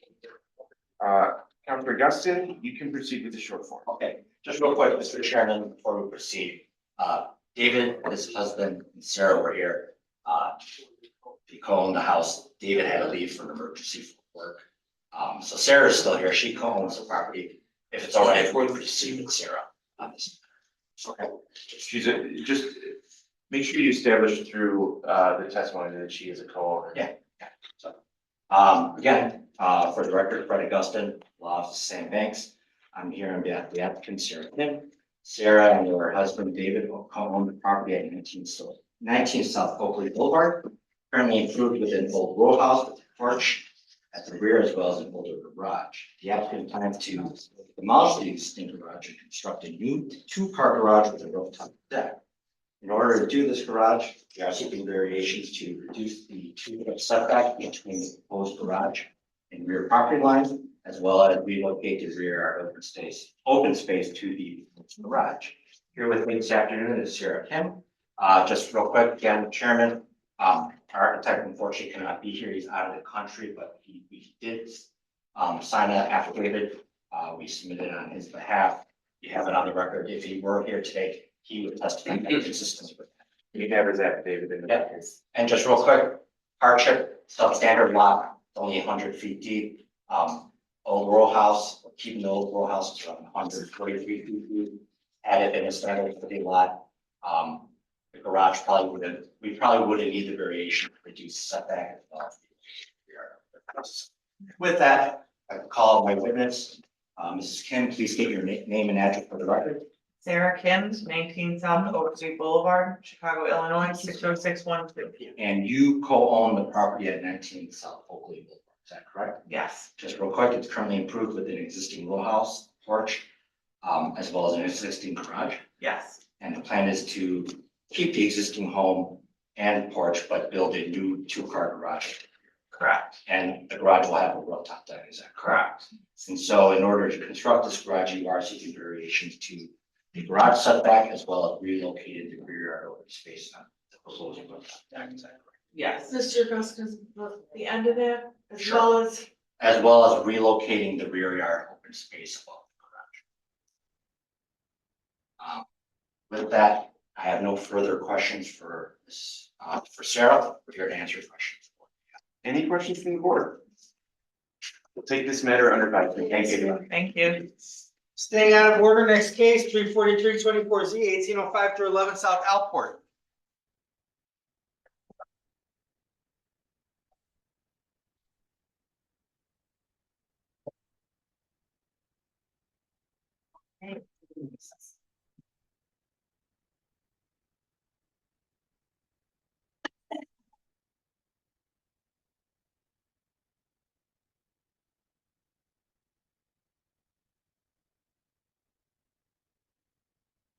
Are you here in objection? Some, on behalf of the Alderman, sorry, just in case. Okay.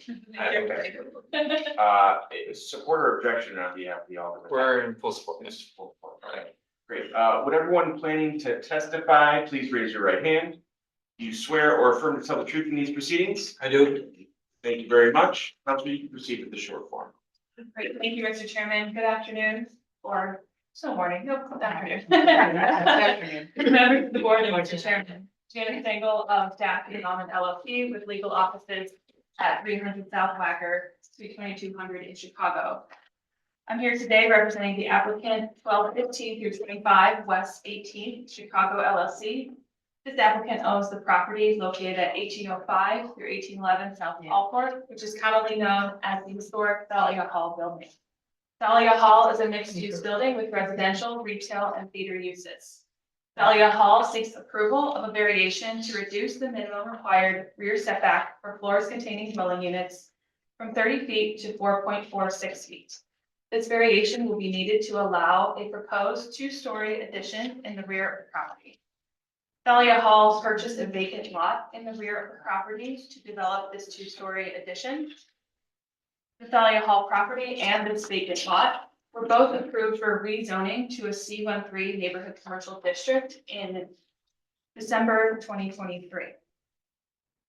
I would like to ask the chair to accept the formal application package previously submitted to be considered into the record. Yes. As stated, the two-story addition will be located in the rear of the property and be approximately 2,405 square feet. This addition will improve theater operations for Thalia Hall, including a new elevator, additional storage areas, additional office areas, and an outdoor seating area to serve an existing restaurant. The addition will be attractively designed and provide for modern operations. We have 3 witnesses today. At this time, I'd like to call my first witness. Mr. Paul Turley is the Director of Projects with Blue Star Properties, which is the agent of the applicant. Paul, will you please state your name and address for the record? Paul Hurley, 2438 Jackson Avenue, Illinois 602. Thank you, Paul. Paul is Director of Projects with Blue Star Properties. You are familiar with the planned operations for this project, correct? Yes. Great. And you previously submitted an affidavit that has been introduced into the record. If you were to continue to testify today, would your testimony be consistent with the facts contained in that affidavit? Yes. Thank you. Mr. Matt Kupritz is our next witness. Matt, will you please state your name and address for the record? Matthew Kupritz of K2 Studio, 329 West 18th Street, Suite 501, Chicago, Illinois, 606. Matt, you are with K2 Studio retained by the applicant to prepare the plans for the project. Is that correct? Right. You previously submitted an affidavit that has been introduced into the record. If you were to continue to testify today, would your testimony be consistent with the facts contained in that affidavit? Thank you. So Terrence O'Brien is our next witness. Terry, would you please state your name and address for the record? Terrence O'Brien, 2574 Fairport in Northbrook, Illinois. Thank you. Terry, you're the appraiser retained by the applicant to compare to prepare a consulting report to address the project's compliance with variation standards. Is that correct? That is correct. You also previously submitted an affidavit that has been introduced into the record. If you were to continue to testify today, would your testimony be consistent with the facts contained in that affidavit? Yes, it would. Thank you. Members of the board, this project does have the support of the Alderman's office. They have been in consistent communication, and in late 2023, presented to the zoning committee for the board with the overall plans for the project, including the rezoning from 2023 and this requested variation. And we're thankful to have Ruben here today too. Yeah, and actually, if we could have, sir, if you could maybe just state your name and role, please. Sure. My name is Ruben Franco. I'm Director of Policy for Alderman Francisco Lopez. I work out of the City Hall Office, 121 North LaSalle. And tell us why you're here today. Just to echo the comments, this project was presented to our zoning advisory board, I believe, last year. Yes, in November 2023. They approved it. We hope that this facilitates the operations and also helps out a little bit with the traffic jams that we get with the unloading and loading of the acts when they come and present. All right, any questions from the board? We'll take this matter under advisement. Thank you. Thank you. Going back to regular order, last cases, 338-24Z, 339-24Z, 340-24Z, 1105 West Wellington.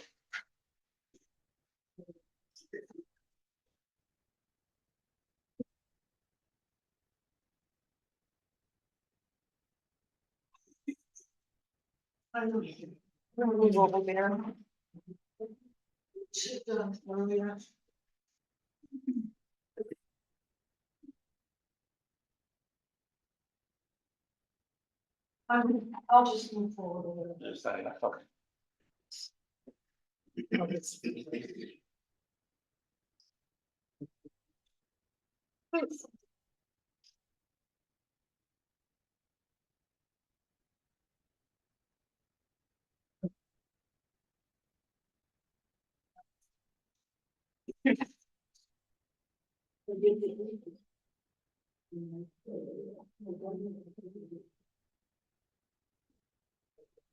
Okay, would everyone planning to testify, please raise your right hand? Do you swear or affirm to tell the truth in these proceedings? I do. Okay, before we begin, Counselor, I do believe that we're gonna get a request for a continuance from the objector with full address. Sir, if you could state your name and address for the record, please. Sure. My name is Vital Pendo. I reside at 1114 West Oakdale Avenue, Chicago, Illinois, 60657. Okay, and am I correct that you're requesting a continuance of this matter? I would like to, I understand that procedurally that's typically done first thing in the morning. However, I've been here since 8:30, but I was just allowed access to the room. Sure, and so we're gonna allow you to make the request now. And to do that, though, you have to provide the basis as to why you believe the continuance should be granted. Sure. So I received the notice by mail. And based on the information contained on here, I prepared statements to object to what was on here. Since arriving here, I had a chance to speak with Mr. Patikas outside in the hallway. He shed a lot of light in terms of what's going on with this project. By the way, I'm also here representing, I don't have the count, I have the addresses, 1108 Oakdale, 1110, 1618, 141, and 102 West Wellington. I would like to be able to bring them the information that he shared and with regard to the project that isn't enlightened, on this card. And give us a chance to potentially work out whatever the objections that we have with the applicant. So that's the basis of your request? Correct. Okay, Councilor Patikas, respond. Chairman, again, I don't believe the objector has the ability to represent other people in front of the board. That is correct. Secondly. Even if I have signed proxies? No, they have to appear here. Some of them have had to leave already. Secondly, we did have an opportunity to explain the program for the project in further detail. It's truly at this point, it would just become a time delay. And we're at a position where we can't change in part the relief that we're requesting today because of an interpretation made by the department. That's part of the case being presented. So we are here, we have a witness present, we have our applicant and our professional witness here to testify. We're ready to proceed. Yes, ma'am. Can I ask a question? Go ahead. Were there any community meetings? No, we did reach out to a handful of neighbors on Wellington on the same street. We actually submitted to the board ahead of today's hearing, a letter of support from a neighbor on Wellington as well as from the Alderman. I almost said Bennett, yes, it's Alderman Lawson. I've been confusing that. So there has been some level of outreach. We also did notify property owners within 100 feet, consistent with the ordinance. Our office also sends notice when we file to the local alderman, which is kind of what started the conversation and led to letters. Great. Sir, you wanted to say something in response? Sure, considering that there are 7 property owners who are objecting to this, I've had 0 communication with the applicant.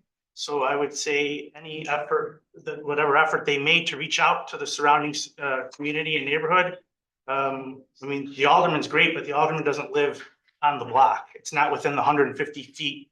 That piece of it goes more towards the merits of the case as opposed to the request for a continuance, which you'll be able to make in an objection of this matter. I've heard your basis for the request for the continuance. I've considered the applicant's response to that, and I'm going to deny the request for a continuance. We will proceed with the matter today, but you will be able to present your objection.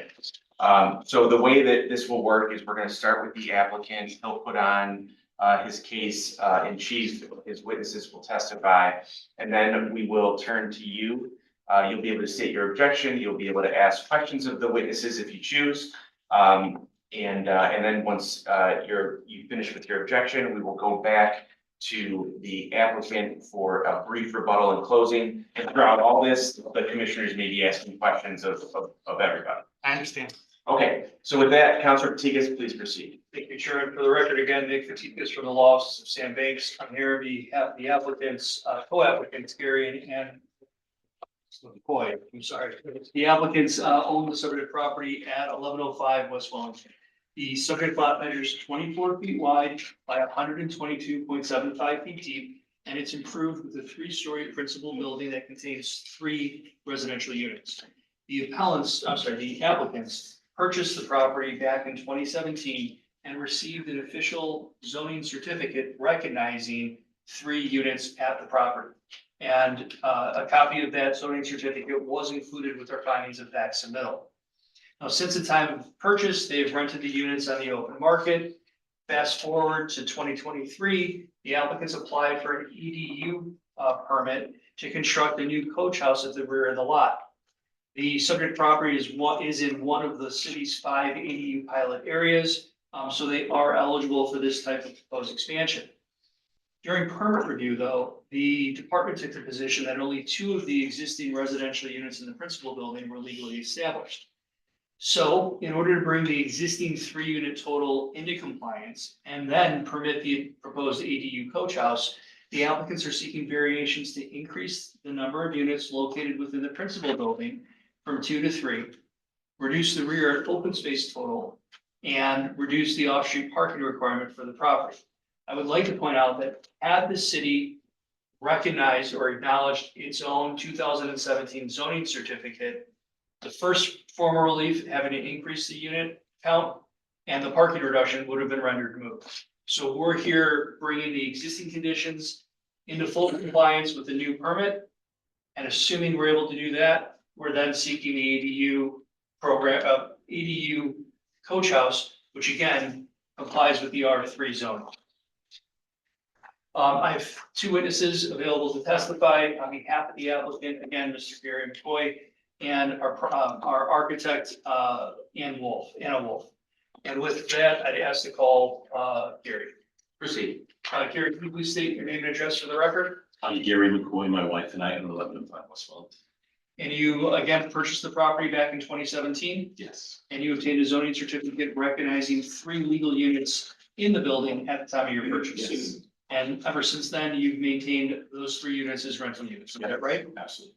You also more recently obtained a 2023 water service record recognizing a 3 flat at the property, is that right? Yes. Mr. Chairman, copies of the 2017 zoning cert as well as that 2023 water record referencing a 3 flat were both included with our finding of fact submittal.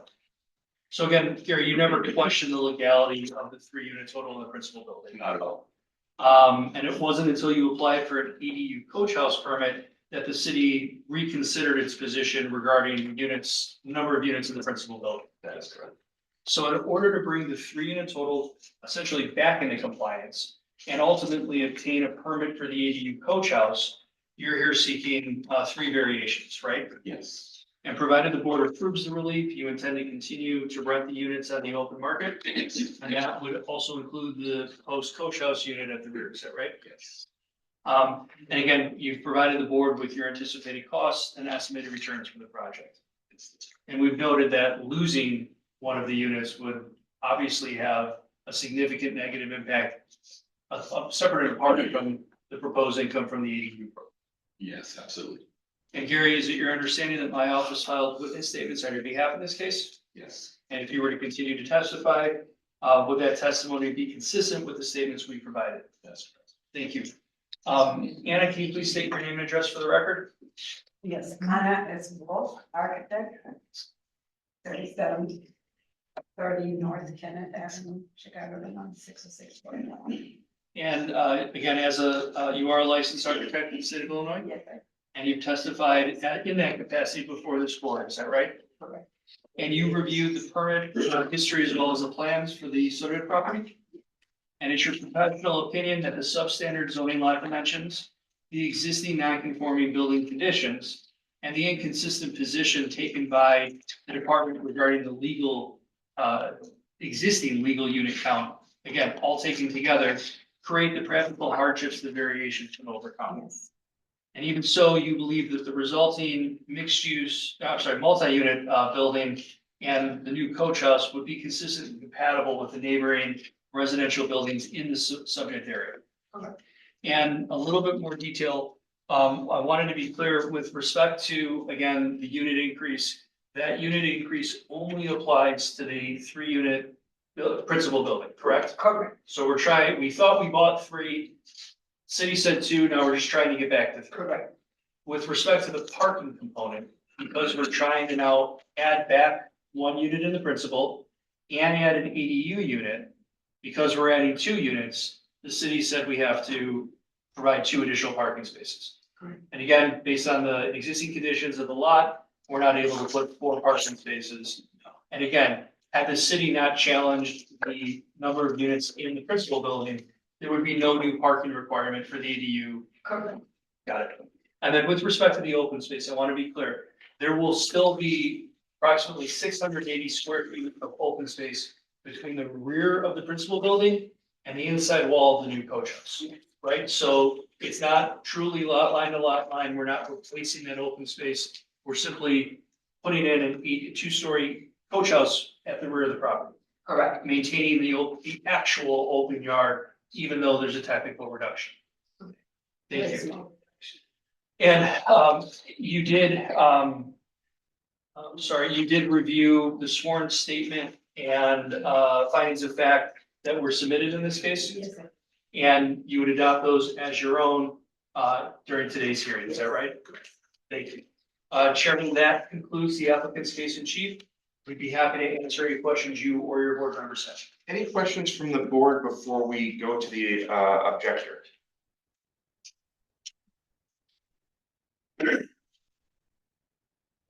Let's go to the objector. Sir, could you just state your name again for the record? Sure. My name is Vital Pando. Okay, and tell us why you're here in objection.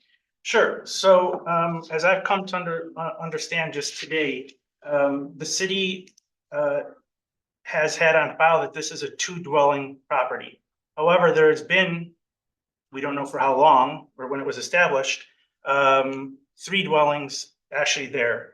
A permit search that I did goes back to 1995 It's permit number B805642, where it shows that are remodeling 2 units and to finish out a basement, not for a conversion for additional housing there. So it would seem to me that that additional unit that is in the basement, the 3rd unit that they're looking to get back, has basically been an illegal ADU that's been on premises there. Again, we don't know for how long. The ADU ordinance provides a path for the legalization of units that were previously built without zoning approval and building permits. So in essence, and it further states that properties with 1 to 4 units, the property can add either a coach house or a conversion unit. So what I'm hearing here is we're actually looking to do both. We're actually looking to add the conversion unit back to the property, and then on top of that, ask to build a coach house. That is not in keeping with the density of our neighborhood, or to what the letter of the ordinance, is looking to see here. So it sounds to me like it's an attempt to basically double dip. It's or, it's not and. So if he wishes to have the additional dwelling added to the building, that's the ADU. Great, then he cannot have the coach house. If he wants to do the coach house, as the ordinance is there, I don't think there's anything preventing him from doing that. But then he has an illegal ADU that he must cease to rent out. So that's my commentary to the 33824Z variance. With regard to the permission to reduce the rear yard open space from 675 square feet to 0, 0 being a very alarming number. I feel like that sets a very poor precedent for the neighborhood. It would diminish the neighbor's ability to enjoy open space in their backyards, enjoy their decks. We choose to live in Lakeview because we can relax and enjoy in our backyards. And if people are allowed to reduce their open space requirements down to 0, what does that set for our, for the rest of the people on the block? And furthermore, a reduction to 34024Z, a reduction of off-street parking spaces required from 3 to 2. Street parking in our neighborhood is already very, very difficult to come by. So again, this is basically taking two dwelling density and jumping straight to 4. And then we're saying we don't want to even be responsible to add any parking on the block, which again, it's already very difficult when I come home sometimes late enough at night. Sometimes I have to park 1-2 blocks away to even walk to my own home. So it seems to me like, the city, he's here because the city took a position on the primary residence. And to me, they can seek one or the other, but to seek both is not fair or equitable for the residents of the neighborhood. And I know we weren't granted the continuance, and I wish that all of these other homeowners would have been able to be here today, but they weren't. And I want to make it known that there is strong opposition. And this is only within 3 to 4 days. Most of the people that I reached out to say that they never received the card. Maybe they did, they threw it away. I only got it within the past week. So I don't know what the official timeframe that we're supposed to receive these in, but we've had very, very little time. I pretty much, with doing some basic research, came up with what I've just presented in defense here today, which was not the easiest thing to do. I'm not an attorney like Mr. Patikas. I'm just a resident on the block looking out for my property and my neighborhood. Well, thank you for being here. I'd like to add just one Yeah, more please do. small bit of detail. Mr. McCoy already has a property at 1113 West Wellington that he has built the coach house ADU on. So when we're talking about what these hardships that are on the community are, we already realize what it is, because we're not dealing with a hypothetical situation. We've already had one built on the block. Now we're looking at another one 2 doors down.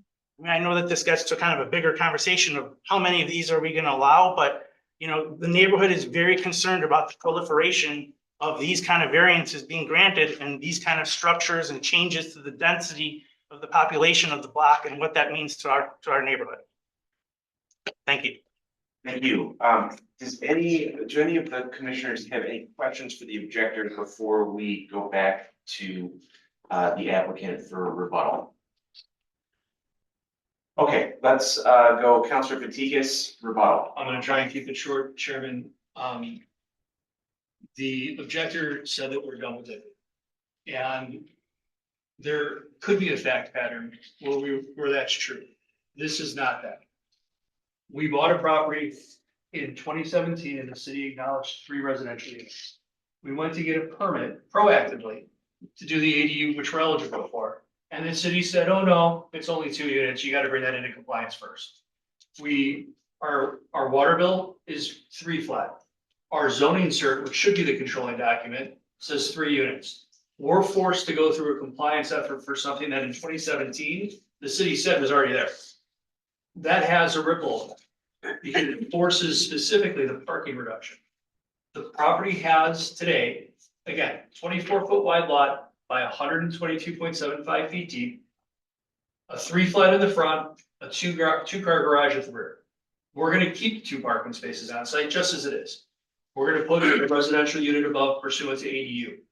The ADU pilot area does not limit how many can go, it just has to be in that geographic range. So the entitlement afforded to the applicant is the same entitlement afforded to any other property owner with property within that boundary. I have one more Can I point. object to that statement? It's not afforded, I'm not allowed to build 2 ADUs, it's 1 or. But again, I want to be clear, that was going to my point. We're not asking to do 2 ADUs. We're using a variation that's codified in the ordinance to bring the principal building into compliance. The effect of it is adding a unit, but it's not an EDU unit. It's a unit that's been there, that we have proved has been there to set kind of the new starting point. Once assuming we get the variation, we clear that hurdle, we're then able to go forward on the EDU permit. The other point to open space, I want to be very clear. Between the rear of our building and the inside wall of the proposed coach house, 2-story coach house, there will be 33 feet. It's reflected on the site plan. I know that there was confusion that the technical relief request is to 0. It's the technical application of the code. Practically speaking, there's a 33 by 24-foot space that's open between the edge of the principal building and the closest edge of our coach house building. So those points, I just want to make sure the board's clear on those points. Again, with respect to hardship, existing non-conforming building lot conditions on a substandard lot, inconsistent building permit records with the zoning department, and trying to use the ADU program in a pilot area and not being able to get there because of those inconsistencies. Thank you very much. Okay. Any questions from the board? Seeing none, we'll take this matter under advisement. Thank you. Thank you for your time. Am I able to request a copy of the application with all the drawings and surveys and? Your email, I'll send it.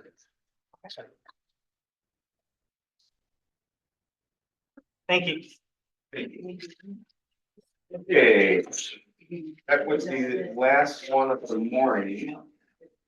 So I move that we convene into closed session pursuant to section 2C4 of the Open Meetings Act for the purpose of considering the evidence and testimony presented in open session. Commissioner seconds, Commissioner Soto. Yes. Commissioner Schiller. Yes. Commissioner Staley. Yes. Commissioner Brooks. Yeah. I vote yes, we're in closed session. Yeah, where are we going? There might go Yeah.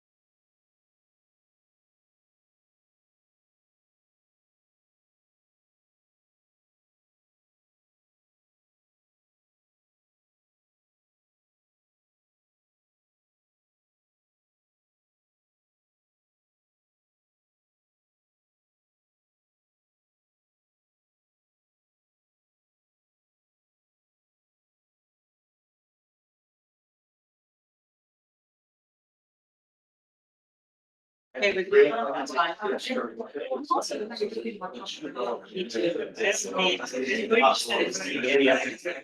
Delivery, right? Oh, I remember it. Yeah, well. Yeah. And I went to. Okay.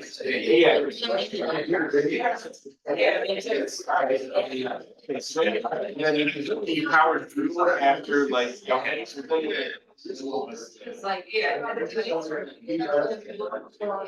It's interesting. That's right, you can do it either one. Yeah.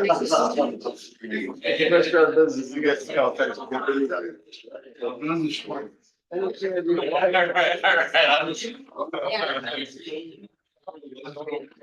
No, but I've seen it, I don't know why it would be to avoid these.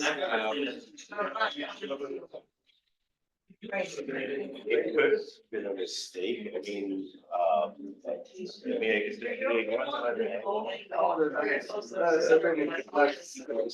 Right, no, but I only heard two leaders, I've seen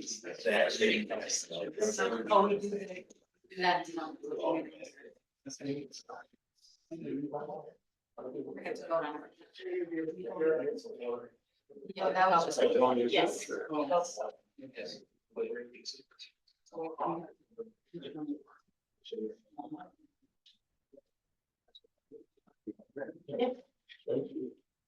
Okay, I move that we return to open session. Commissioner Brooks seconds, Commissioner Soto. Yes. Commissioner Schiller, Yes. Commissioner Staley, Yes. Commissioner Brooks. Yes. I vote yes, and we're back. We will now vote.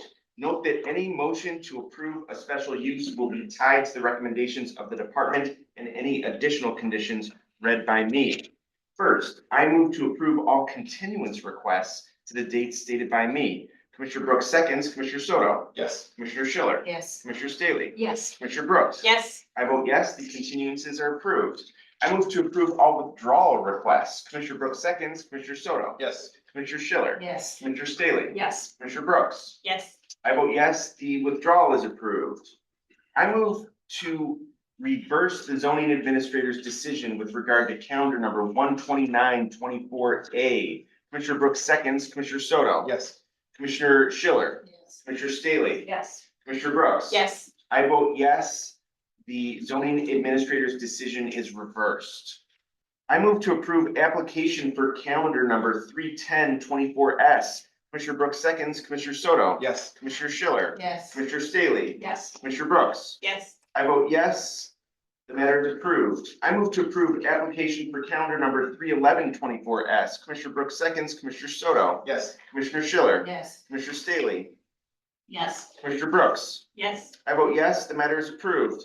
I move to approve application for calendar number 31224S. Commissioner Brooks seconds, Commissioner Soto. Yes. Commissioner Schiller. Yes. Commissioner Staley. Yes. Commissioner Brooks. Yes. I vote yes, the matter is approved. I move to approve application for calendar number 31324S. Commissioner Brooks seconds, Commissioner Soto. Yes. Commissioner Schiller. Yes. Commissioner Staley. Yes. Commissioner Brooks. Yes. I vote yes, the matter is approved. I move to approve application for calendar numbers 31424Z and 31524Z. Commissioner Brooks seconds, Commissioner Soto. Yes. Commissioner Schiller. Yes. Commissioner Staley. Yes. Commissioner Brooks. Yes. I vote yes, the matters are approved. I move to approve application for calendar number 31624Z. Commissioner Brooks seconds, Commissioner Soto. Yes. Commissioner Schiller. Yes. Commissioner Staley. Yes. Commissioner Brooks. Yes. I vote yes, the matter is approved. I move to approve application for calendar numbers 31824Z and 31924Z. Commissioner Brooks seconds, Commissioner Soto. Yes. Commissioner Schiller. Yes. Commissioner Staley. Yes. Commissioner Brooks. Yes. I vote yes, the matters are approved. I move to approve application for calendar numbers 32024S and 32124S. Commissioner Brooks seconds, Commissioner Soto. Yes. Commissioner Schiller. Yes. Commissioner Staley. Yes. Commissioner Brooks. Yes. I vote yes, the matters are approved. I move to approve application for calendar numbers 32224Z and 32324Z. Commissioner Brooks seconds, Commissioner Soto. Yes. Commissioner Schiller. Commissioner Staley. Yes. Commissioner Brooks. Yes. I vote yes, the matters are approved. I move to approve application for calendar numbers 32424Z and 32524Z. Commissioner Brooks seconds, Commissioner Soto. Yes. Commissioner Schiller. Commissioner Staley. Yes. Commissioner Brooks. Yes. I vote yes, the matters are approved. I move to approve application for calendar number 32624Z. Commissioner Brooks seconds, Commissioner Soto. Yes. Commissioner Schiller. Yes. Commissioner Staley. Yes. Commissioner Brooks. Yes. I vote yes, the matter is approved. I move to approve application for calendar numbers 32824Z and 32924Z. Oh. Sorry, I move to approve the application for calendar numbers 32824Z, 32924Z, 33024Z, and 33124Z. Commissioner Brooks seconds, Commissioner Soto. Yes. Commissioner Schiller. Yes. Commissioner Staley. Yes. Commissioner Brooks. Yes. I vote yes, the matters are approved. I move to approve applications for calendar number 33224Z and 33324Z. Commissioner Brooks seconds, Commissioner Soto. Yes. Commissioner Schiller. Yes. Commissioner Staley. Yes. Commissioner Brooks. Yeah. I vote yes, the matters are approved. I move to approve application for calendar numbers 33424S and 33524Z. Commissioner Brooks seconds, Commissioner Soto. Yes. Commissioner Schiller. Commissioner Staley. Yes. Commissioner Brooks. Yes. I vote yes, the matters are approved. I move to approve application for calendar numbers 33824Z, 33924Z, and 34024Z. Commissioner Brooks seconds, Commissioner Soto. Yes. Commissioner Schiller. Yes. Commissioner Staley. Yes. Commissioner Brooks. Yes. I vote yes, the matters are approved. I move to approve the application for calendar numbers 34124Z and 34224Z. Commissioner Brooks seconds, Commissioner Soto. Yes. Commissioner Schiller. Yes. Commissioner Staley. Yes. Commissioner Brooks. Yeah. I vote yes, the matters are approved. I move to approve application for calendar number 34324Z. Commissioner Brooks seconds, Commissioner Soto. Yes. Commissioner Schiller. Yes. Commissioner Staley. Yes. Commissioner Brooks. Yes. I vote yes, the matter is approved.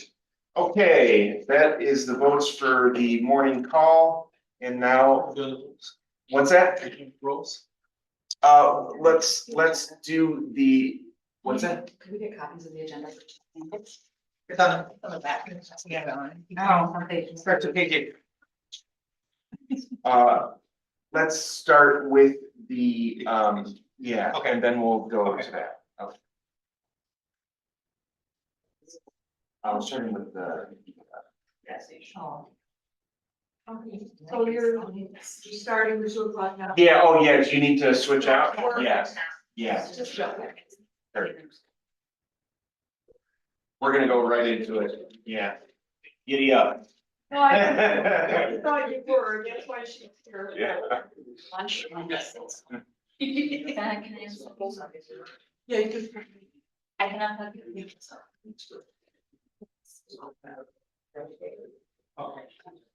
Yeah.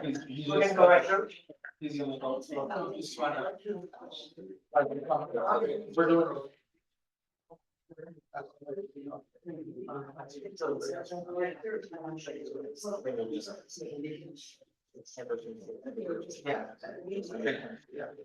If you're here for the gas station at 511 South California, you can stay in the room. Everybody else, your sign-in sheets are on the hallway, so if you can sign in the hallway, and then we'll call people back in. And yeah, because we're gonna go forward with our afternoon case. So all the sign-in sheets are outside, so if you're not here for the California case, which is a continuing matter on the agenda, please go in the hallway, make sure you fill out the sign-in sheets and make sure that you get to Janine or Zach. Oh, should we handle the requests? Yeah. Yeah. Yeah, okay, yeah, all right, before we hear the gas station, does anybody for the afternoon, the 2 PM call, have any continuances or withdrawals? If so, She's not on. okay, that'll be the next thing that we're gonna do. We're gonna do continuances and withdrawals first, okay? But if you're not continuing withdrawing, please go out in the hallway, make sure you sign the sign-in sheets.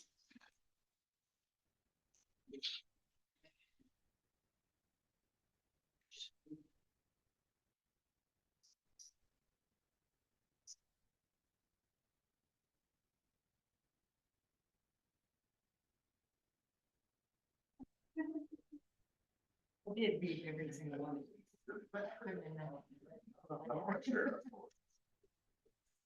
That's why I pulled it around.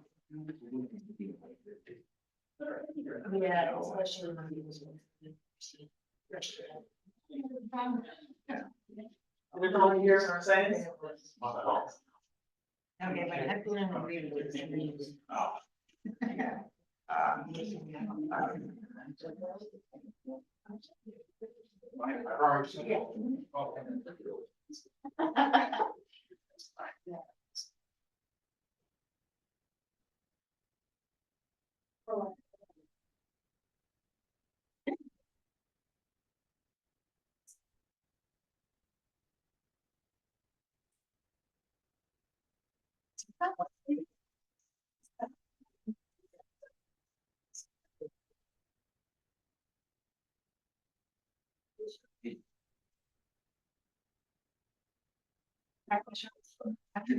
You're all set?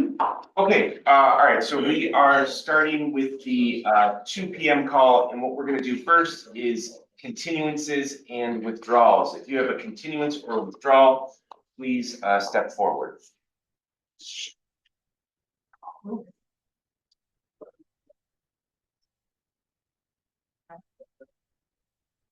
I know.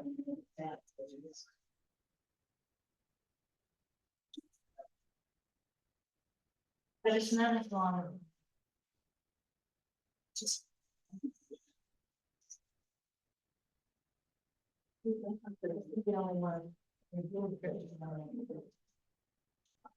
wants to go first? Who would like to? Cam, please proceed, Counselor. Which number are we, Director?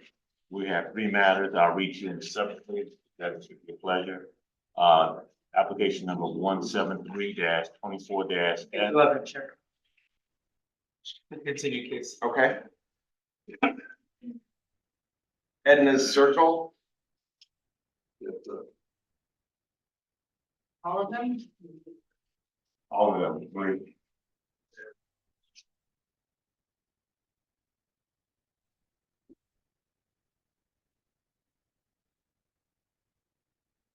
Chairman, I believe it may be 5. Yeah.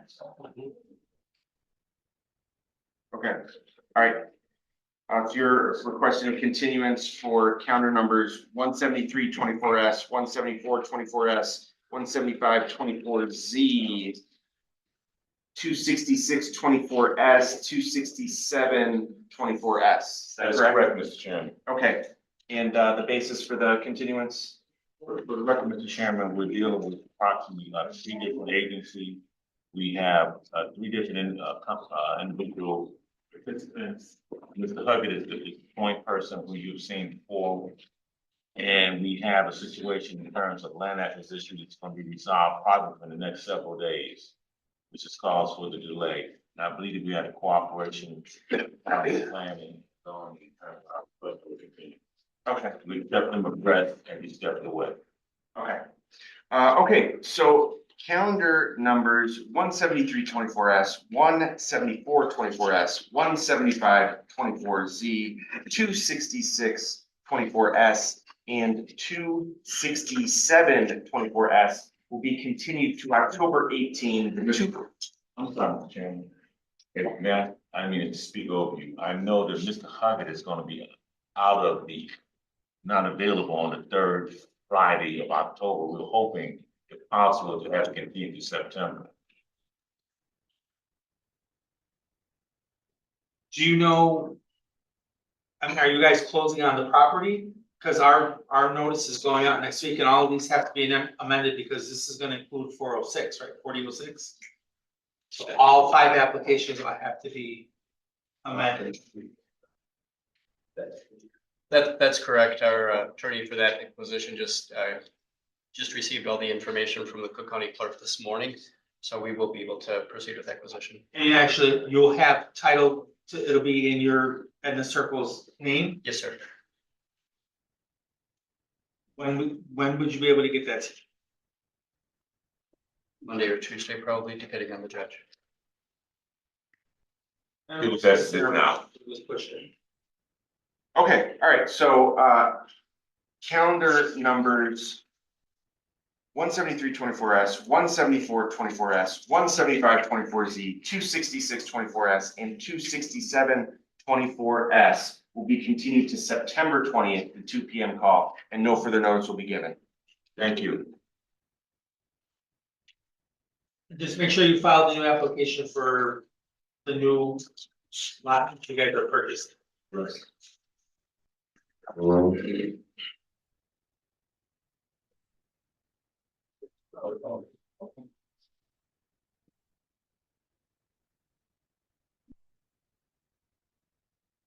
Any other continuances or withdrawals? No, seeing none. All right, let's call. Okay, going out of order, case number 22224S, 22324Z, 511 to 13 South California Avenue.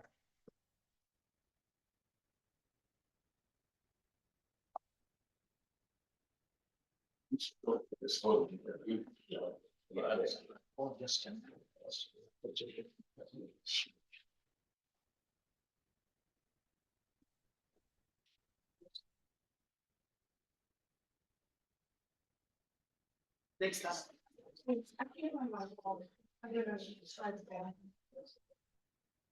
I apologize, we were discussing each matter.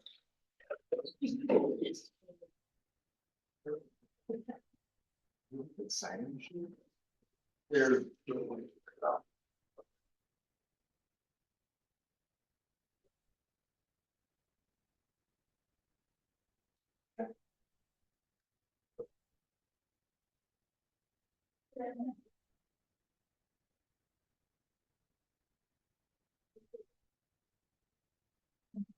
Paul, did you fill out your appearance sheet? Yes, I did. Rim and I are on the bridge. Janine may still have it. Oh, no.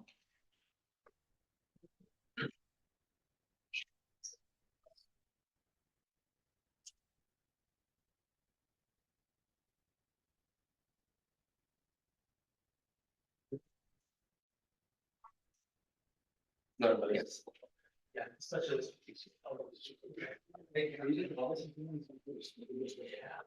Just that. He's getting the appearance sheet. Okay, great. Hold up. And you brought us up to the top. Yeah.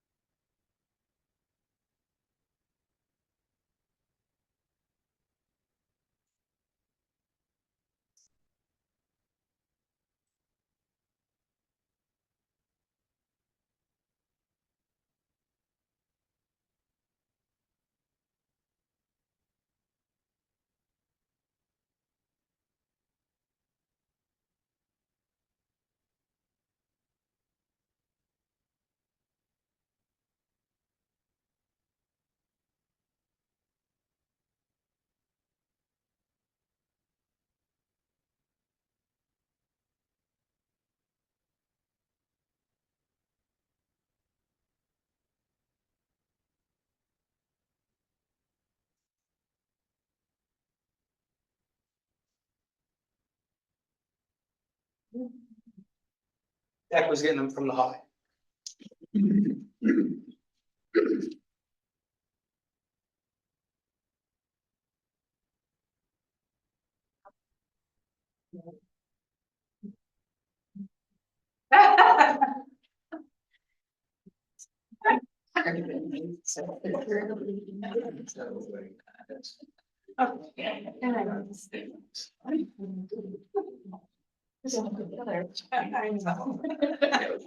I tried. So I almost came back, but that was the day of the blackout.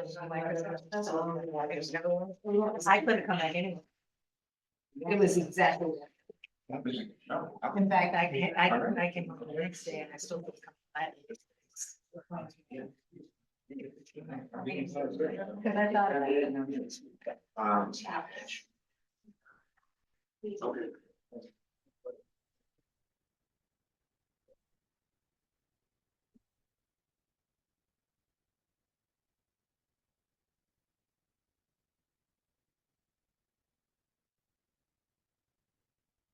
Okay, so there are no objectors for this case.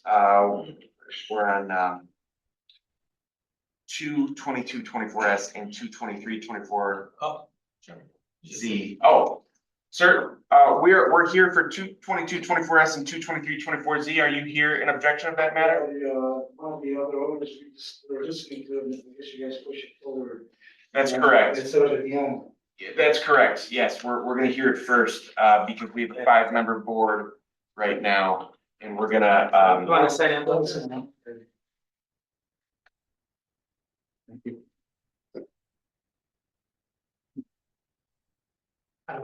Bye. Sorry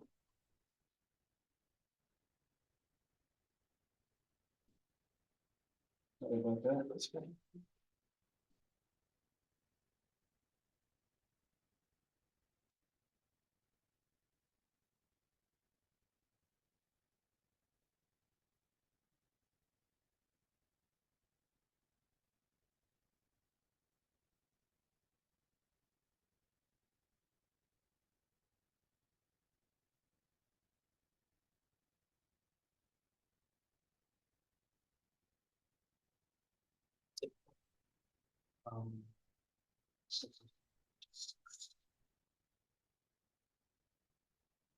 Chair. So just to give a roadmap, for everybody in the room here, of what we're gonna be doing, we're gonna hear this case. We are going to go into closed session thereafter and deliberate on it. We're gonna come back, we're gonna vote on this case. We're then gonna take up the new rules of procedure, and vote on that, in open session. And then at that time, Commissioner Brooks will be departing due to another engagement, and we will continue as a 4-person board for the rest of the afternoon session. And just one other announcement for people that weren't here at the 9 a.m. call. We do have our 5th newest member to the board. I would appreciate if everyone would welcome Commissioner Helen Schiller.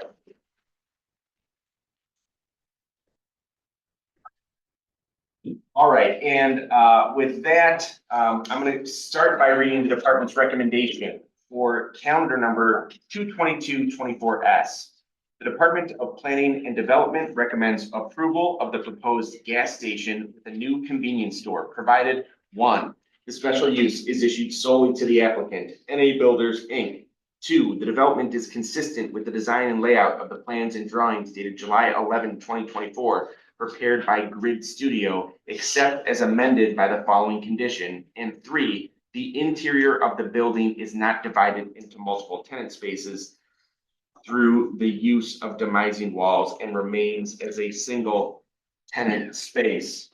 I think everybody here probably knows how a contested matter is going to go, but I'll just outline it for everyone. We're going to start with the applicant's case in chief. Counselor Kolpak will put on the applicant and the applicant's witnesses, and then we will turn to Mr. Kakalius to state his objection, and you'll have the opportunity to ask questions of the applicant's witnesses if you choose. And then once that is complete, we will go back to the applicant for a brief closing and rebuttal, and the commissioners may ask questions of any of the witnesses at any time throughout.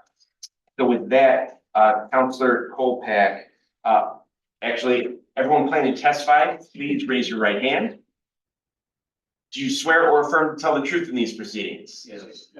Thank you very much. Counselor Kolpak, you may proceed. Chairman, before we get to Chief, I've spoken with city zoning department. I've spoken to Mr. Catales 3 or 4 times on this matter. And it seems as if you can decide here that this would be a better venue to be on an appeal, because Mr. Catales' objections are more technical, that his file was granted an exemption from the TSL because it was grandfathered in. He is indicating to me, we've spoken a number of times, that is his objection here. And again, that is an objection that would be to the appeal to the zoning administrator, who is essentially saying that we met that criteria. So how do you want to handle it? Well, I think what we'll do is you'll put on your case and then we'll get to the objection. If the objection isn't relevant to what we're here to do, then we'll address it at that time. But, you know, I don't know what the objection is going to be, and we'll let it come out on the record, and then we'll proceed from there. Thank you. And good afternoon, Mr. Chairman, members of the board. My name is Paul Kolpak. I represent the applicant. NA Builders Inc. To my left is Ms. Sharon Lee. Akil Devon, Green Musawir, and our architect, Ramon Contreras. Okay, proceed with your opening and first witness. The applicant and property owner, NA Builders Inc. is seeking approval of a special use application to permit the construction of a new gas station with accessory retail convenience store.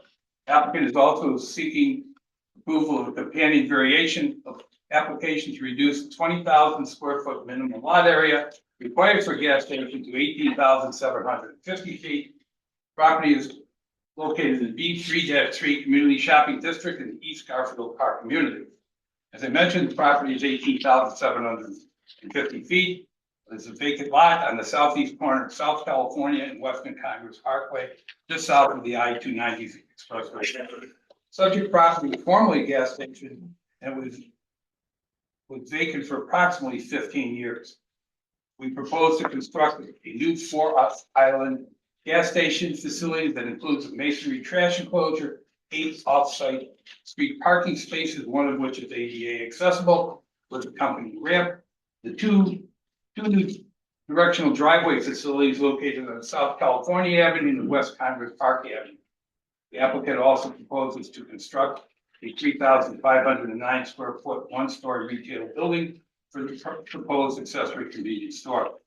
As a note, this project has been going on for a long time. The project previously received unanimous approval from the Zoning Board of Appeals, calendars number 358-17-S and 359-17Z on June 16th, 2017. At that point, the applicant was not prepared to proceed.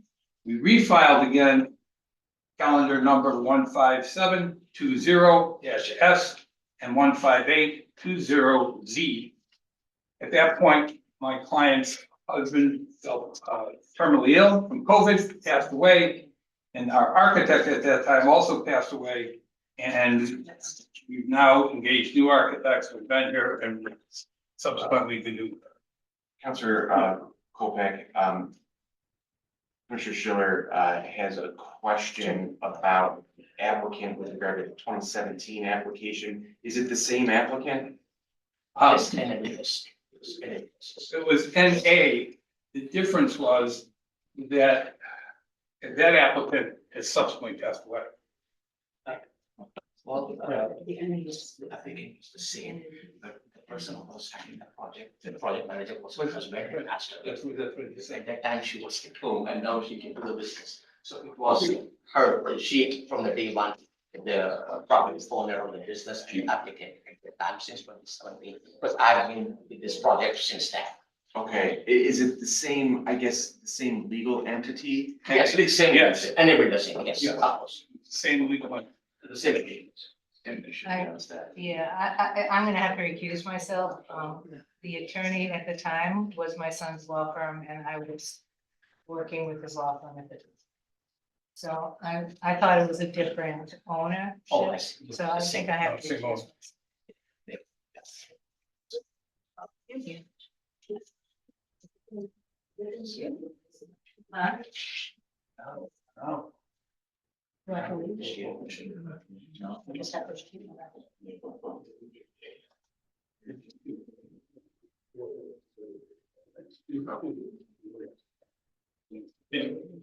Okay, so let the record reflect that Commissioner Schiller is recused from calendar numbers 222-24S and 223-24Z. She will not be participating in this matter. She will not be asking any questions or making any comments on this matter. Thank you. Okay, proceed. Sure. Ali, would you please state your name?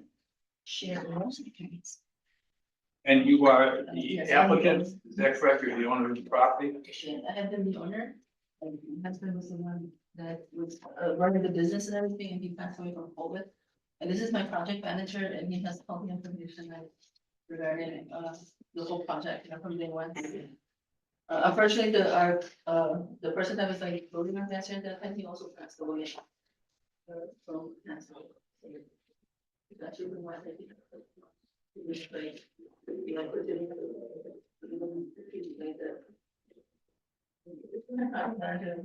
Mr. Chairman, we go right through the project manager. She's more of a passive owner. Sure. Thank you. Please state your name. My name is Akhil Jadi, and I have been the project manager for this project right from day one since 2017 when we initiated this project. And have a complete knowledge of this project operation and going forward, what's going to be our business plan, business operations. So I'm also the finance manager. We've been working on this project for over 2 years, is that correct? Yes, so with this new application. And part of our application, we actually purchased other property to make the site plan work. We had that vacant lot for quite some time, but because of the issue with some parking and all, we included that lot into this project and we made it to 18,750 square So feet. from the original application, where there was about 15,750 square foot lot, we went to 18,700. Yes, exactly. And if this was granted, what would be your hours of operation? It's going to be 24/7. That's our usual practice that we have other gas stations in the city of Chicago. We have the similar kind of operation. We will continue to keep that. And you've had a number of meetings with the aldermen, is that correct? We did. We had a number of meetings with the alderman and he has supported this project. In fact, last evening I got a call from him and he supported the project and is okay with it. And you've also gone to Good Hope Church. Free Will Baptist Church, is that correct? Yes, the church, the deacon, the chairman has also blessed this project and they have given this okay. And also we have got the community business owner signatures and the community member signatures also. Attorney forward. I believe that was from Good Hope Churches in the files now that can come on. I think it is. Do you have a copy of it? Just.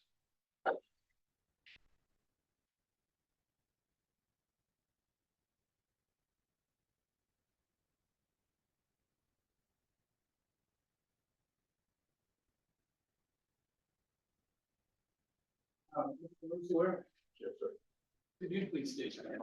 Read your song. Mr. Chairman, like. The board recognizes Mr. Musawir's expertise. Mr. Woodson, where you were retained an expert witness for the property, that's correct. And you actually did the process.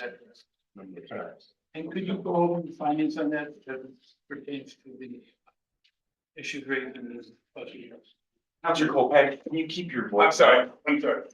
For both myself and the court reporter here. And that goes for everybody. When you're speaking, please keep your voice up. We have a court reporter here. It's also, we gotta be able to hear everything as well. Kareem, you address the standards. So the subject is located in a B3-3 district, which is the district which allows a gas station development. It's adjacent to the I-9 expressway, so it's definitely a location of convenience. And it has increased its size from the last time it was 15,000, now it's, the last time it was approved was 15,000, now it's 18,757 feet. And it has 8 off-street parking spaces. to help service the convenience store that would be located on the site. In my opinion, it's necessary for the public convenience to not have a serious effect on property values and vehicles. No further questions. Excuse me, no further questions. Ramon, could you please state your name? Ramon Contreras. And you're the architect on this property? Yes. Is that correct? And over the last couple of years, we redesigned this, taking into consideration all the comments from the city of Chicago, is that correct? That is correct. And there were a number of them over the time. Yes. And I have no further questions from the architect. One thing I would ask, if I go back to Appeal, you heard the recommendations of the city on not dividing the convenience store. We are not. And you agree to? Yes, we are not divided. That's basically that's what I don't know about operation, that everything under one roof owned by us. That's all one business. I have no further questions. Okay, so you're resting your case in chief? Okay, let's turn to the objectors. Would you like to go first? I would. Okay, could you state your name? Yeah, could you, first of all, could you raise your right hand, because I'm not sure you were here when I swore everybody else in. Do you swear or affirm to tell the truth in these proceedings? Yeah. Thank you very much. Please state your name and address for the record. My name is Nasser Ali. My address is 520 South California Avenue, Chicago, Illinois, 60612. I am the managing member of 520 California Property LLC, and my company owns the property across the street from the subject property. I am here to formally request that you deny this application for the following reasons. First, on January 24th, 2023, NA Builders was the applicant and received denial letters from the zoning department for variations and special use to build a new gas station. The project did not move forward and was never presented to the ZBA. Then on September 26th. Sir, let me just jump in for a second. Because I want to make sure that we stay focused on an objection that we can actually hear. Do you have, so we've got two applications here. One is a special use, one is a variation. Do you have objections to both? It's for the variation and special use to build a new gas station. So let's start with the special use. Why are you objecting to the special use? We're objecting to special use because it lacks, there's a lack of compliance with all applicable code sections, which is required for approval. Okay, such as what? Such as the TSL. There's specific criteria for transit served locations. And this, the subject property, I have an image here that shows that it is well within the distance.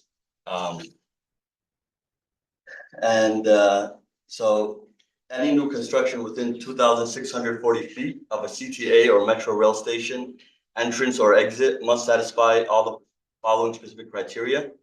And the project falls well within the 2,640 feet of the CTA at Western and Congress. It's the distance is actually 2,508 feet from the CTA stop on Congress and Western. Based on this distance, there should be at a minimum additional relief. And they are followed based on 5 sections. And I could read the numbers of those sections if you don't mind. Okay. So number 1, it's 17-3-0504-B, and that would be building location. Number 2 is 17-3-0504-C, and that's transparency.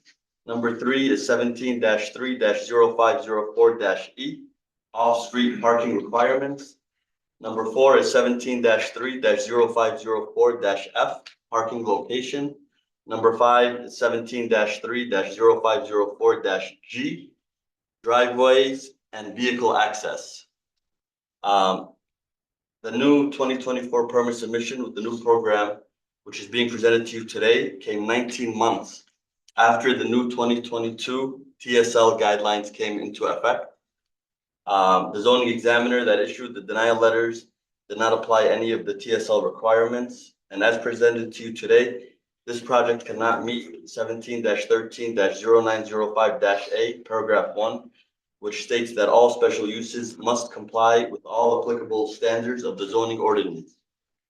I formally request that the application be denied based for this reason. And I would like to submit the following evidence for your consideration. Item number 1 is a site plan, survey, and denials from January 24, 2023. Item number 2 is a site plan, survey, and denials from this year dated March 14th, 2024. And item number 3 is a copy of the deed with the new property, which was purchased in September 2024.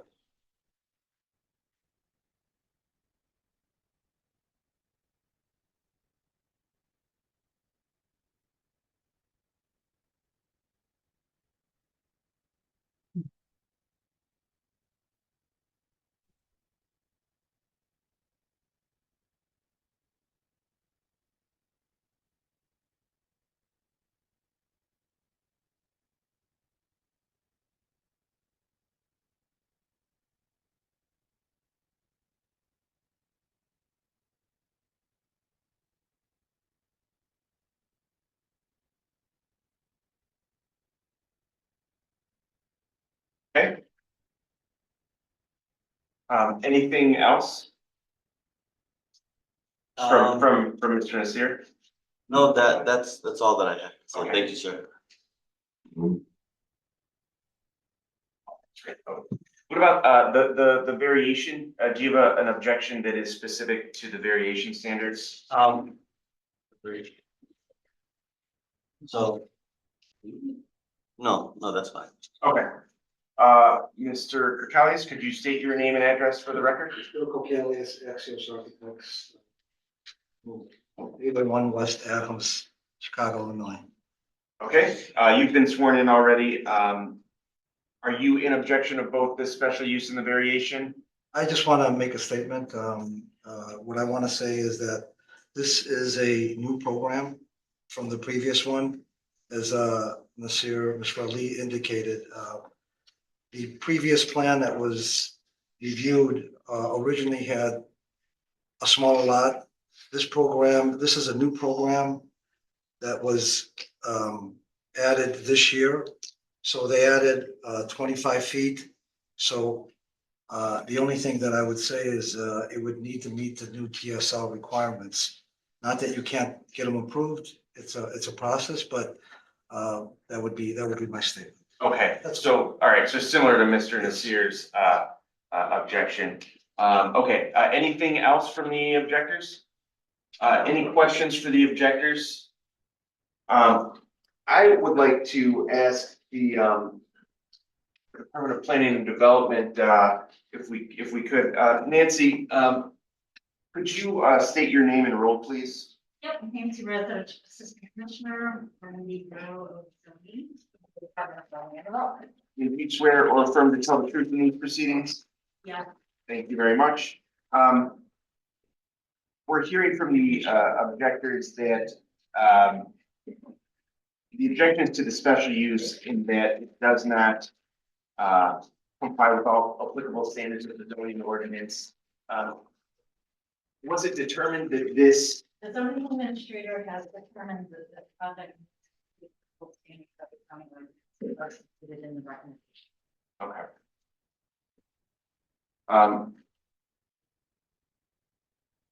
Is there a response to this issue that it doesn't comply with the TSL requirements? Mr. Chairman, I cannot address that because that's an appeal of the zoning administrator's determination. Understood. Okay. Counselor, Sir, could you repeat that, please? I didn't hear. So what the Department of Planning and Development, Nancy Radzovich, is saying is that she cannot address whether the special use complies with the TSL requirements because that would be an appeal of the zoning administrator's decision, because the zoning administrator has already determined that it does comply. So I think there could be a procedural issue here that you guys may have to address, because it sounds a little bit like you need to appeal the zoning administrator's decision, but we're gonna take the matter under advisement, but before we do, we're gonna go back to the applicant. Counselor, brief rebuttal and closing.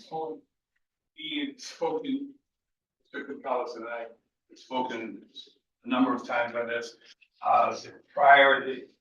My understanding is the argument is that even though Vanessa, his project did not comply with TSL because it was grandfathered in, they had, Mr. Gonzalez mentioned, that somehow ours is not grandfathered in. And that is the zoning administrator's opinion. Right, so like you mentioned at the outset, your position that this is needs to be appealed, the zoning administrator's decision needs to be appealed, that's your position? Yes. Okay. Because we've been told that it does comply, as Mr. Nassar was, being grandfathered in under the old TSL rules. Okay, any questions from the board? All right, we will take this matter under, So for our project, your project is not before us. yeah, so for this project, the reason that it's not is because, in 2023, they purchased an additional lot, which changed the entire plan of their project. Okay, but okay, but we're getting into an issue that I don't think is the issue for us. Chairman, I have to make a small correction if you would let me say. We did not buy that additional lot in 2023. We bought it in 2017 and with the same ownership. So it was our property since 2017, just a correction here. Okay. All right, seeing no questions from the board, we will take this matter under advisement. And as discussed, I'm gonna move here in a second to convene into closed session so that we can vote on this matter. And then, as I mentioned, we'll come back, so that we can deliberate on this matter, then we're gonna come back, we'll vote on this matter, and then we will take up the rules. And then Commissioner Brooks will depart and will be a 4-member board for the rest of the way. So with that,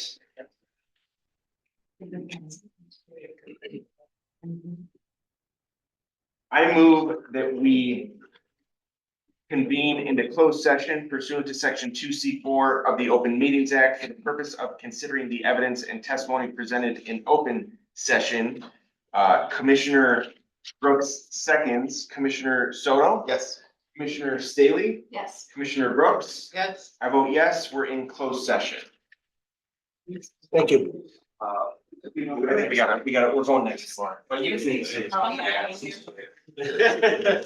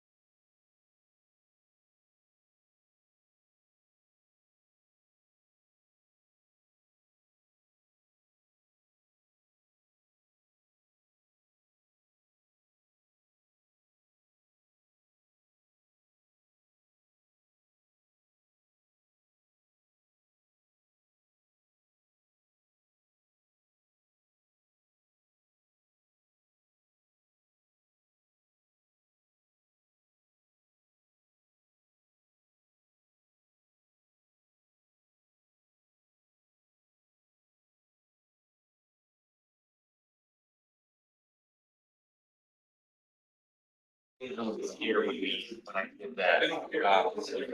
Okay. Yeah, wait for the rest. All right, if everybody could quiet down. I move that we return to open session. Commissioner Brooks seconds, Commissioner Soto? Yes. Commissioner Schiller? Commissioner Staley? Yes. Commissioner Brooks? Yes. I vote yes, we're back. We will now vote. Note that any motion to approve a special use will be tied to the recommendations of the department and any additional conditions read by me. First, I move to approve all continuance requests to the dates stated by me. Commissioner Brooks seconds, Commissioner Soto? Yes. Commissioner Schiller? Yes. Commissioner Staley? Yes. Commissioner Brooks? Yes. I vote yes, the continuances are approved. I move to approve application for calendar numbers 22224S and 22324Z. Commissioner Brooks seconds, Commissioner Soto? Commissioner Schiller? Recuse. Yes. I recuse myself. Commissioner Staley? Yes. Commissioner Brooks? Yes. I vote yes, the matters are approved. Okay, now we're gonna take up the last item on the agenda, which is the board discussion and vote on the zoning board of appeals new rules of procedure. Before we make a vote on this, do any of the board members have a comment on the new rules of procedure? Mr. Chairman, can I just say thank you, everybody? Thank you. Have a great weekend. Okay, seeing no comment, I move to approve the zoning board of appeals new rules of procedure. Commissioner Brooks seconds, Commissioner Soto? Yes. Commissioner Schiller? Yes. Commissioner Staley? Yes. Commissioner Brooks? Yes. I vote yes, the zoning board of appeals new rules of procedure are approved. Okay, I think we should announce the preparation. To all of the- I just want to say they should pay attention to the fact that we've changed where you have to submit and what you do. sure. So for everybody here, because these are gonna come into effect on effective November 1. Bradley, November first? Yeah, so the new rules of procedure are gonna go into effect on November 1. We'll give everybody a reminder in the coming months as well. But do review those rules because things have changed there and we're going to demand compliance with those new rules. So with that said, Commissioner Brooks will be departing us. Thank you so much for your cooperation and attendance today. And we will get on with our next case. Going out of order, case 35224Z 79 West Monroe Street.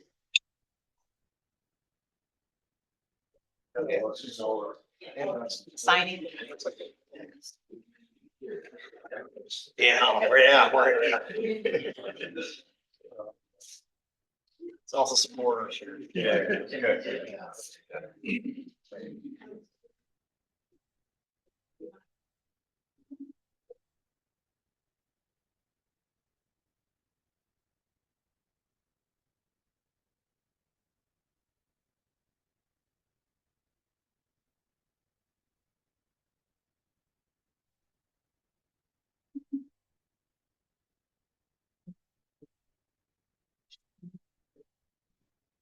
Or Piker? Or this one? This is.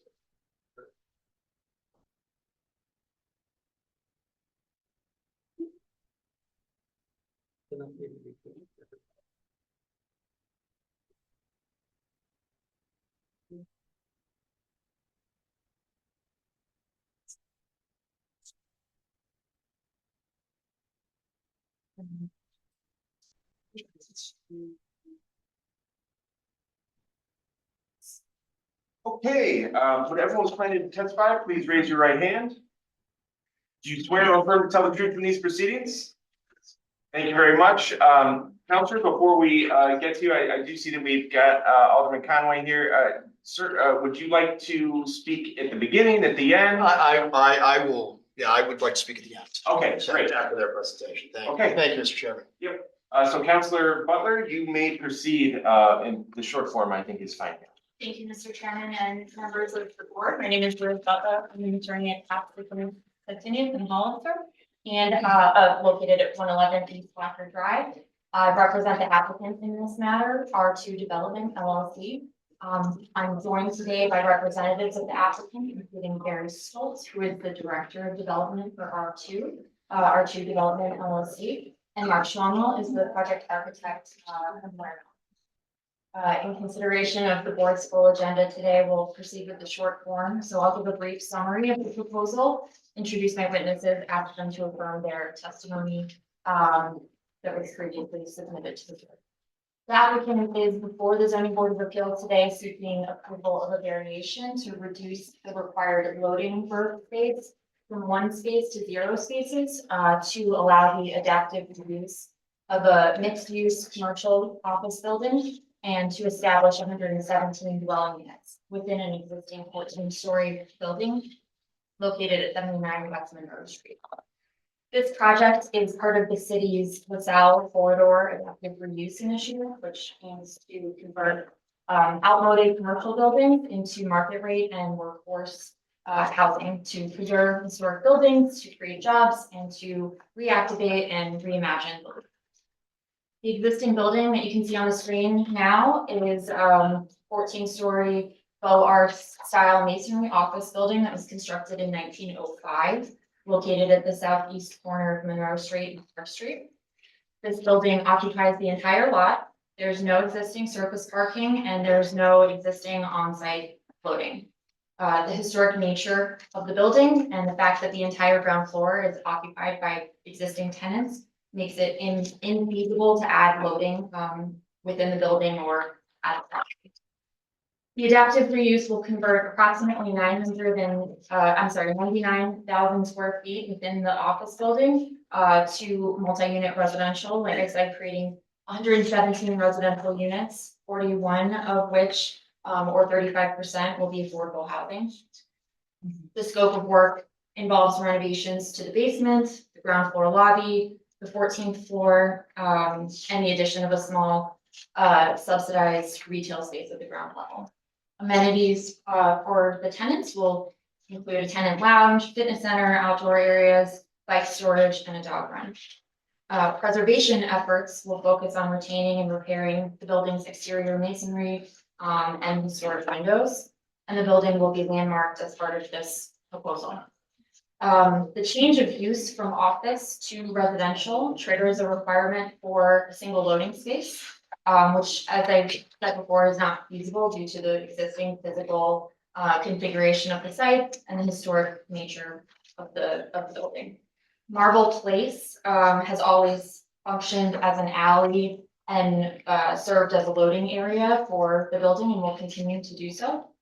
The requirement to provide a loading space would require either a significant demolition of the existing ground floor, reconfiguration of the interior tenant spaces, or alternatively, reducing the proposed development by around 75%, which would make the project infeasible because it would not be supported through the LaSalle Street Initiative and the historic tax credits that are being used. So for those reasons, the requested variation is essential for the project to proceed. That's outlined in a little bit more detail in Exhibit E4, which we submitted an updated version of that into evidence for the board's review and consideration. That outlines 2 options of what would have to be done if the variations were not granted today. In either scenario, the project would not make sense and wouldn't proceed. So with that, unless there are any questions, I'll proceed to introduce my witnesses and get their testimony on the record. Proceed. Thank you. Mr. Stoltz, could you please state your name, title, and business address for the record? Sure. I'm Gary Stoltz, Chief Design and Development Officer for R2 Companies. We are located at 40 East Huron in Chicago. And in that role, do you have specific knowledge regarding the subject property and the proposed development? I do. And you are aware that I, as your counsel, submitted an affidavit signed by you, setting forth your testimony with respect to development and variations. And if you were to continue to testify today, would your testimony be consistent with the proposed findings of fact that we submitted in your affidavit? Do it. Thank you. I don't have any other questions for Barry at this time. I can proceed to my next witness. Please do. Mr. Schwalm, could you please state your name, title, business address for the record? Yes, Mark Schwalm, FAIA. I'm Director for Ware Malcolm, downtown Chicago, 500 West Madison. And you are the principal architect for the project, is that right? I am. And you're a licensed architect in the state of Illinois? Yes, And you're aware that I submitted to the board ahead of this hearing, the proposed findings of fact, including your CV and an affidavit signed by you setting forth your testimony with respect to the requested variation? yes, And if you were to continue to testify today, would your testimony be consistent with that affidavit and those proposed findings of fact? yes, Thank you, Mr. Schwalm. The project has received preliminary approval from the CDC, is supported by the Department of Planning and Development, and we submitted to the board ahead of this hearing a letter of support from Alderman Conway, letters of support from Preservation Chicago, from Intrinsic Schools, who is also a tenant of the building, from the Chicago Loop Alliance, and from a handful of other neighbors who are supportive of the project. So based on the testimony and evidence, and as that forth in great detail and the findings of fact, it's respectfully submitted to the board that the requested variation is consistent with all of the standards for approval of a variation. It have no adverse impact, and that no public purpose would be served by denying this request, and we respectfully request the board's favorable consideration of this matter. I have no further questions for our witnesses, and I know Alderman Conway has some remarks. Yes, Alderman Conway, please. All right, absolutely, Mr. Chairman. Thank you very much, and thank you, commissioners. For the record, Alderman Bill Conway, BILLCONWAY, the Alderman of the 34th Ward. And I am here because this is a very important project as part of the LaSalle Street Reimagine program. I believe it is tracking to be the first one that will activate, sort of closely in conjunction with when, the Google Thompson Center activates as well. So if you're wondering why I'm not out with my kids or on the golf course on a Friday afternoon, as I'm sure a lot of us wish we were, it is because this project is a big part of reinvigorating Chicago after a global pandemic. So I wanted to make sure that I'm part of that. I won't get, I think obviously council explained the legal side of this very well. So I'll just simply say that I'm very excited for it, and I ask for your approval and support. Thank you. Thank you very much. Are there any questions from the board? Yes. So I'm actually very excited about this. I think it's a natural second wind from the residential housing we built for all the colleges downtown previously. Forever ago, but it seems like yesterday. My question is about the 41 affordable units. What is considered affordable in your scheme here? Number one. So across the 41 units, they will blend to approximately 60% AM. So there will be as low as 30 and as high as 80, but at 60 or below in aggregate. Okay, and so you mentioned that you were working with the Department of Planning, you also working with the Department of Housing? And obviously, Alderman, I'm assuming he is very involved in this. And that was, the other question I had was the size of the units? We'll be providing approximately 50 studios, 61 bedrooms, and the balance is 7 2-bedrooms. They range from approximately 450 to around 1,200 square feet, with an average of around 615. So the question, so first, are these going to be rental or condos? Rental.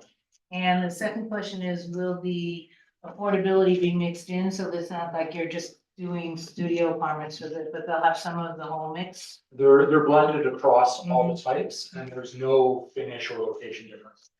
And so no one's gonna be able to say those are the lower. Correct. And I think, just wanted to comment, I was looking at the picture of Maple Place and the description that you made in your findings. And I had to laugh because my mother forever lived in New York City, and when we moved her to Chicago, they don't have any alleys in New York City. So, and no, you know, they didn't have, and these are the buildings that were built before the war, so before the Second World War.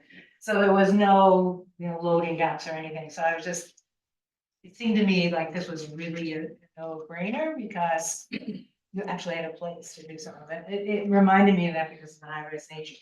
But I have to just, as a former alderman, I just have to say congratulations. Because Well, I hope, think that it's- I hope the rest of the team's great. So I'm kind of speaking out of place, but I just think it's so important that we're building, we're creating, we're as much housing as we can downtown, and that we're guaranteeing that a good percentage of it is affordable and across a range, because this is really the only way we're gonna address our housing crisis in Chicago. And ultimately, hopefully means that will create more of a vacancy rate, which will make some other things more affordable as well. So you should do the next one. Oh, we got 5 of them in the pipeline. We'll be back. All right, any other questions from the board? With that, we will take this matter under advisement. Thank you everyone for coming. Thank you very much. Going back to regular order, case number 344-24S, 10409 Southwestern.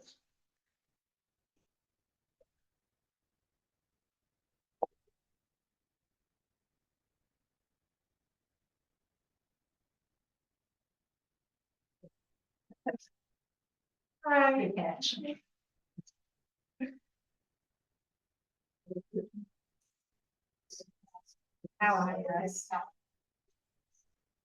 Right, before we get started, let's have Nancy Radzovich read the department's recommendation.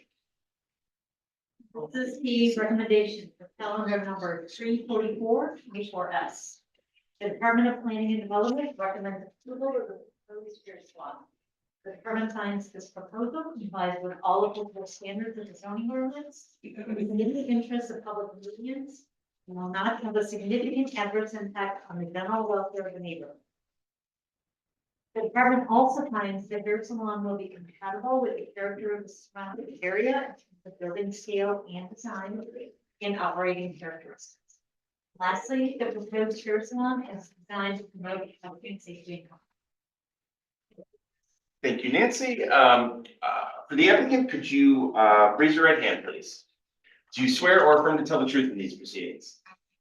Thank you very much. Could you state your name and address for the record? Amber Star Boulder, and my address is 10409 Southwestern Avenue. Okay, and you're looking to open up a hair salon, correct? Yes, sir. Can you tell us about your experience in the hair salon business? This will be my second salon. I've been in Oak Forest, Illinois for about 5 years. My landlord kind of like just turned into a slumlord, and I was looking to come back into the city. My fiance has a barbershop in the city, which has been thriving for about 8 years, so he pushed me to come back. So, yeah. You're a licensed cosmetologist? I am licensed, and I also just finished my instructor's program, so I'm taking my state board and teaching in CPS schools, so. Cool. Thank you. Could you tell us, are you intending on having employees? I am, How many? up to 3. Up to 3? Yes, not 3. And to the extent that they're doing the hairstyling and cutting, they'll be licensed cosmetologists? Okay. And what are the hours that you intend on keeping? Tuesday through Saturday, 9 AM to about 6 PM. Okay. Closed Sunday, Monday? Sunday, Monday, yes. Okay. Any questions from the board? We'll take this matter under advisement. Thank you. Next case, 345-24S, 7912 South Pulaski Road.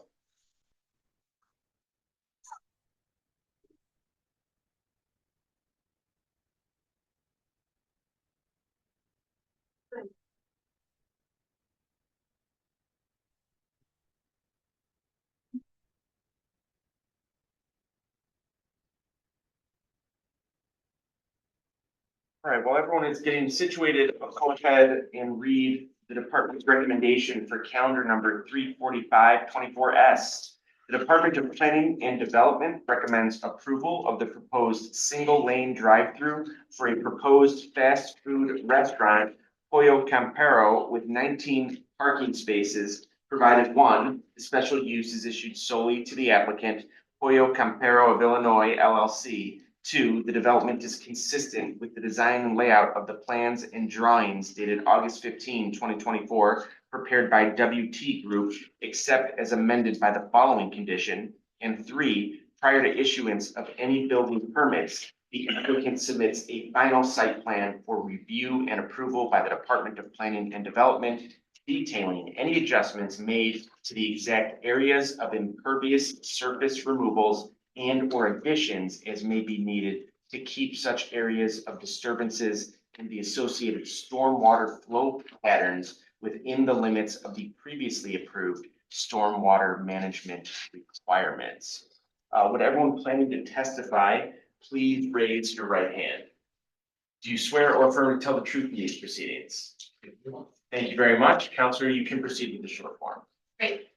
Thank you, Mr. Chairman. Good afternoon, members of the board. My name is Janet Stengel of Gaspin and Allman LLP with offices at 300 South Wacker in Chicago.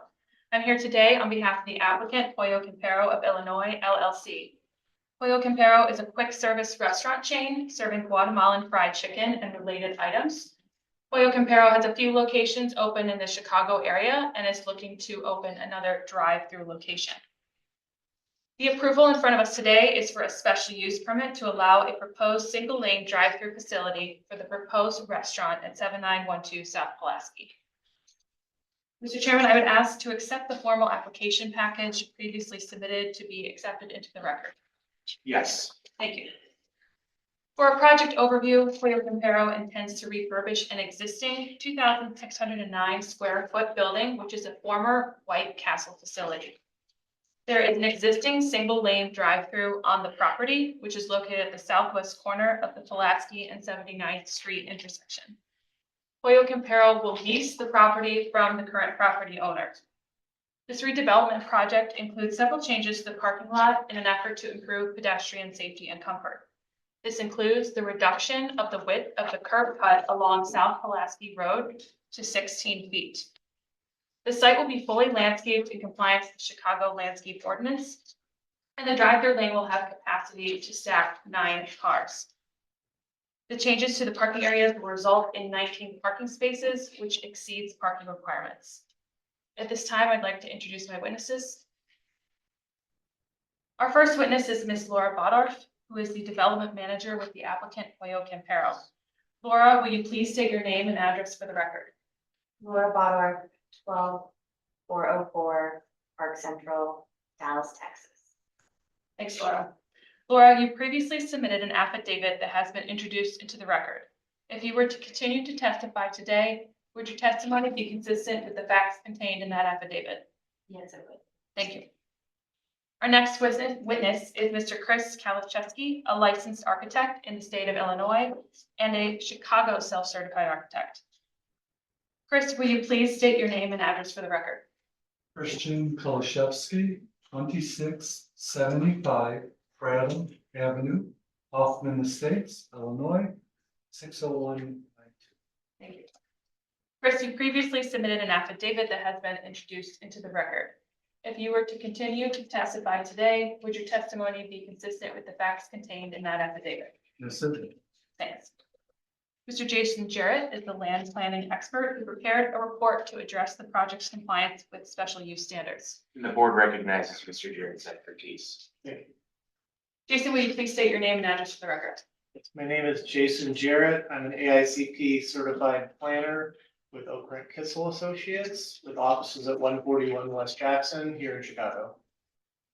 And Jason, you previously submitted an affidavit that has been introduced into the record. If you were to continue to testify today, would your testimony be consistent with the facts contained in that affidavit? It would. The project is located in the 18th ward, and Pollo Campero has received support from the Alderman's office. At this time, we'd like to submit into the record a letter of support from the Alderman's office. Okay. That concludes our presentation. We're happy to answer any questions that the board may have. Are there any questions from the board? I'm just wondering, I can't tell from this if there's any residences nearby. It is in a primarily commercial area. The other locations of the intersection, all the corners are other commercial establishments, with a lot of parking lot facing the actual intersection. And adjacent, it's also commercial? Yes, Jason, do you agree with that statement? Yeah, the corners are all either vacant or commercial. There's a school on the southeast corner of the intersection.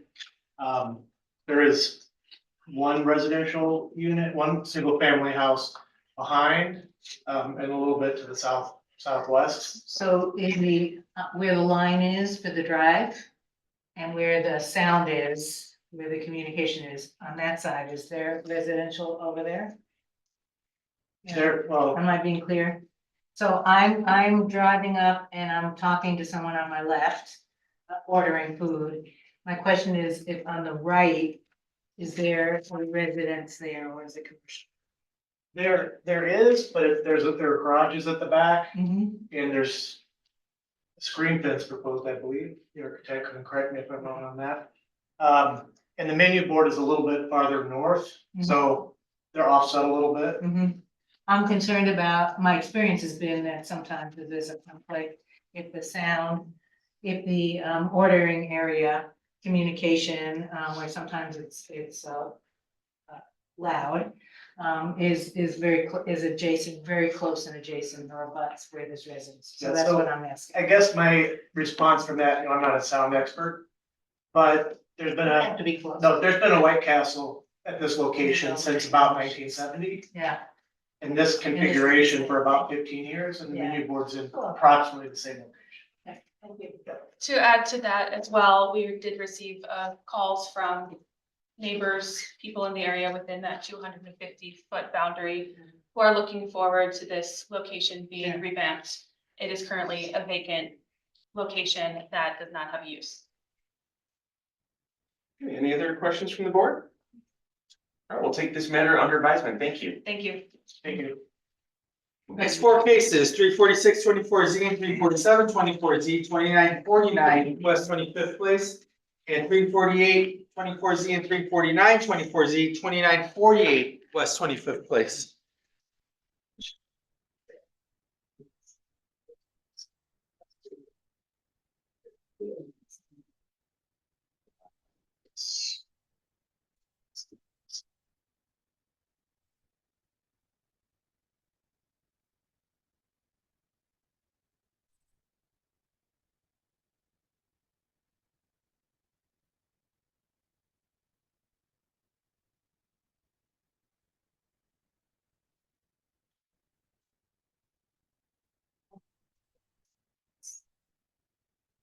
Okay, would everyone planning to testify, please raise your right hand. Do you swear or affirm to tell the truth in these proceedings? Yes. Thank you very much. Councilor Fatikas, you can proceed with the short form. Thank you, Chair. Again, for the record, Nick Tikas from the Law Office of David Biggs. I'm here on behalf of the applicant in both matters, TA Development LLC. The applicant owns the property at 2948 West 25th Street, as well as the lot directly across the street at 2949 West 25th Place. Each property measures 24 feet wide by 120 feet deep, and each property is currently vacant and unimproved. The applicant is proposing to develop each property with a new two-story, three-unit residential building. The proposed residential building will be supported by three surface parking spaces at the rear of the lot. We're seeking variations for the minimum lot area total on the substandard lot to permit 3 units. We're also seeking a setback reduction of approximately 4 feet in order to align the front of our building with the neighboring properties. Again, both forms of relief are directly related to the substandard lot dimensions for each lot. I'd also point out that we submitted surveys. It looks like, because it actually caught me when we were preparing for today's hearing, one of the zoning reviewers used the actual measured dimensions, and that's why you see a difference. The 3,000 square foot total is the requirement. One lot was measured at 2,902 square feet. The other lot was measured at 28 feet. The difference when we did the math was one of the zoning reviewers used the actual measured dimensions, and the other one used the reported dimensions. So that's really the only difference between the two. It's the same project across the street. So I just want to make sure it's clear for the record. I do have 2 witnesses on behalf of the applicant, Mr. Tony Angeris, and our project architect is Mr. Peter Sterniak. And with that, I can call my first witness. Please do. Tony, can you state your name and address for the record? Tony Manjaro, 637 West 16th Street, Chicago, Illinois. And you are the managing member of the applicant, TA Development LLC? Yes, sir. That entity owns both 2948 West 25th Place and 2949 West 25th Place, right? Correct. Both lots are currently vacant. Correct. The plan is to develop each one with a new 2-story, 3-unit residential building. That is correct. And we need zoning variations because of the substandard lot width and depth dimensions, correct? Yes. And these are going to be rental units after they're completed. That is the plan, yes. And you provided the board with an economic analysis of your costs and anticipated return, correct? Correct. And it's your understanding that my office filed witness statements on your behalf of this case? Yes. If you were to continue to testify, that testimony would be consistent with the statements we provided, right? Thank you. Peter, can you please state your name and address for the record? Peter Sterniak, 6650 Northwest Highway, Chicago, Illinois. And you are a licensed architect in the state of Illinois? Yes, And you designed the building program for both of the 3-unit residential buildings, is that right? Yeah. And it's your professional opinion that the substandard lot width and depth dimensions are what creates practical difficulties the variation would overcome, is that right? that's right. And it's your understanding that my office did prepare, submit a witness statement on your behalf in this case? Yes, And if you were to continue to testify, that testimony would be consistent with the statements we provided? yes, it would. Great. Chairman, that concludes the applicant's case in chief for both cases. We'd be happy to answer any questions that you or the board members have. Any questions from the board? I just have one clarification. The setback is being asked for to be consistent with the setbacks on the rest of the block, is that what you're Correct. saying? Yeah, we're actually even at 10 feet. We're a little bit behind one of our neighbors. But because of the substandard lot depth dimension, that 14 feet is, Yeah. would be noticeable compared to our. No, no, I just And wanted the to make surveys, sure. the surveys do show the existing neighboring buildings for both properties. Thanks. Any other questions from the board? All right, we will take this matter under advisement. Thank you. Thank you. Next two cases, 350-24Z, 351-24Z, 1231 West School Street.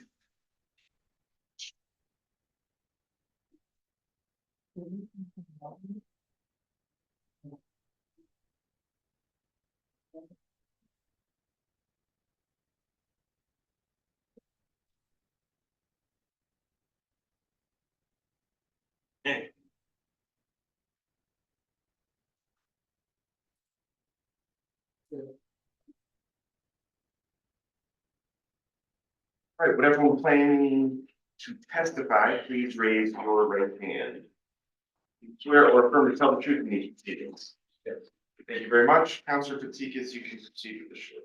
Thank you very much, Chairman. Again, for the record, Dick Fatikas, on behalf of the applicant and property owner, Rayfield Street Residence LLC.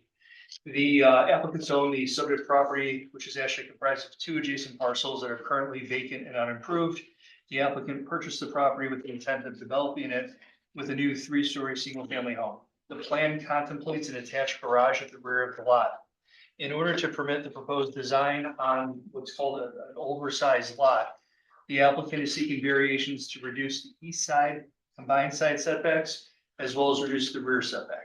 Otherwise, the proposed home was designed to comply with the height and floor area allowances of the underlying RT4 zoning district. I have 2 witnesses available to testify on behalf of the applicant, Nava Talinchi, and our project architect, Gary Barrow. And with that, I'd ask to call my first witness. Can you please state your name and address for the record? Nava Talinche, 3638 North Wayne Avenue, Chicago, Illinois. And you and your husband Felix own the subject property at 1231 West School Street? Yes. Again, the subject lot measures 50 feet wide by 126 feet deep. Yes. And as I just stated, you're proposing to develop the property with a new 3-story single-family home. Yes. And your design includes an attached 2-car garage at the rear of the lot, is that right? Yes. And in order to permit the home, you're seeking variations to reduce the east side and combined side setback total, as well as the rear setback, correct? Yes. And as we stated in your findings, you're building this home for yourself and your family, is that right? And that's because you and your husband want to stay and raise your kids in this neighborhood and specifically at this property. And before we conclude your testimony, is it true that you and your husband have met with both of your immediate neighbors about the project? Yes, You guys reviewed the plans for the build out? yes, And at this point, everybody's in support of the program. And it's also, is it your understanding that my office filed witness statements on your behalf in this case? Yes. And if you were to continue to testify, would that testimony be consistent with the statement we provided? yes. Thank you. Gary, can you state your name and address for the record? Gary Farrell, spelled BEYERL. BBA Architects, 1010 South Wabash, Chicago. And Gary, you are a licensed architect in the state of Illinois, Yes, and you designed the building program for the single family home at the subject property, is that right? yes, And it's your professional opinion that the irregular lot dimensions, as well as the pattern of development in the immediate area, create the particular hardship or practical difficulties the requested variations would overcome, is that right? yes, And that's because without the relief, the applicant will be forced to really narrow the home's footprint and then have an inefficient 9-foot gap between the rear of the home and the detached garage, correct? yes. Now, with respect to, I know one of the questions that came up was the open space. Our program maintains over 1,000 square feet of open space that's usable at grade at the rear of the property, is that right? Yes, the required is about 410. And that, again, far exceeds the technical requirement, and that's what this design allows you to achieve. Yes, And is it your understanding, Gary, that my office filed witness statements on your behalf in this case?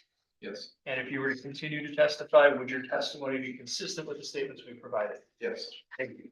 Chairman, that concludes the applicant's case in chief. We'd be happy to answer any questions you or your board members have. Could you just explain a little bit more what the hardship is? I'm not fully understanding. Yeah, so what happens is in a case like this, you have a 50-foot lot that is R4. On its face, it's essentially typically 2 development sites, so you'd have 2 3-unit buildings. Those 2 3-unit buildings would have 2 and 3 foot side setbacks respectively. What we're trying to do is build the buildings, I guess you call it together, so that we're not maximizing, or we're not being penalized for having double the side setbacks on a residential street. And one of the other things that we talked about and we showed in the findings of fact, just the area from the zoning map, most of the homes on the block have that 3-foot to 4-foot setback on either side of road. So forcing us essentially to have a 6-foot setback would be out of character with the rest of the neighborhood. And Gary, you could probably do a little bit of a better job explaining it, but from a design perspective, how do you respond to the chairman's question? So the primary objectives of our client's program is to maintain open space. And we positioned the garage, it's only a 2-car garage, even though the site is wider, and made it narrow and deeper. And similarly, with the house wider and shallower, the rear open space is dramatically improved. So on the ground, we have an excess of 600 feet.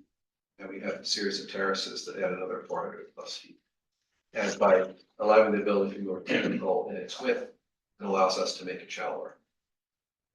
I kind of go back to my analogy from earlier that if you push the silly putty putty, if you push it this way, it throws it left and right, but it leaves the open space at the rear. You're an 8-year-old, I mean, 10-year-old. 10-year-old, oh my God, please do not put that in the record. Any other questions from the board?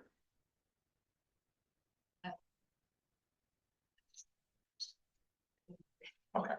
Okay, we will take this matter under advisement. Thank you. Thank you. Next case, 353-24Z, 1639 South Alport.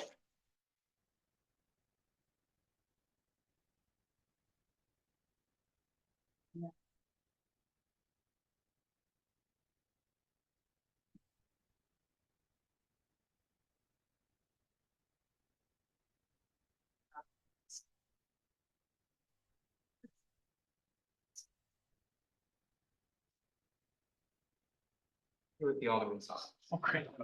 No worries.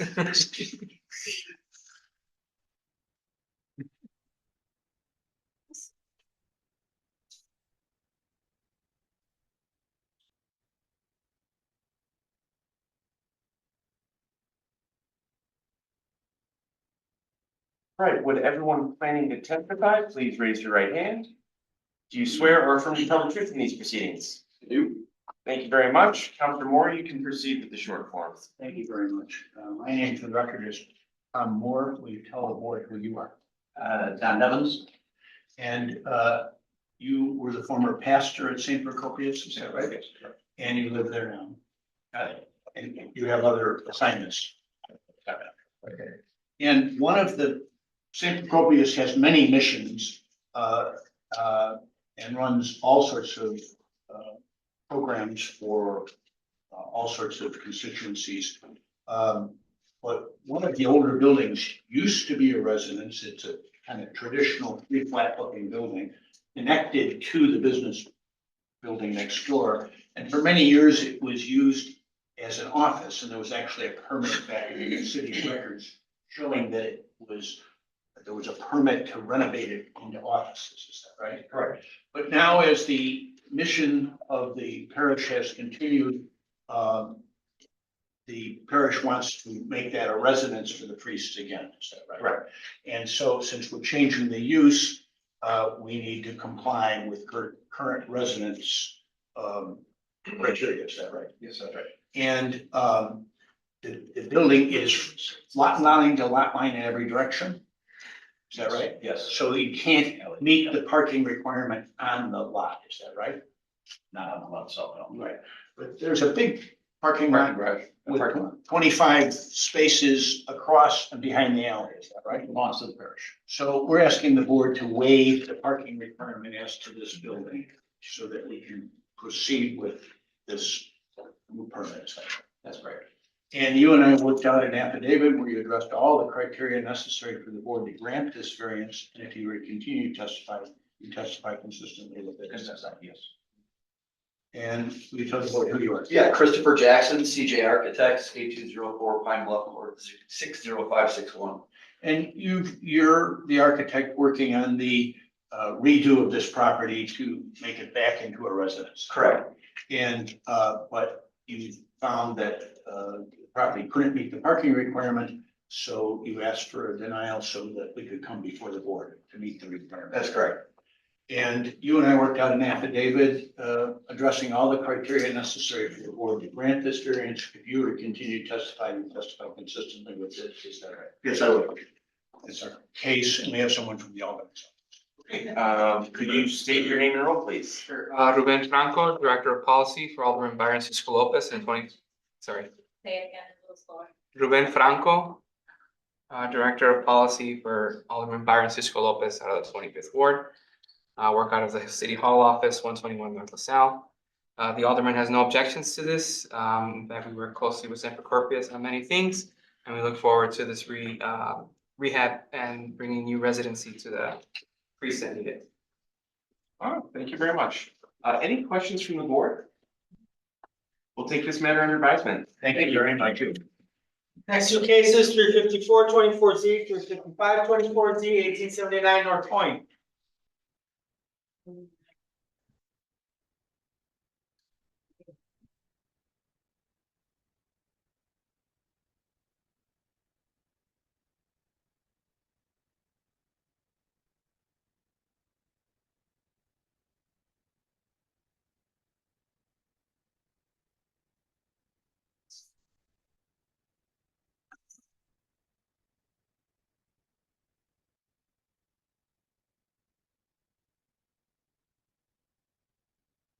Right, would everyone planning to testify, please raise your right hand.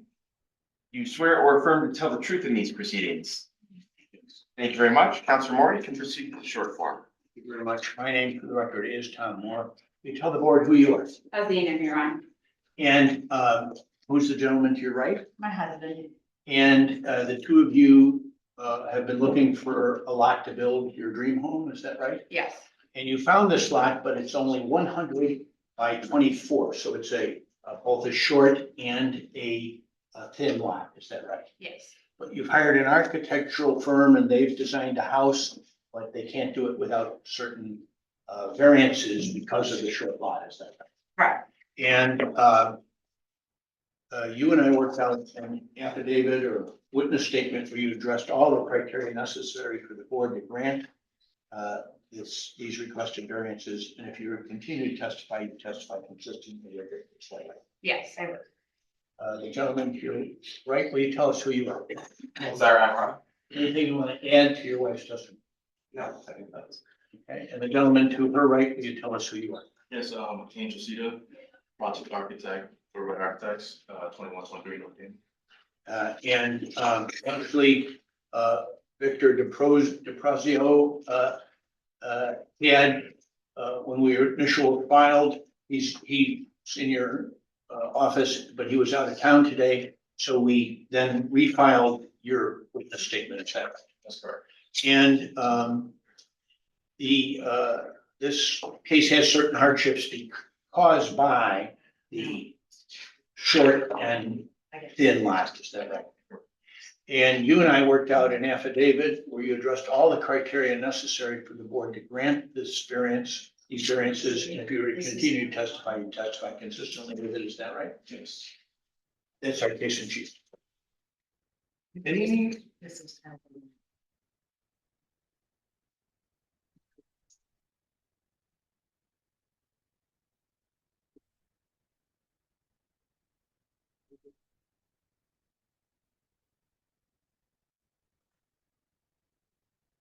any questions from the board?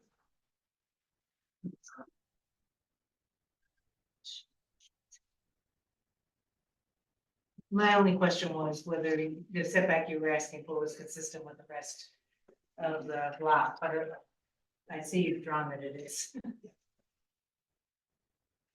The architect can answer this. This will line up with the rest of the block.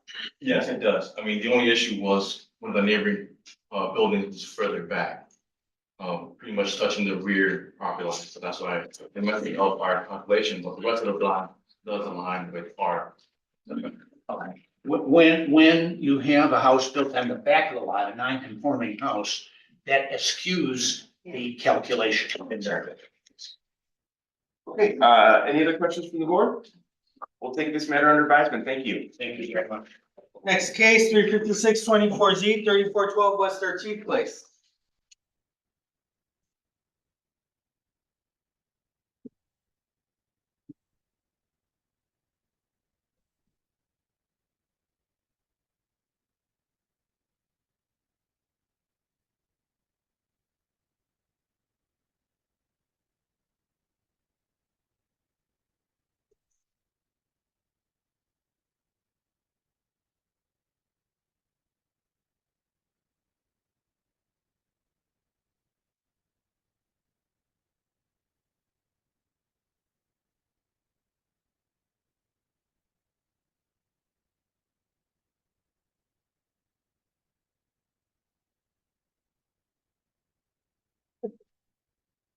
Everyone planning to testify, please raise your right hand. Do you swear or affirm to tell the truth in these proceedings? Yes. Thank you very much. Councilor Moore, can you proceed with the short form? Okay. And maybe we don't need this. But if there's. Wait, is there an objector? No, not at all. Okay. We were afraid there might be, and we were going to explain kind of the history of this, but. Well, maybe give us a little bit of the history anyway, because we may have the question. That'd be great. So we tell the board who you have been over, and you live at this address. Yes, with your wife who's to your right. Yes. And your two children. Yes. One of your children is out of school and working. And you learned that the city now has an ADU pilot program in your neighborhood. Is that right? You want to talk to the board? Oh, and then you contacted a contractor this is the one of the original contracts. It says it's for $17,000, but it ended up over 30. Is that right? That's correct. And you took out a loan, and he said he'd take care of everything. Is that right? That's right. And on this contract, which I'll make exhibit number 1, he right, the circled part here, he said that he would take care of all permitting and get all approvals. Is that right? Yes. And then, so you took out the loan and started paying him and he started the work, is that right? Well, and then he came to you and he showed you something on his phone that said the city had approved it, is that right? That's right. And you later learned that what the city had approved was that your property for an ADU, that's an additional unit in the back over the garage, is that right? Yes. And you only learn much later, I'll make this exhibit number 2, that the approval, that this is the letter the city actually approved. And it says that the ADU, the idea that you can do an ADU is there, but you still have to do it, get a permit and do all that stuff, is that right? Yeah, that's right. But you didn't understand that at the time. No, I don't. And you thought he had, when he said he got all the approvals, you thought he had gotten a permit as well, is that right? Yes. So he started paying you, he started doing the work, and then there was a stop work permit, is that right? And you have a pending case in front of the circuit court, Yes. and you, and the reason you wanted to do this whole thing is your son has friends over and it's a very small house, they play video games and stuff, and your wife thought it'd be a great idea if we created an apartment across the backyard above the garage, is that right? That's right. And your wife even thought maybe someday he'd get married and she could have grandchildren right there across the yard. Yes. And so, but then you had a terrible problem when you got the stop work payment, stop work order, and you didn't understand that. When you asked it, suddenly then he said, oh, he needs more money for an architect, is that right? Yes. And you gave more money. And it took many months, but eventually you got plans, is that right? Yeah. And you're understanding, but you had to you're taking out another loan, is that right? Because now you gotta do everything to make it right, is that right? Yeah. And that's what you're gonna try to do, is make everything right. Yes. Is that right? And you and I worked out a witness statement where if you continue to testify, you testify consistently with it, is that right? That's good. Right. Lady to his right, we tell the board who you are. Florence Lopez, I live at 3412 West 13th Street. And what can you add to your husband's testimony? The guys really gave us a really hard time. We are spending now double the amount of money that we thought we were gonna spend, because he's a monthly, right? For the record, I mean, because I can see from the invoice here that it's Exteriors DC LLC. What's the name of the contractor? Jose Rodriguez. If you look on the other exhibit, he finally got this letter from the. Okay, all right, so just for the record, it's Jose Rodriguez, Exteriors DC LLC. He told you he was gonna get the permits and the work would be permitted when he did it, and he didn't do that, right? Yeah, that's right. Okay. And now you have to not only go through this process, but you get. Yeah. And you have identified another contractor who, if you can get a permit, is licensed in the city of Chicago and will do everything right. Is that right? Okay. Okay. Dolores, you and I worked out a witness statement. If you were to continue to testify, you testify consistently with it. And certainly tell the board who you were. Russ Blinker. And you were asked to draw as built. All that's really there is the outline, the roof and the sidewalls of the building, not the interior at all. If you would draw that, but also make any corrections to make it code compliant, is that right? Yes. And there were a bunch of code compliant things. For instance, right now there was a temporary stair that was perpendicular. You've redrawn the stair to be parallel to the wall and made other code compliant corrections. But if the board saw fit to grant these variances, the net result will be a fully compliant ADU, is that right? Yes. And you and I worked out an affidavit where you addressed all the criteria necessary for the board to grant these variances. And if you continue to testify, you testify consistently with it. Is that right? Yes. That's our case in chief. Any questions from the board? No, I think we got it. We'll take this matter under advisement. Thank you. Next case, 35724 Z, 1621 West 37th Street.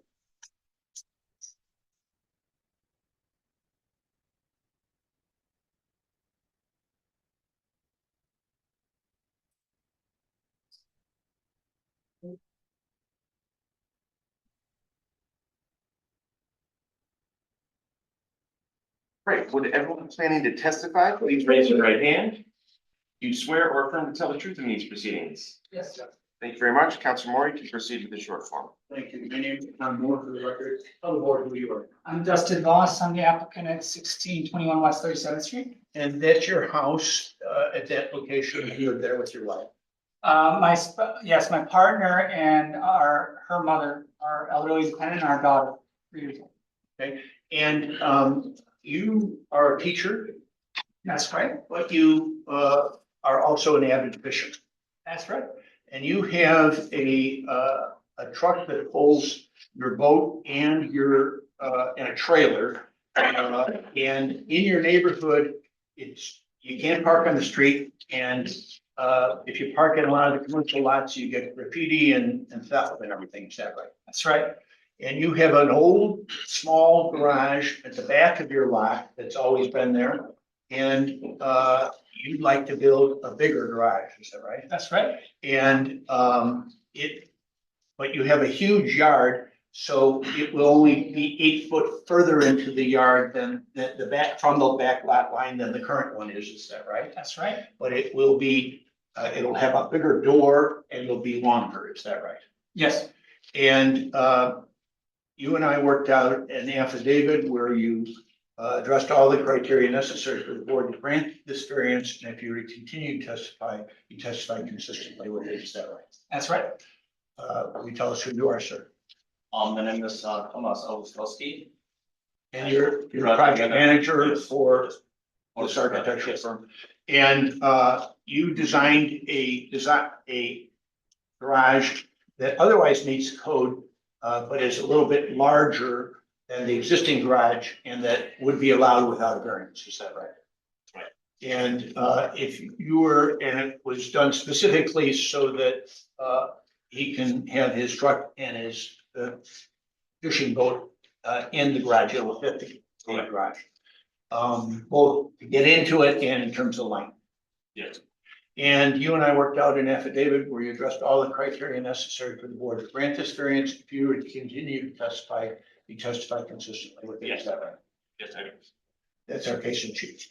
Any questions from the board? This is one, just, if you could just tell us how much space is left that's open space between the garage and the house? 26 feet.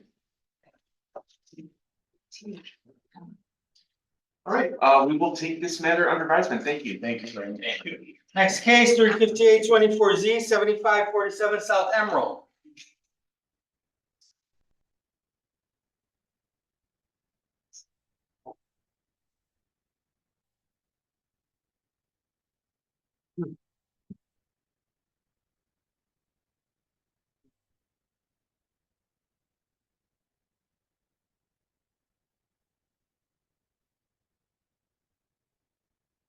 Would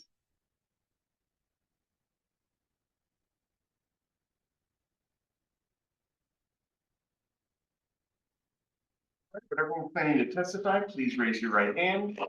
You swear or affirm to tell the truth in these proceedings? Yes. Thank you very much. Council, you can proceed with the short form. Mr. Chairman, members of the board, my name is Mark Kupiec.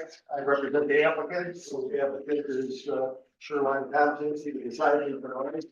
And down the road is Stan Margarina from Ipsa Architects. And very simply, Shoreline is the applicant, also the owner of the property. Property is improved in single family home, old single family home, maybe 125 years old. And before she owned it, her mother owned it. It's an old building with an old rear addition, And the unique circumstances that the lot itself is only 20 feet wide the house is only 16.4 and needs to repair that rear addition, and the rear addition follows the wall of the existing house. Shoreline got a notice from the city, has a court case pending, told her to get a permit.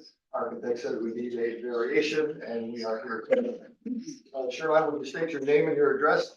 Sherlon Thompson, 7507 South New Avenue. When you're the owner of the property, Right. formerly owned the property formerly owned by your mother, Yes, you're familiar with the neighborhood? yes, born and raised. Good.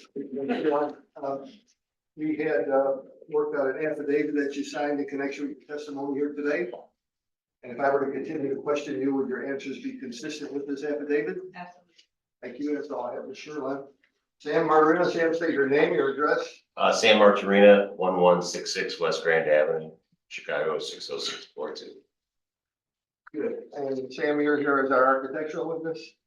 Yes, And Sam, true that the proposed new rear addition would replace this old rear addition. yes, And architecturally, also true that the rear addition, best practice is to follow the wall of the existing building in front of it. yes, Good. And we actually worked on an affidavit for you in connection with your testimony here today. If I could continue to question you, would your testimony be consistent with that affidavit? yes. Mr. Chairman, that's all I have, unless there's questions. So are you just replacing the old addition? I mean, is it the same footprint or no? Sam, could you respond to that? The new one, of course, has to meet the current code, so. Yeah, they're replacing that, but we're also putting a stair in the second exit. Stair, like a little porch in the back, in addition to that. Porch.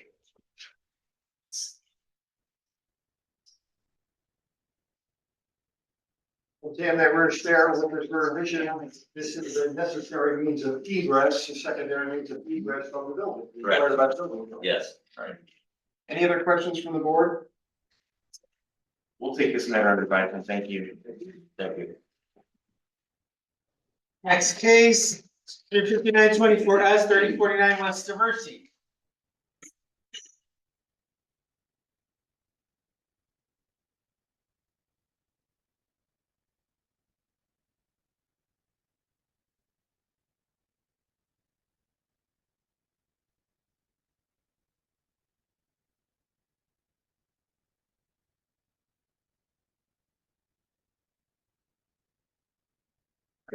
Go ahead and read the department's recommendation for calendar number 35924S.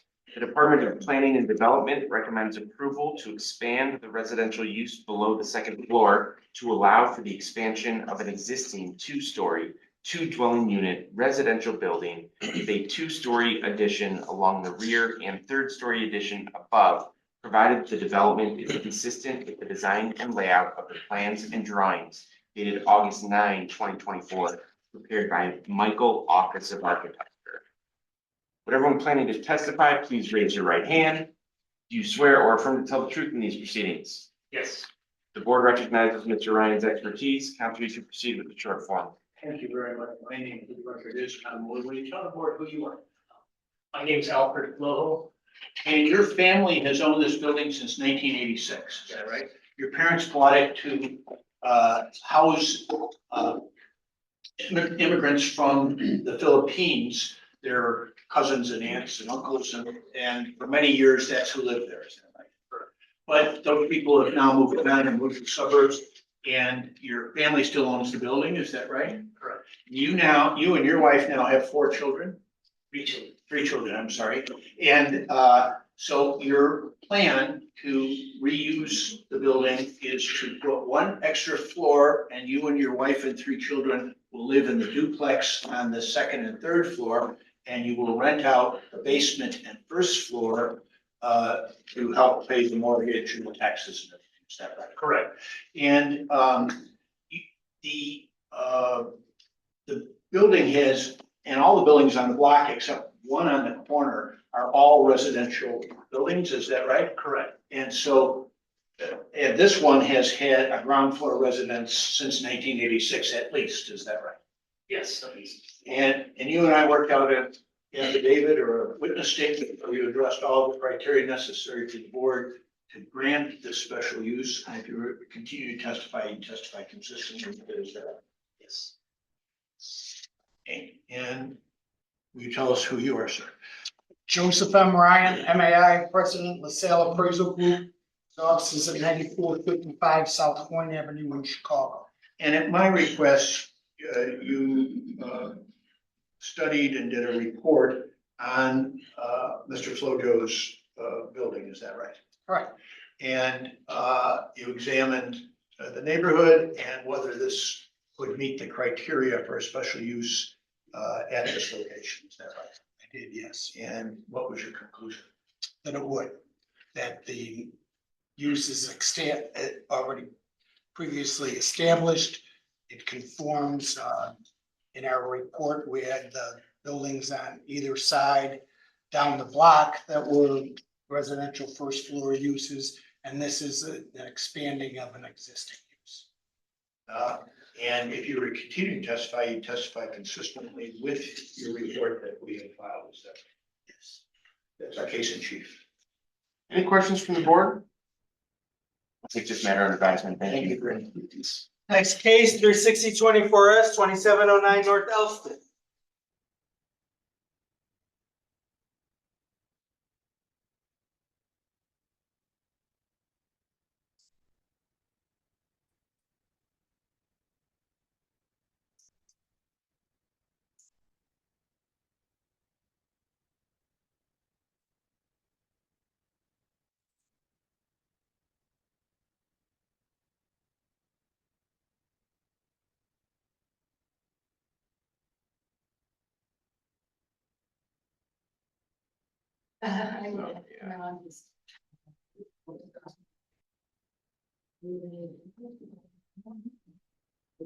Chair, I believe we have an objector as well. Oh, okay, okay.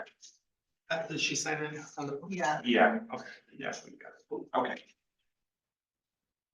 And, I'm gonna go ahead and read the department's recommendation for calendar number 36024S. The Department of Planning and Development recommends approval of the proposed adult use cannabis dispensary, provided one, the special use is issued solely to the applicant, West Side Visionaries LLC. 2, all on-site customer queuing occurs within the building. 3, the development is consistent with the design and layout of the plans and drawings dated August 2, 2024, prepared by DMAC Architecture and Interiors. Would everyone planning to testify, please raise your right hand. You swear or affirm to tell the truth in these proceedings? Yes. Yes. Thank you very much. Counselor, I can see that we have an objector here. Have you had an opportunity to speak with the objector? I did. I asked her if there were some questions and things I could tell you to address, and she said she didn't have any that she wanted me to address. Okay, okay. All right, so let's proceed. Go ahead. Just so you know, this is how the case will proceed. The applicant will put on their case in chief.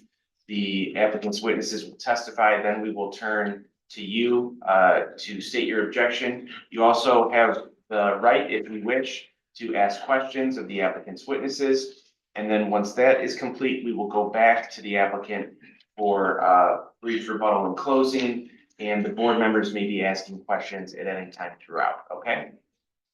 So with that, Counselor, proceed. Good afternoon. Good afternoon, Mr. Chairman, members of the board, Rolando Acosta here on behalf of the applicant. The subject property, as you can see from the image on the board, is about 126,000 square foot piece of land bordered by Elston on what I will call the west. It's really sort of the southwest. Logan Boulevard on the south. It is improved with 56,000 square foot shopping center. The applicant proposes to occupy an approximately 3,150 square foot existing storefront within that shopping center that is located at the southern end. Place a star in this exhibit to show approximately where, adjacent to Logan Boulevard.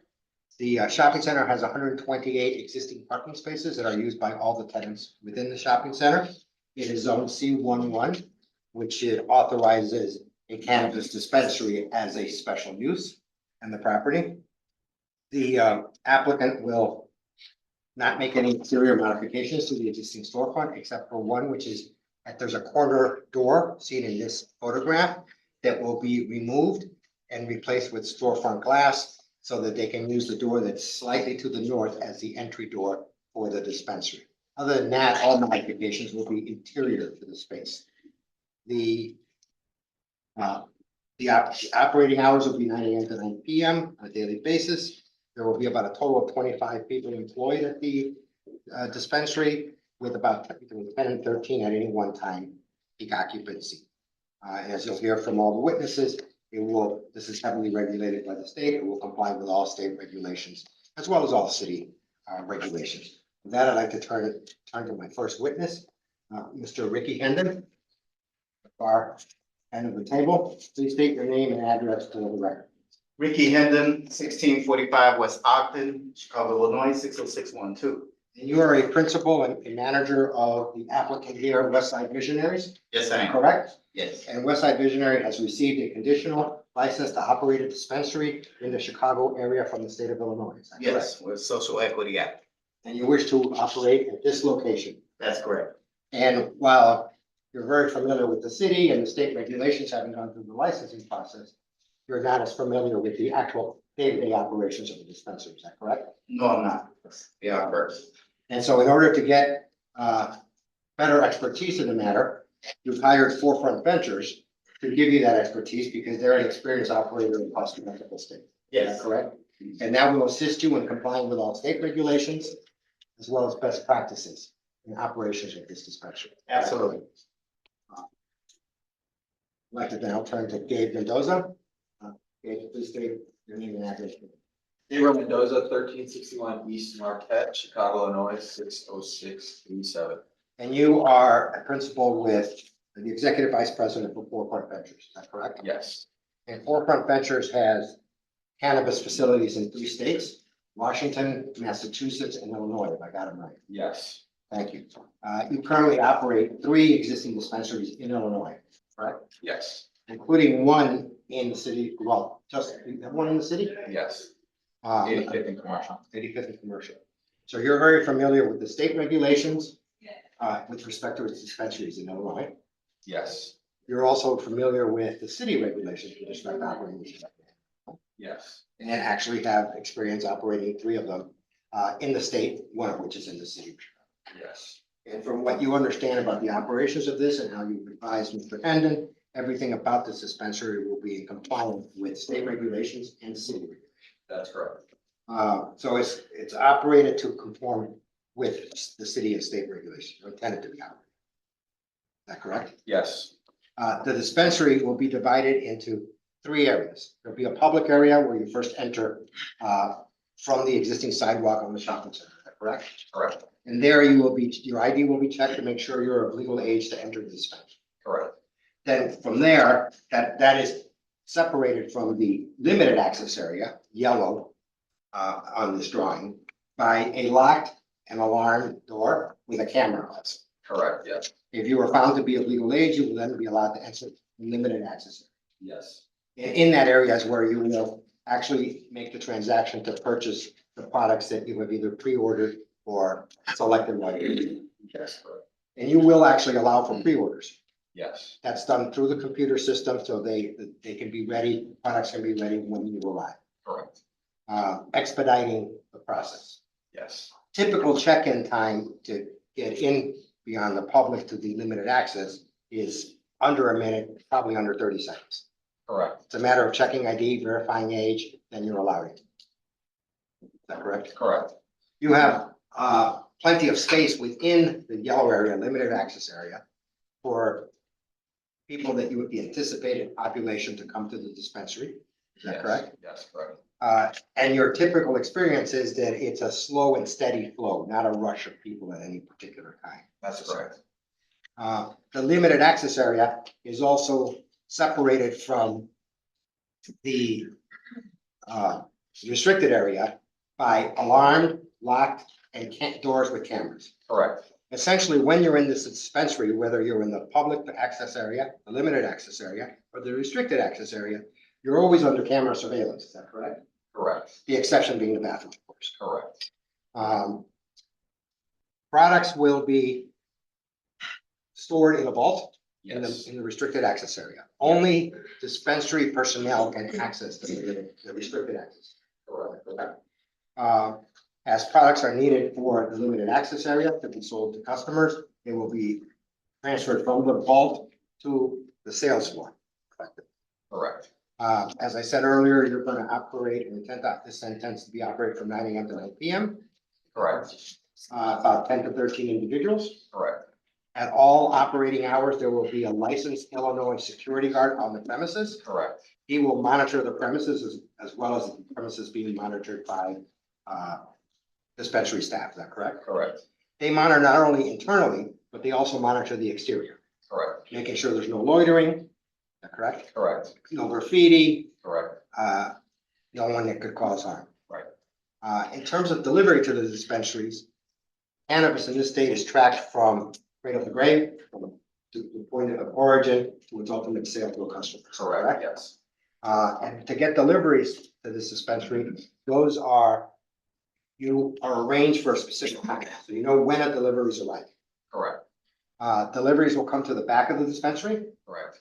They will use one of the existing parking spaces behind the dispensary to park the vehicle. The vehicle is typically a van. Is that correct? Correct. Yeah, and then the dispensary staff or the security guard will monitor the exterior to make sure there's no loitering before this van arrives with the cannabis. Is that correct? Security will, yes. Then the products will be brought in the back door. Correct. They will be entered into your system, your processing system, the tracking system that you have computerized Correct. in the dispensary, and then move to the vault. Yes. Counselor, let me jump in for a second. I actually want to see if there might be a way to streamline this because you have a very, comprehensive submission. And so what I want to do is I actually want to turn to the objector right now and see what the objection is so that we can touch that if it's assuming it's relevant to our standards, that we can focus on that and then, move forward. So let's turn to the objector. First, could you state your name and address for the record, please? Yvette Diaz, 2319 West Diversey Avenue, 60647. And can you tell us generally what your objection is? So I'm an objection of this because it is far too close to a residentially zoned area. The closest residence is about 150 feet away from the proposed location. And the parking space that they are referring to, which delivery will be made to, is directly beside the closest residence. Okay, so, all right, so that's your objection, that it's close to a residential area? Okay, okay. With that, Counselor, you can talk a little bit, about the deliveries, but I don't think we need to get in, to the nitty gritty of the operation. I appreciate it. I'm happy to accommodate anything to make you go home earlier. So I think generally speaking, you have to, in your operations of the dispensaries in Illinois, as well as in other states, have you seen any negative impacts or any conflicts with any nearby residential areas to any of your dispensaries? Yes. Which ones are, how many? One in Brookline, Massachusetts, in the neighborhood of Brookline. And then the next would be Georgetown, Massachusetts. And South Chicago is half a block, maybe less, to residential. And have you seen any negative impacts on the nearby residential from the operation of your dispensary? No. Generally, there's just more security for this use than any other use. It makes the neighborhood. I'd like to actually turn to Julie Poulos because he has studied this particular issue. Can I just ask a question? Absolutely. What are the hours that you expect for deliveries to be made? They'll be made in between the 9 to 9 timeframe. People like to go home early, so I'm sure it will be from most of them from 9 to 5. So between those 8 hours. And the deliveries are made direct on that end? Well, I know where so you are on Logan Boulevard. And so the deliveries will be made directly behind you? Correct. And they will be made Well, assuming it's all gonna be very secure because you'll be. Yes, the routes and the times are never the same, so that it doesn't lead to a pattern that can be detected. Mhm. And so they'll call us, and even inside of the facility, we have proper terminology to not let people know inside of the facility that there is a delivery happening in the back, so we'll use different words that mean delivery. And so it's not at all a pattern, and they give us a heads up ahead of time, and we make sure that there's a security guard outside with the delivery at all times. Approximately how many deliveries a day? Oh, I think it's probably easier on a week, one a day, maybe 1.5 a day is about the average. The deliveries are a response to your calling for additional product? Correct.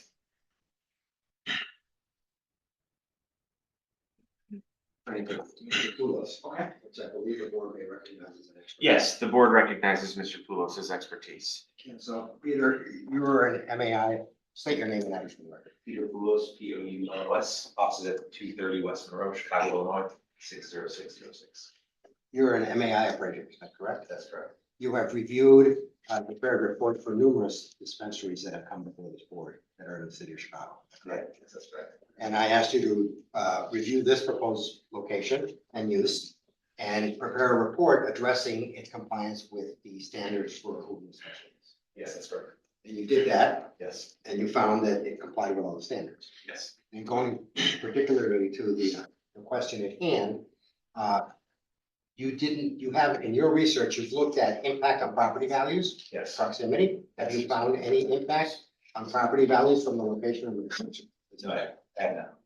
Have you also reviewed data and reports or studies related to crime activities? Yes. And have you found that there's any increased crime to residential areas or otherwise from the location of the dispensary? No, I have not. Additionally, our report references studies that have been done throughout the country addressing this matter specifically, and crime actually tends to go down as a result of the cannabis dispensary revenues. You have Due to the increased security and increased. Right, that increased security, increased traffic, and security guard on premises. In addition, this location is in the C1 district, is that correct? Yes, that's correct. A C1 district would actually allow a liquor store, Correct. which I'd argue is a similar use without all of the security protections that this brings. That's right. Could be more detrimental. That's correct. This is also a very commercial location, Yes. large uses near us. PetSmart across the street. Correct. Target across the street, Export across the street. Verizon right across in the shopping center, right? Correct. So this is a highly commercial area. You don't see any negative impact from this dispensary to the residential areas. Not at all. I don't know if the board has any questions of Mr. Poulos at this point. I mean, the location that you're proposing to go into, what was in it before the dispensary, do you know? It was a mattress firm.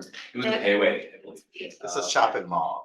Right, right. With the It's- specific, Oh. yeah, the specific. It's behind the GNC, it was a Payway. Yeah, so I mean, it's part of a commercial Yes. property. Beverage before. Yeah, okay. And adjacent to the residence that's immediately behind you, is that, it looks like on the materials here that there's parking spots there, correct? And those will stay there? Yes, those parking spaces stay there. Oh, okay, yeah. It's the back of the center. So you got a driveway, you got parking spaces, and it looks like you got a fence. There's a wood fence that separates it from the residency. Are those trees behind there too? Yes, and the parking that you see in the rear is primarily used by employees. It also is where the access door from the rear is. And originally we had a report, we had the van parking up against the building. The Department of Planning thought that that may obstruct the aisle and asked us to actually isolate it and put it in a parking space Yeah, gotcha. to improve the situation. So it was adjusted accordingly. This is staff employment. There is a fence between us and the residential. And people who are coming will be coming through the front. They're coming through the front. There is no public access through the back here. The only entry to the back would be the deliveries. Mhm. Everybody else is coming through the front of the shopping center across from Verizon. I'd like to turn this to Dwayne if I could, because he's my final witness. Yeah. If nothing else, let me just ask Peter. Peter, if you were to continue to testify today, would your testimony be consistent with the report that you prepared? Yes, it would. And I should ask that, of Mr. Hendon also, I prepared an affidavit that summarizes your testimony, and if you were to testify today, would your testimony be consistent with your affidavit? Absolutely. And the same, Dave, if you were to testify today, would your testimony be consistent with the affidavit? It would, yes. Thank you. Dwayne? Okay, Dwayne McEwen, founder principal at DMAC I Architecture. apologize, sir. Could you say that one more time? Well, okay, sorry. Dwayne McEwen, founder and principal of DMAC Architecture and Interiors, 1229 Emerson Street, Evanston, Illinois, 60201. You were the design principal overseeing the design of this proposed dispensary. Yes, And you have designed the dispensary to comply with state laws yes, as well as city laws, yes, building code as Yes. well as zoning code. yes, And you believe it'll be operating, based on what you know, consistent with the state and city regulations. yes. And if they also prepared an affidavit, it would be happy if you were to testify, would your testimony be consistent with that affidavit? Yes. I don't know if there's any questions, so Mr. McEwen. Any questions from the board for the applicant at this time? All right, let's go back to the objector. All right, so the objection is that the back of the operation is too close to residential. Am I understanding the objection correctly? Yes. it is Okay, can you give us a little bit more about what your concern is? So the area, while that side of the street is zoned for commerce, there aren't any businesses that are catering to exclusively 18+. So there aren't any liquor stores, there aren't any other dispensaries, and opening an establishment of that type there would pose a disturbance to the local residents. Did you have any questions for any of the applicant's witnesses? No. Okay. Anything else that you wanted to say about your objection? No. Okay. All right, we're gonna go back to Councilor Acosta for brief rebuttal and closing. I believe that we meet all the standard. I think the presence of security guard staff, interior and exterior cameras actually addresses specifically the concern the objector has. The security guard and staff will monitor not only inside, but outside to make sure there's no loitering. There's no inappropriate activity occurring in the vicinity of this dispensary.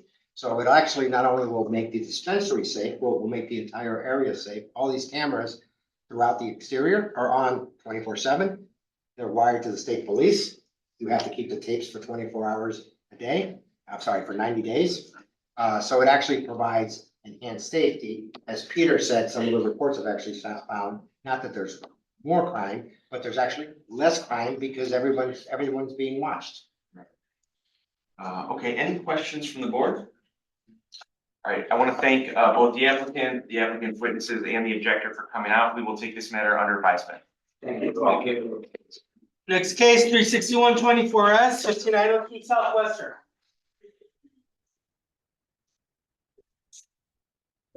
Oh.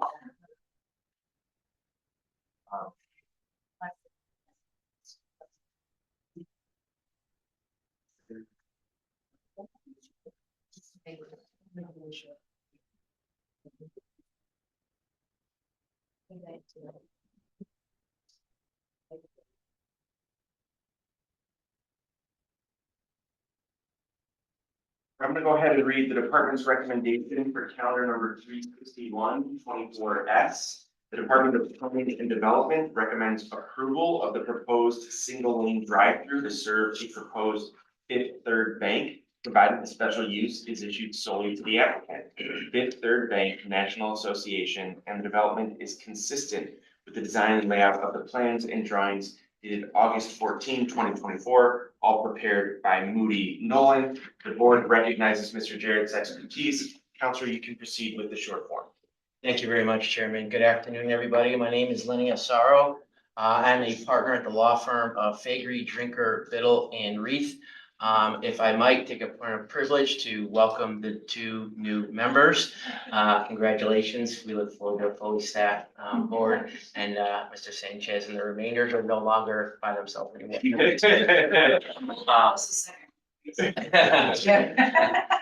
Yes, thank you.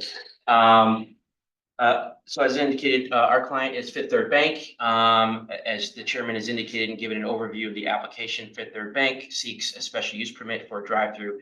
Just really quickly, the ZBA actually approved the special use permit a couple of years ago for this very same use for this very same project. There was just an administrative hiccup on our part, and so the timeline or the term had expired by which to file the application for building permit. So we're just really back here with a refile of the exact same project. The only difference is that back then there was a Pizza Hut building that was in existence. It's now been demolished. And so we would be ready to go as soon as practical.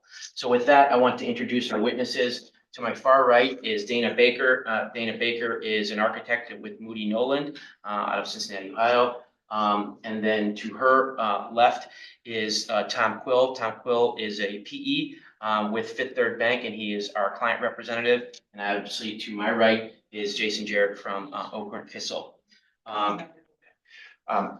Let me just interrupt for a second because I just remembered that I forgot to swear them in. So for everyone planning to testify, please raise your right hand. Do you swear or affirm to tell the truth in these proceedings? Yes. Thank you very much. Thank you very much, Chairman. So this is the subject property is at 5902 Southwestern Avenue. The property is located on the southwest corner of 59th and Southwestern Avenue. The land area is approximately 16,457 square feet per survey. As I indicated, the subject property was improved with a 3,400 square foot one-story building. It's been demolished. The zoning is B1-2 Neighborhood Shopping District. And the applicant desires to develop the site into a 1,900 square foot, one-story Fifth Third Bank building with a drive-up automated teller machine facility. The hours of operation of the bank branch will be Monday through Thursday, 9 a.m. to 5:30 p.m., Friday, 9 a.m. to 6 p.m., and Saturday, 9 a.m. to 2 p.m. for the lobby and drive-through facility. I would respectfully ask the chairman to admit into evidence our fully completed application along with the plans and drawings and project narrative and survey that were submitted and related thereto. Yes. Thank you. I'd like to now just briefly examine Mr. Quill. Can you please state and spell your name? Tom Quill, Quill. And are you an EWS Senior Project Group Manager at Fifth Third Bank? Yes. And did you review and sign an affidavit in support of this application for special use? Yes. And is the document that I'm showing you here? Yes.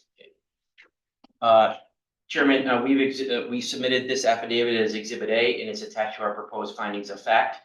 Mr. Quill, if you were to be examined at this hearing regarding the contents of your affidavit, would your testimony be consistent with your affidavit? Yes. Thank you. Ms. Baker, could you please state and spell your name for the record? Dana Baker, DANAKER. And are you an architect licensed in the state of Ohio? Yes, I am.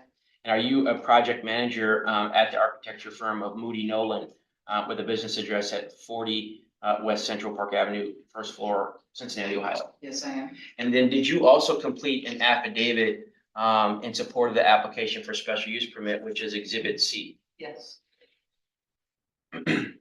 And if you were called, and did your firm, Terra Engineering, a Chicago firm, prepare the site plan, the landscape plan, the exterior elevations and floor plan that were submitted as part of this application? Yes, we did. Okay.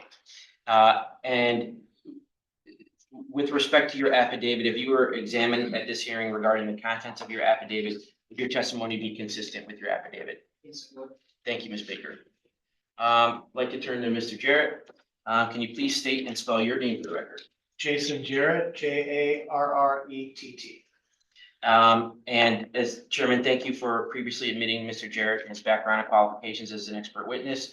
Mr. Jarrett, you were retained by the applicant to conduct an urban planning analysis for this special use permit. Is that correct? That's correct, yes. And you prepared a written report, correct? Yes, That contains your analyses, opinions, and bases for your opinions? correct.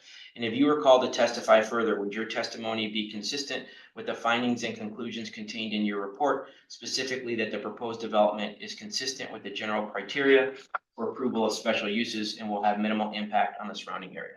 Yes, it would. Thank you, Mr. Jarrett. Thank you very much, Chairman. I don't have any other questions of our witness. Thank you. Any questions from the board? I do, sorry.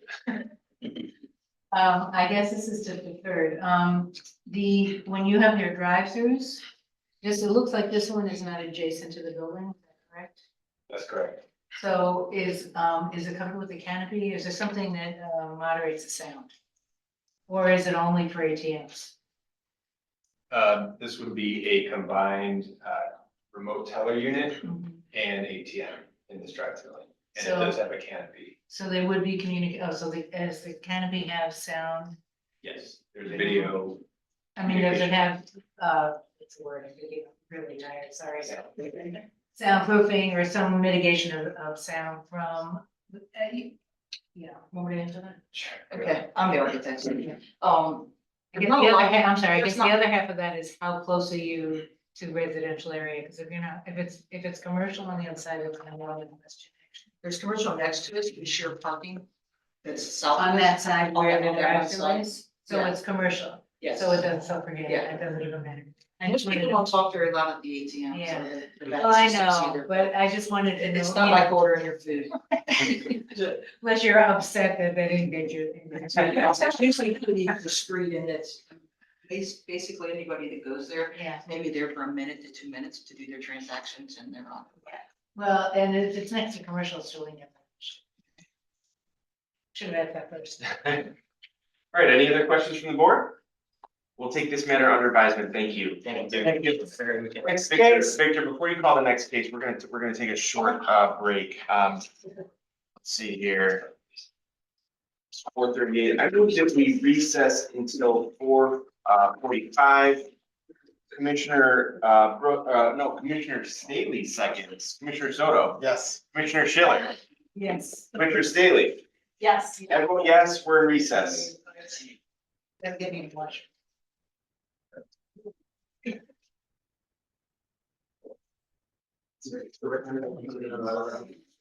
Oh, you.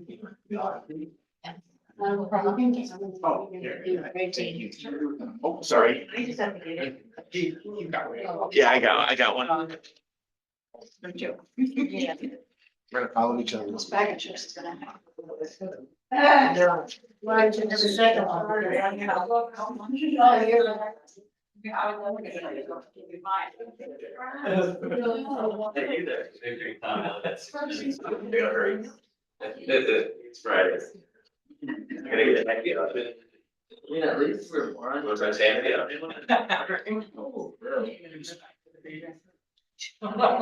No, she's been.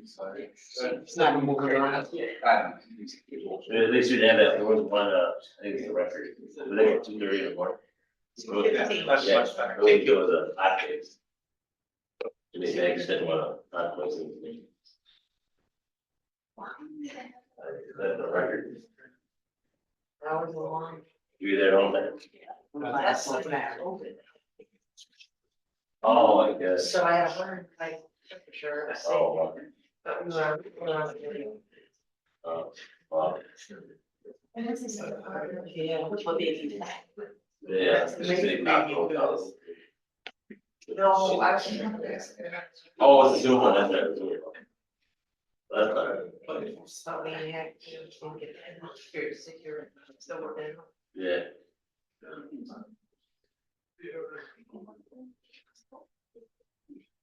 I'm happy. No, we need DNA. Right. Cause I mean, she was like, so cute. I mean, she's adorable. So. Yeah, today. It's crazy. Yeah. There's a lot of games, like. Oh, they got to do something. Like. They didn't have enough people to cover it. Like. Who talked to that? Said the sergeant. Yeah. He's the one. He's gonna find out. Maybe you wanna take off the. Oh my God. She's been 4 months. She is.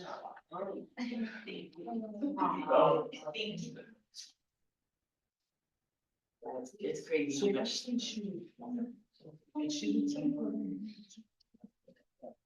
Yeah. Yeah.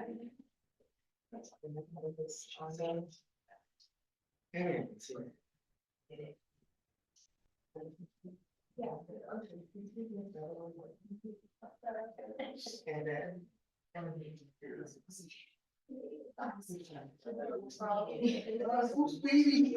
Where did that kid come from? Yeah, they change. It's crazy. They change.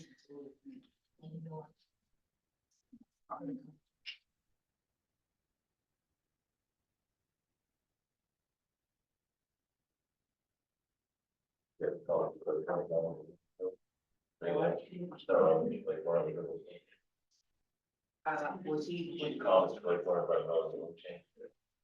No, yes, he been. You take it back by Yeah, then he is. Yeah. And you retired. No, he goes. Bigger,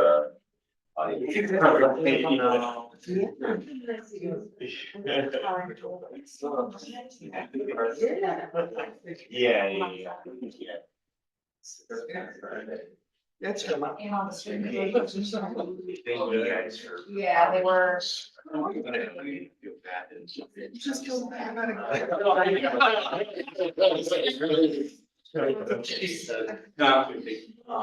No, okay.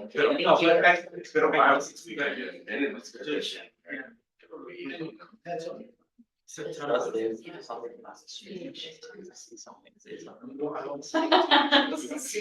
Yeah.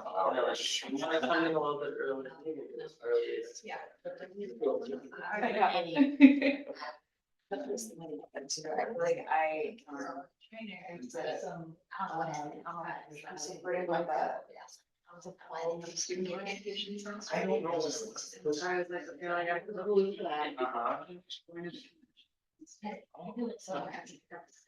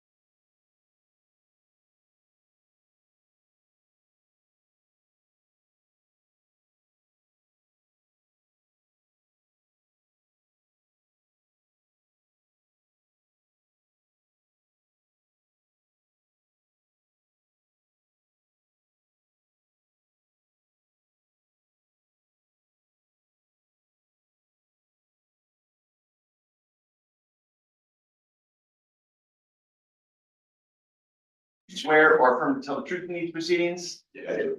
Thank you very much. Counselor, you can proceed with the short form. Thank you very much. Katerina Carrot here on behalf of the applicant, Native 312 LLC. We are here with a request for a variation to establish a PPA license at 3527, 3529 West Grand Avenue.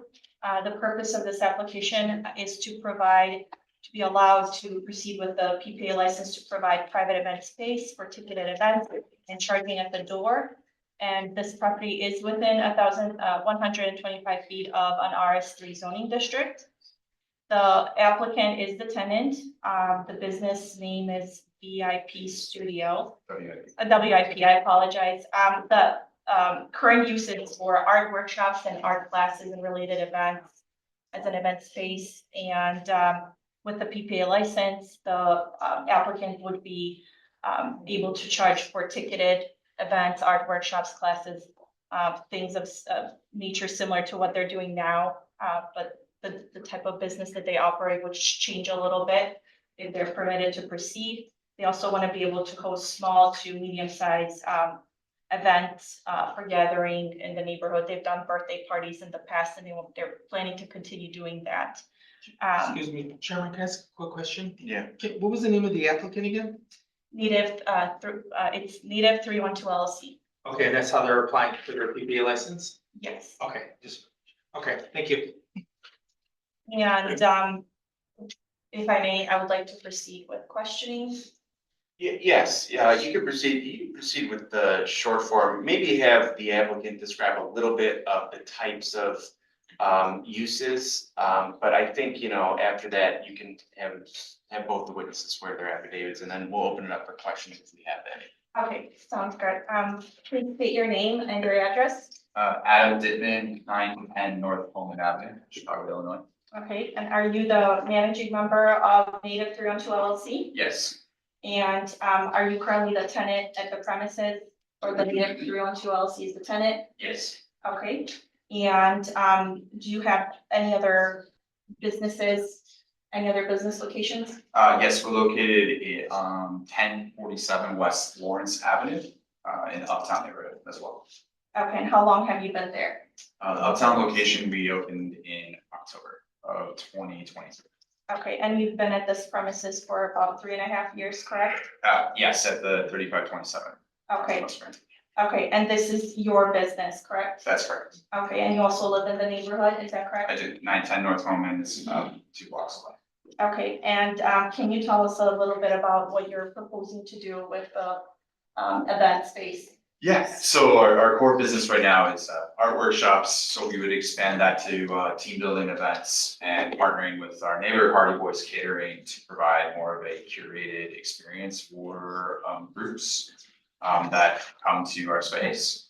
And also small gatherings like quinceañeras, birthday parties. Our space is very vibrant, it's full of art, and it's always rotating, so people just like to celebrate there. And you have at least 10 years of experience in managing live events, correct? That's correct. Okay. And do you feel fairly comfortable operating this type of a BPA license at the premises, correct? Yes, absolutely. Okay. And you have planned for safety protocols for events to be organized at the premises? Yeah, absolutely. It's a great space for large scale events, just because the ingress and egress are really simple. And yeah, in my experience, I used to do FEMA preparation for like outdoor music festivals, so I'm good. So just to correct one thing, it would not be large scale events, it would No. be small to medium sized events. Capacity, 420 square feet, you can get a lot of people in there, but I like smaller things. Okay. And there is also a parking gate at the premises, correct? 2, yeah, 2 parking gates, thank you, and you will have cameras on site, correct? already installed, And already installed, good security lighting, already installed. okay, and have you, you've already met with the alderman to Yes. discuss this proposal? Yes. Okay, and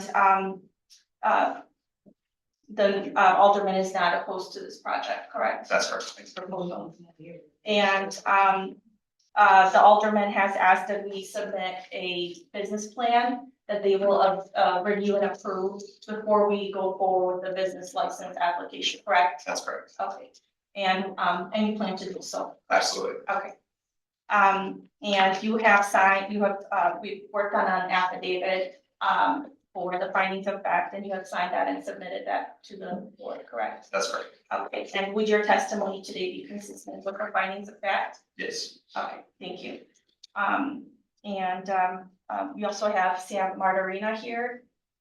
Mr. Martorina, can you please state your name and address for the record? Sam Martorina, 1166 West Grand Avenue, Chicago, 60642.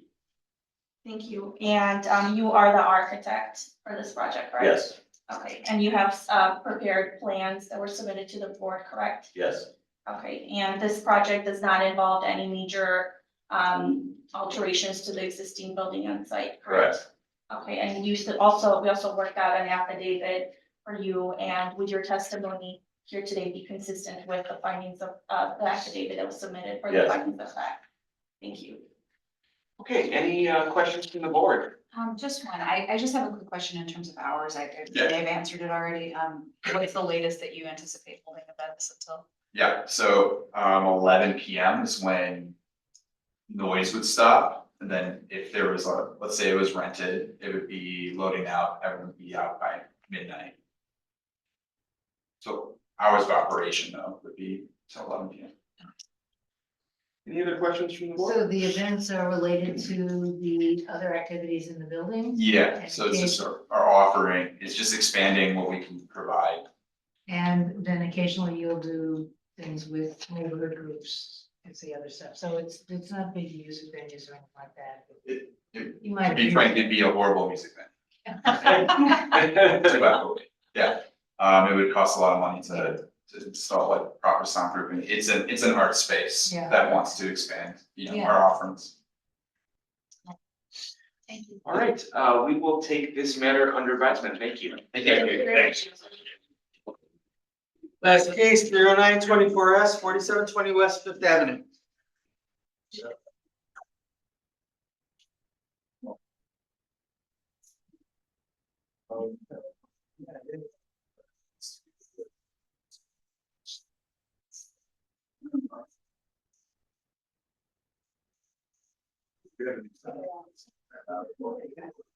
Thank you.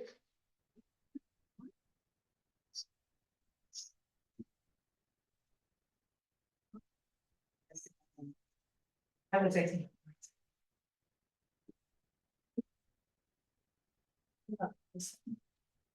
One second.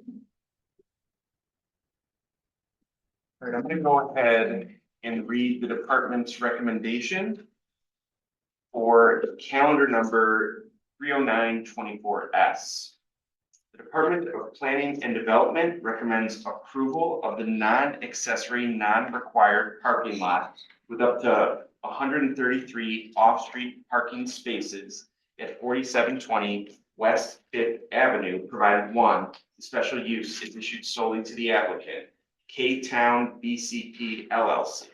Two, the development is consistent with the design and layout of the plans and drawings dated June 28, 2024, prepared by Erickson Engineering Associates LTD. And three, prior to issuance of any driveway permits, applicant addresses remaining Chicago Department of Transportation review comments and finalizes perimeter restoration agreement as needed. You can see that we have an objector here. Sir, were you here when I explained how the process works as far as the applicant and the objections? Maybe not. Let me just go through it real quick. What you want to know? So all I'm gonna do right now is explain to you how we're gonna go forward, okay? So what we're gonna do is the applicant will put on their case. All of the applicant's witnesses will testify. And then once their case is done, we're gonna go to you, so you can state your objection, why you're hearing objection. You also have the opportunity, if you wish, to ask questions of the applicant's witnesses. And then once that is complete, we'll go back to the applicant for a brief rebuttal and closing. And throughout the whole hearing, the board members may be asking questions of any of the witnesses. Okay. So with that, would everyone planning to testify, please raise your right hand, including the objector. Do you swear or affirm to tell the truth in these proceedings? Yes. Thank you very much. Counselor, you can proceed. Good afternoon, Chairman Sanchez and members of the board. My name is Angela Spears. I'm a staff attorney and I will be serving as the applicant's representative today. I'm here today on behalf of the applicant, K Town BCP. The owner is here. Okay, all right. I was having deja vu. Yeah, okay. Yes, so we're seeking approval for a special use application in order to allow a proposed non-required accessory parking lot located in the N1-2 Limited Manufacturing Business Park District in the North Lawndale community. The Will Group, I can give a brief background. The Will Group began in 1986 when its founder, Mr. Davis, here to my right, had a vision of creating a business that would honor the legacy of his father, William Edward Davis. And that business would promote the core values of integrity, pride, and hard work that he stood for. He knew that in the importance of hard work and that by empowering people with jobs, communities would thrive. K-Town Business Center is focused on local job creation and stimulating social capital in our community. K-Town BCP allows the Will Group to expand its service offerings and create more jobs in Illinois.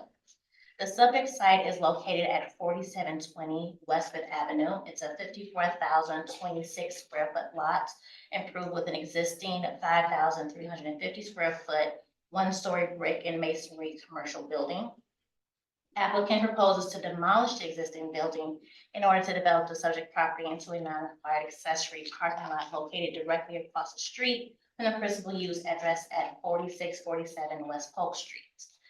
The proposed development of subject property by the applicant represents phase 2 of the K-Town Business Center Campus Development Project. The applicant's proposed accessory parking lot includes 133 vehicular parking spaces. Of those 103 spaces, 5 will be ADA accessible with accompanying ramps, one of which will be an ADA van accessible parking space with a dedicated ramp. And of the remaining 128 spaces, there will be 4 proposed electric vehicle charging stations, with expectations of adding 12 additional EV2 charging stations. The proposed development also includes a built-in sprinkler system, a 6-foot-high ornamental metal fencing surrounding the entire perimeter of the lot, 1 proposed driveway facility with entry via a 23-foot electric sliding entry gate at the front entrance located on Fifth Avenue, and a 23-foot manual gate at the rear parking facility with alley exits. The applicant is also proposing to add 5,237 square feet of landscaping to the parking lot facility, which will yield 36 new trees and shrubbery to the currently distressed property. The accessory parking lot is intended to serve the needs of the staff of the on-site businesses and their respective visitors, with proposed hours of operation from 6:30 a.m. until 3:30 p.m. Monday through Friday. We ask that the application that was submitted be submitted in advance. Okay. Thank you. In attendance with me today again is Mr. Stephen L. Davis. He is the president of the Will Group and also the owner of and manager of the applicant. We have Mr. Chris Casey. He's with Catalyst GC and Development. And then we have Mr. Kareem Musawir, who's our land use consultant here at the end. And the board recognizes Mr. Musawir's expertise. Thank you. With your permission, Chairman Sanchez, I would like to call my first witness, manager of the applicant, Mr. Stephen Davis. Proceed. Mr. Davis, for the record, can you please state your name and your address? Stephen L. Davis, 2 South 685 Summerfield Court, Wheaton, 60189. Mr. Davis, you are the owner and manager of the applicant, K-Town BCP, is that correct? Yes. And you are also the owner and president of the Will Group. Yes. And the application that we've submitted is to allow proposed non-required accessory parking lot located in an M1-2 limited manufacturing business park district, correct? Yes. I'm sorry. The proposed parking lot facility will provide 133 vehicle off-street parking spaces with the ADA accessible spaces and the electric vehicle charging stations. Yes. The proposed parking lot will have a primary entrance on West Fifth Avenue, is that correct? Yes. With a secondary entrance in the alley. Yes. The entrance on Fifth Avenue will have the 23-foot electric sliding entry gate. Yes. And the entrance adjacent to the alley will be manually operated, correct? Yes. And the proposal will also include a sprinkler system Yes. and the required landscaping of 5,237 square feet. Yes. This proposed parking lot facility is to serve the needs of the staff and the on-site business in their respective districts, correct? That's correct.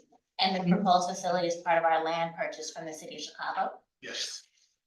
That's all the questions I have for Mr. Davis. Mr. Chairman, with your permission, I'd like to call our next witness. Proceed. And we thank you again for recognizing Mr. Musawir as his expert. Mr. Musawir, please state your name and address for the record. Kareem Musawir, Management Consultant. And you've appeared and given testimony before the zoning board of appeals for many years, right? Yes. And you're familiar with the subject property located at 4720 West Fifth Avenue? And it's located in an M1-2 limited manufacturing business park district, correct? Right. Have you been to inspect the subject property? So, Okay. And have you inspected other properties in the subject area? yes, I did. In your opinion, will the proposed non-required accessory parking lot meet all general criteria for the special use as set forth in the zoning ordinance? Well, I think that what you have. You do, buildings, what, and the building, it's going up now, that could house businesses with a number of employees, that's not even known, but you also have the existing parts building in front. Which some parking spaces, there's enough parking on the site right now, where this is not required. But Mr. Davis chose to put a $2 million parking lot there for the convenience of the community and its clients and tenants. This was like a big motto, I think you saw the pictures. And this is gonna be a beautiful, beautiful addition with AV stations. Up to 24 AV stations in it. And we only got one driveway onto West Fifth Avenue, except for the emergency exit on the alley. In my opinion, it is necessary for public convenience, but not have a deleterious effect on the property in the neighborhood. That we meet all applicable regulations of the zoning ordinance. And just to add to that, it is compatible with the character of the area It is. in terms of the site planning and building scale and project design. Yes. And it's compatible with the character of the area in terms of operations regarding the hours of operation and traffic and so forth. Yes. And will the project promote pedestrian safety and comfort? And you prepared a report of your findings and fact and filed that copy with the board, is that correct? That's correct. Should you continue to testify, would your testimony be the answer, be the same or substantially the same as answered in the report? It would be. Thank you. Mr. Chairman, that concludes our case in chief, and we stand prepared to answer any questions. Okay, any questions from the board for the applicant before we go to the objector? Thanks. Okay, let's go to the objector. Sir, could you state your name and address for the record, please? Jasper Parker, Your address? 406 South Kilbourne Avenue. Okay, and tell us why you're here in objection.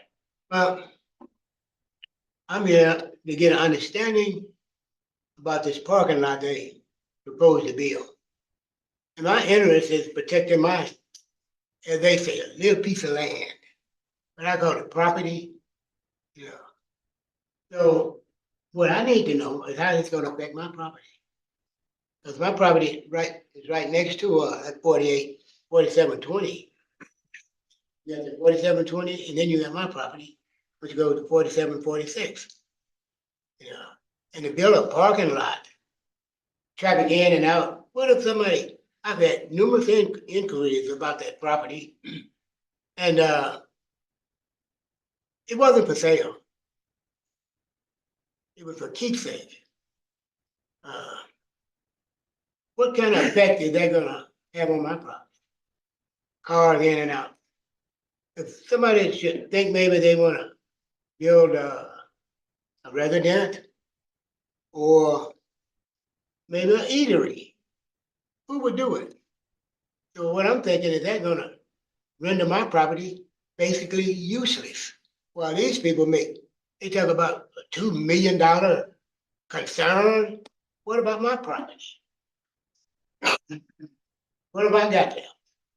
You know, I want to ask either one. Do you own property on Fifth Avenue?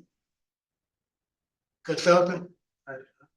No, I'm talking to the consultant. So, Yeah. no, I do not.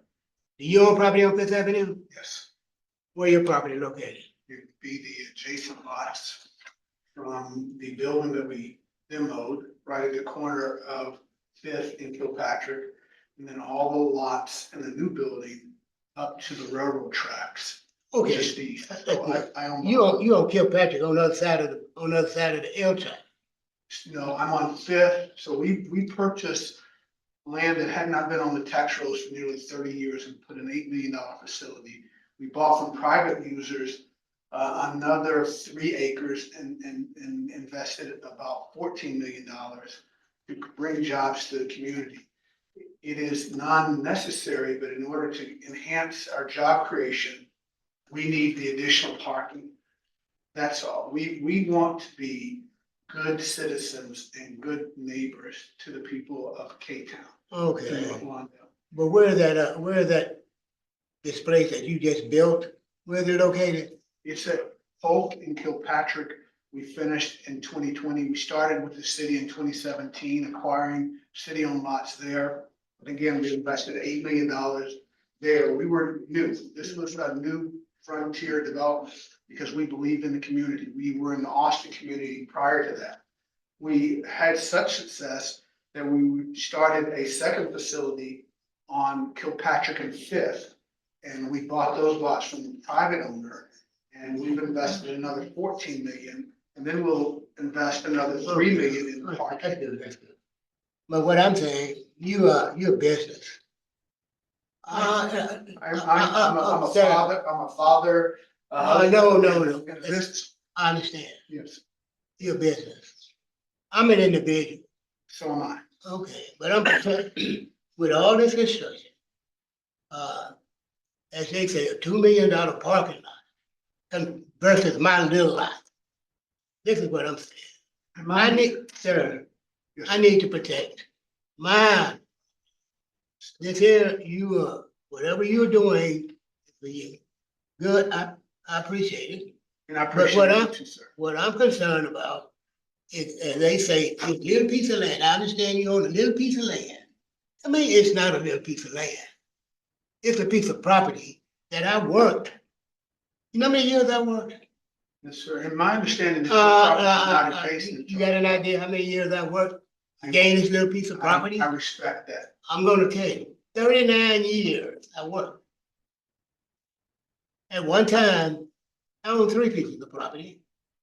The house I live in, the little piece of land that y'all call on Fifth Avenue, and the other property I sold. So after years of working, I got some kids. This, the house, and this is for them, you know. Purposely, for a reason, month after month, I worked. And at the end of the month, I gotta go in my pocket, write a check to the landlord for rent. I told my son, I said, I'm gonna buy this house for y'all. So that way, when you get older, you got your own place where you don't have to pay somebody else. And you got that lot. Or whatever you decide to do with it. Yes, sir. I've never met you, sir, and I wasn't aware that lots were zoned for residential. My understanding. It was a house there when I got it, so we'll have to check the zoning. Yeah.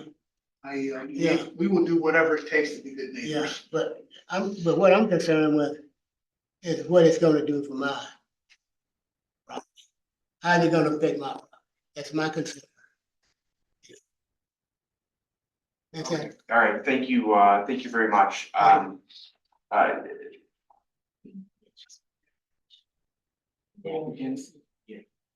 we're gonna go back to the applicant now. Any questions from the board? Yeah, I'm just a little confused. Where is where, I see the dot, the red point. Is it just that one lot? It can't be. No, so if you look, that is the proposed parking lot, and just to the right is the building that we purchased along with, when we talked with the alderman 2 years ago about acquiring that because we're building the other building. So we purchased that. That has now been demoed. Now if you go. 4,700. Yes, if you go west, there is one lot that I don't know who owns, and then I think the gentleman that I just met, and I only sat by him, I understand that he owns that I was not aware that it was zone residential. But the parking lot where you're talking about is the whole area that's orange And if and you- the building next to it. And our facilities that we develop, which is 160,074, 135,000 square feet of Yeah, where's industrial that? facility is to the right of that. So, On the Oh, other so it's- side it's- of it's- Dr. Patrick. yeah, we More. don't, it doesn't do well because it's actually larger than the parking. But if we move that over, that's Cicero to the west. And then you have the Beltway Railroad that runs north to south to the east. Wait a minute, Cicero to the west. No, Yeah, so you can see Cicero's. I know where Cicero is, but I thought you were I saying. can walk up and show you. Yeah, real we quick. should. Yeah, Dave, I can. Yeah. So this would be Cicero here. This would be South Cicero. The Eisenhower would be just north. Yeah. Then Polk up here, and this is Fifth. So this would be where ours ends, and then I don't know much about, and then we purchased 4,700. And then our development would run here from Fifth to Polk to the Beltway Railroad, which runs over here. Okay, so the building itself is here. Yes. Okay. Yes, and we put almost $30 million into this community in land that hadn't been on the tax rolls. And I can tell you, even with 6B, we have a pretty healthy tax bill. But we also believe in the community. So it is where, we don't see where the building is, that you have all the activity that. I can the show you on parking lot Google. will- But that's why you need the. Yes, ma'am. It dwarfs it out of proportion because it looks like the parking lot's more than the warehouse. Okay.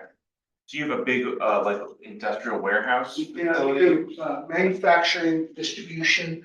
We were storing a bunch of stuff for the Obama Library. We work with, most every street light you see in the city was built by our company on the west side of Chicago. Why don't we know that? So we're very quiet. I try to, You knew that? very quiet. So then I do have a question then from an activity standpoint, it sounds like the majority of sort of the manufacturing activity is Yeah. on the far side where the parking lot is compared to where the objector's residence is. And I the east. Okay. And if you don't mind, just a commentary, we would love to invite you over to see this community and the changes that are going on. I know COVID's got everybody not coming out on field trips, but it would really do. Graham has been there, the work that we're doing over there, the lives that are being changed, people are walking to work in K-Town. It's a lot of great things going on. We're trying to do things that create a community, not only to work, but also to live and play. That is our goal. Just like they did Marina Towers in the 60s, we want to do that in this community. So in response to the complainant, what would you say about the value? He's concerned about the value of this property, so maybe you can. I would address, to the best of my knowledge, that his value is going up. I do not believe, my counsel's advised me that it's not in a residential zone, that it's consistent with our commercial M4 zoning, that lot. But either way, the development that you're proposing is gonna increase the value of land around. I can tell you, before we finished building 1, we procured building 2 because I knew that would happen. There's the Costner Roosevelt site that's been under development and had so many people over the years. We put up 2 buildings in half the time that stuff's been going on. I think it's a great opportunity. Our luck was we moved forward before interest rates went crazy. Costner Roosevelt, we're looking forward to that happening because it would just help the activity in the community. And if I may briefly add, with regard to the residents, there on Mr. Parker's property, right now, there is no brick or mortar on his property. It's actually vacant. And that the address that is right next to his property is 4718. It's not the subject property for this one, which is 4720, which will be purchasing from the city of Chicago. The activity that goes on, the illicit activity that we're trying to get some of those people inside our factory to work. It's worth a visit. I would love to host you guys. It really is, to see some of the changes that are happening. And also, I'm so sorry, for the record, we do not refer to his land as a little piece of land. I just want to make sure that's fully ultimately name is true. Okay. I would like to say something here, excuse me. I don't recognize this here as being 4720 West Fifth Avenue. I don't recognize this picture. I don't. The 4720 West Fifth Avenue is a fenced lot. It's a fenced lot. My property is next to this lot. It's two fenced lots and my property unfenced. Right here is the first fenced lot. 4720 and 4746 goes to the alley. I don't know where this comes from. These are at Cicero. These diggings and that board, I don't know where they come from. It's not on Fifth Avenue. Not around 4720. I'm on 4746. This is not there. A boarded building with a piece of plywood, that's not 4720. I don't know what this is. I'm at 4746 West Fifth Avenue. 4720 is just prior, going west is just prior. If you're going east, then 4746 will come first and run into 4720. And then probably this other lot could be possibly 4718 or something like that, but it's not 4720. The other two lots, the first two lots are fenced in. Yeah. They're fenced in. Yeah. I don't know what this is, what this gentleman is saying here, I don't know. But that's not 4720. This is consistent with our. Okay, any other questions from the board? No, none of this. Okay, all right, we're going to take this matter under advisement. I want to thank everyone for coming. We appreciate it. What should be done, is there gonna be another hearing for this? No, this is that, the hearing just on this matter just concluded. This should be looked at, because that's not 4720. That is not 4720. Okay, that is that, and that was the last case of the day. So I move that we convene into closed session pursuant to section 2C4 of the Open Meetings Act for the purpose of considering the evidence and testimony presented in open session. Commissioner Staley seconds, Commissioner Soto. Yes. Commissioner Schiller. Yes. Commissioner Staley. Yes. I vote yes for closed session. So how would I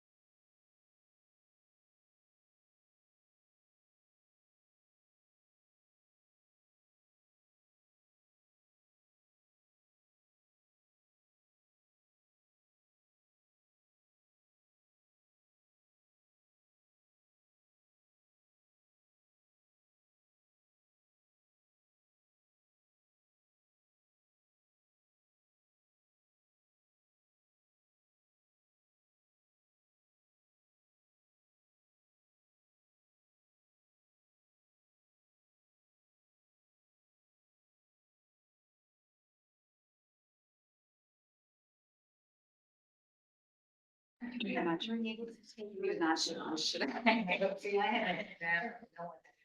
Oh, I had a bunch of checks too. I should have. No, that was I have a bunch of chicks. Oh, that. You were. Okay, when I went, no, you weren't. No, I wasn't here anymore. Yeah, I did. We don't need this.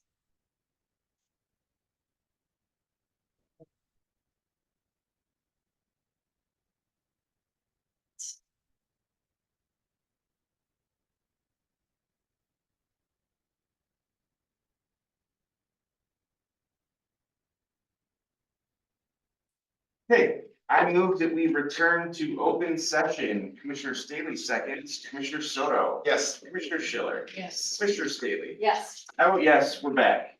We will now vote. Note that any motion to approve a special use will be tied to the recommendations of the department and any additional conditions read by me.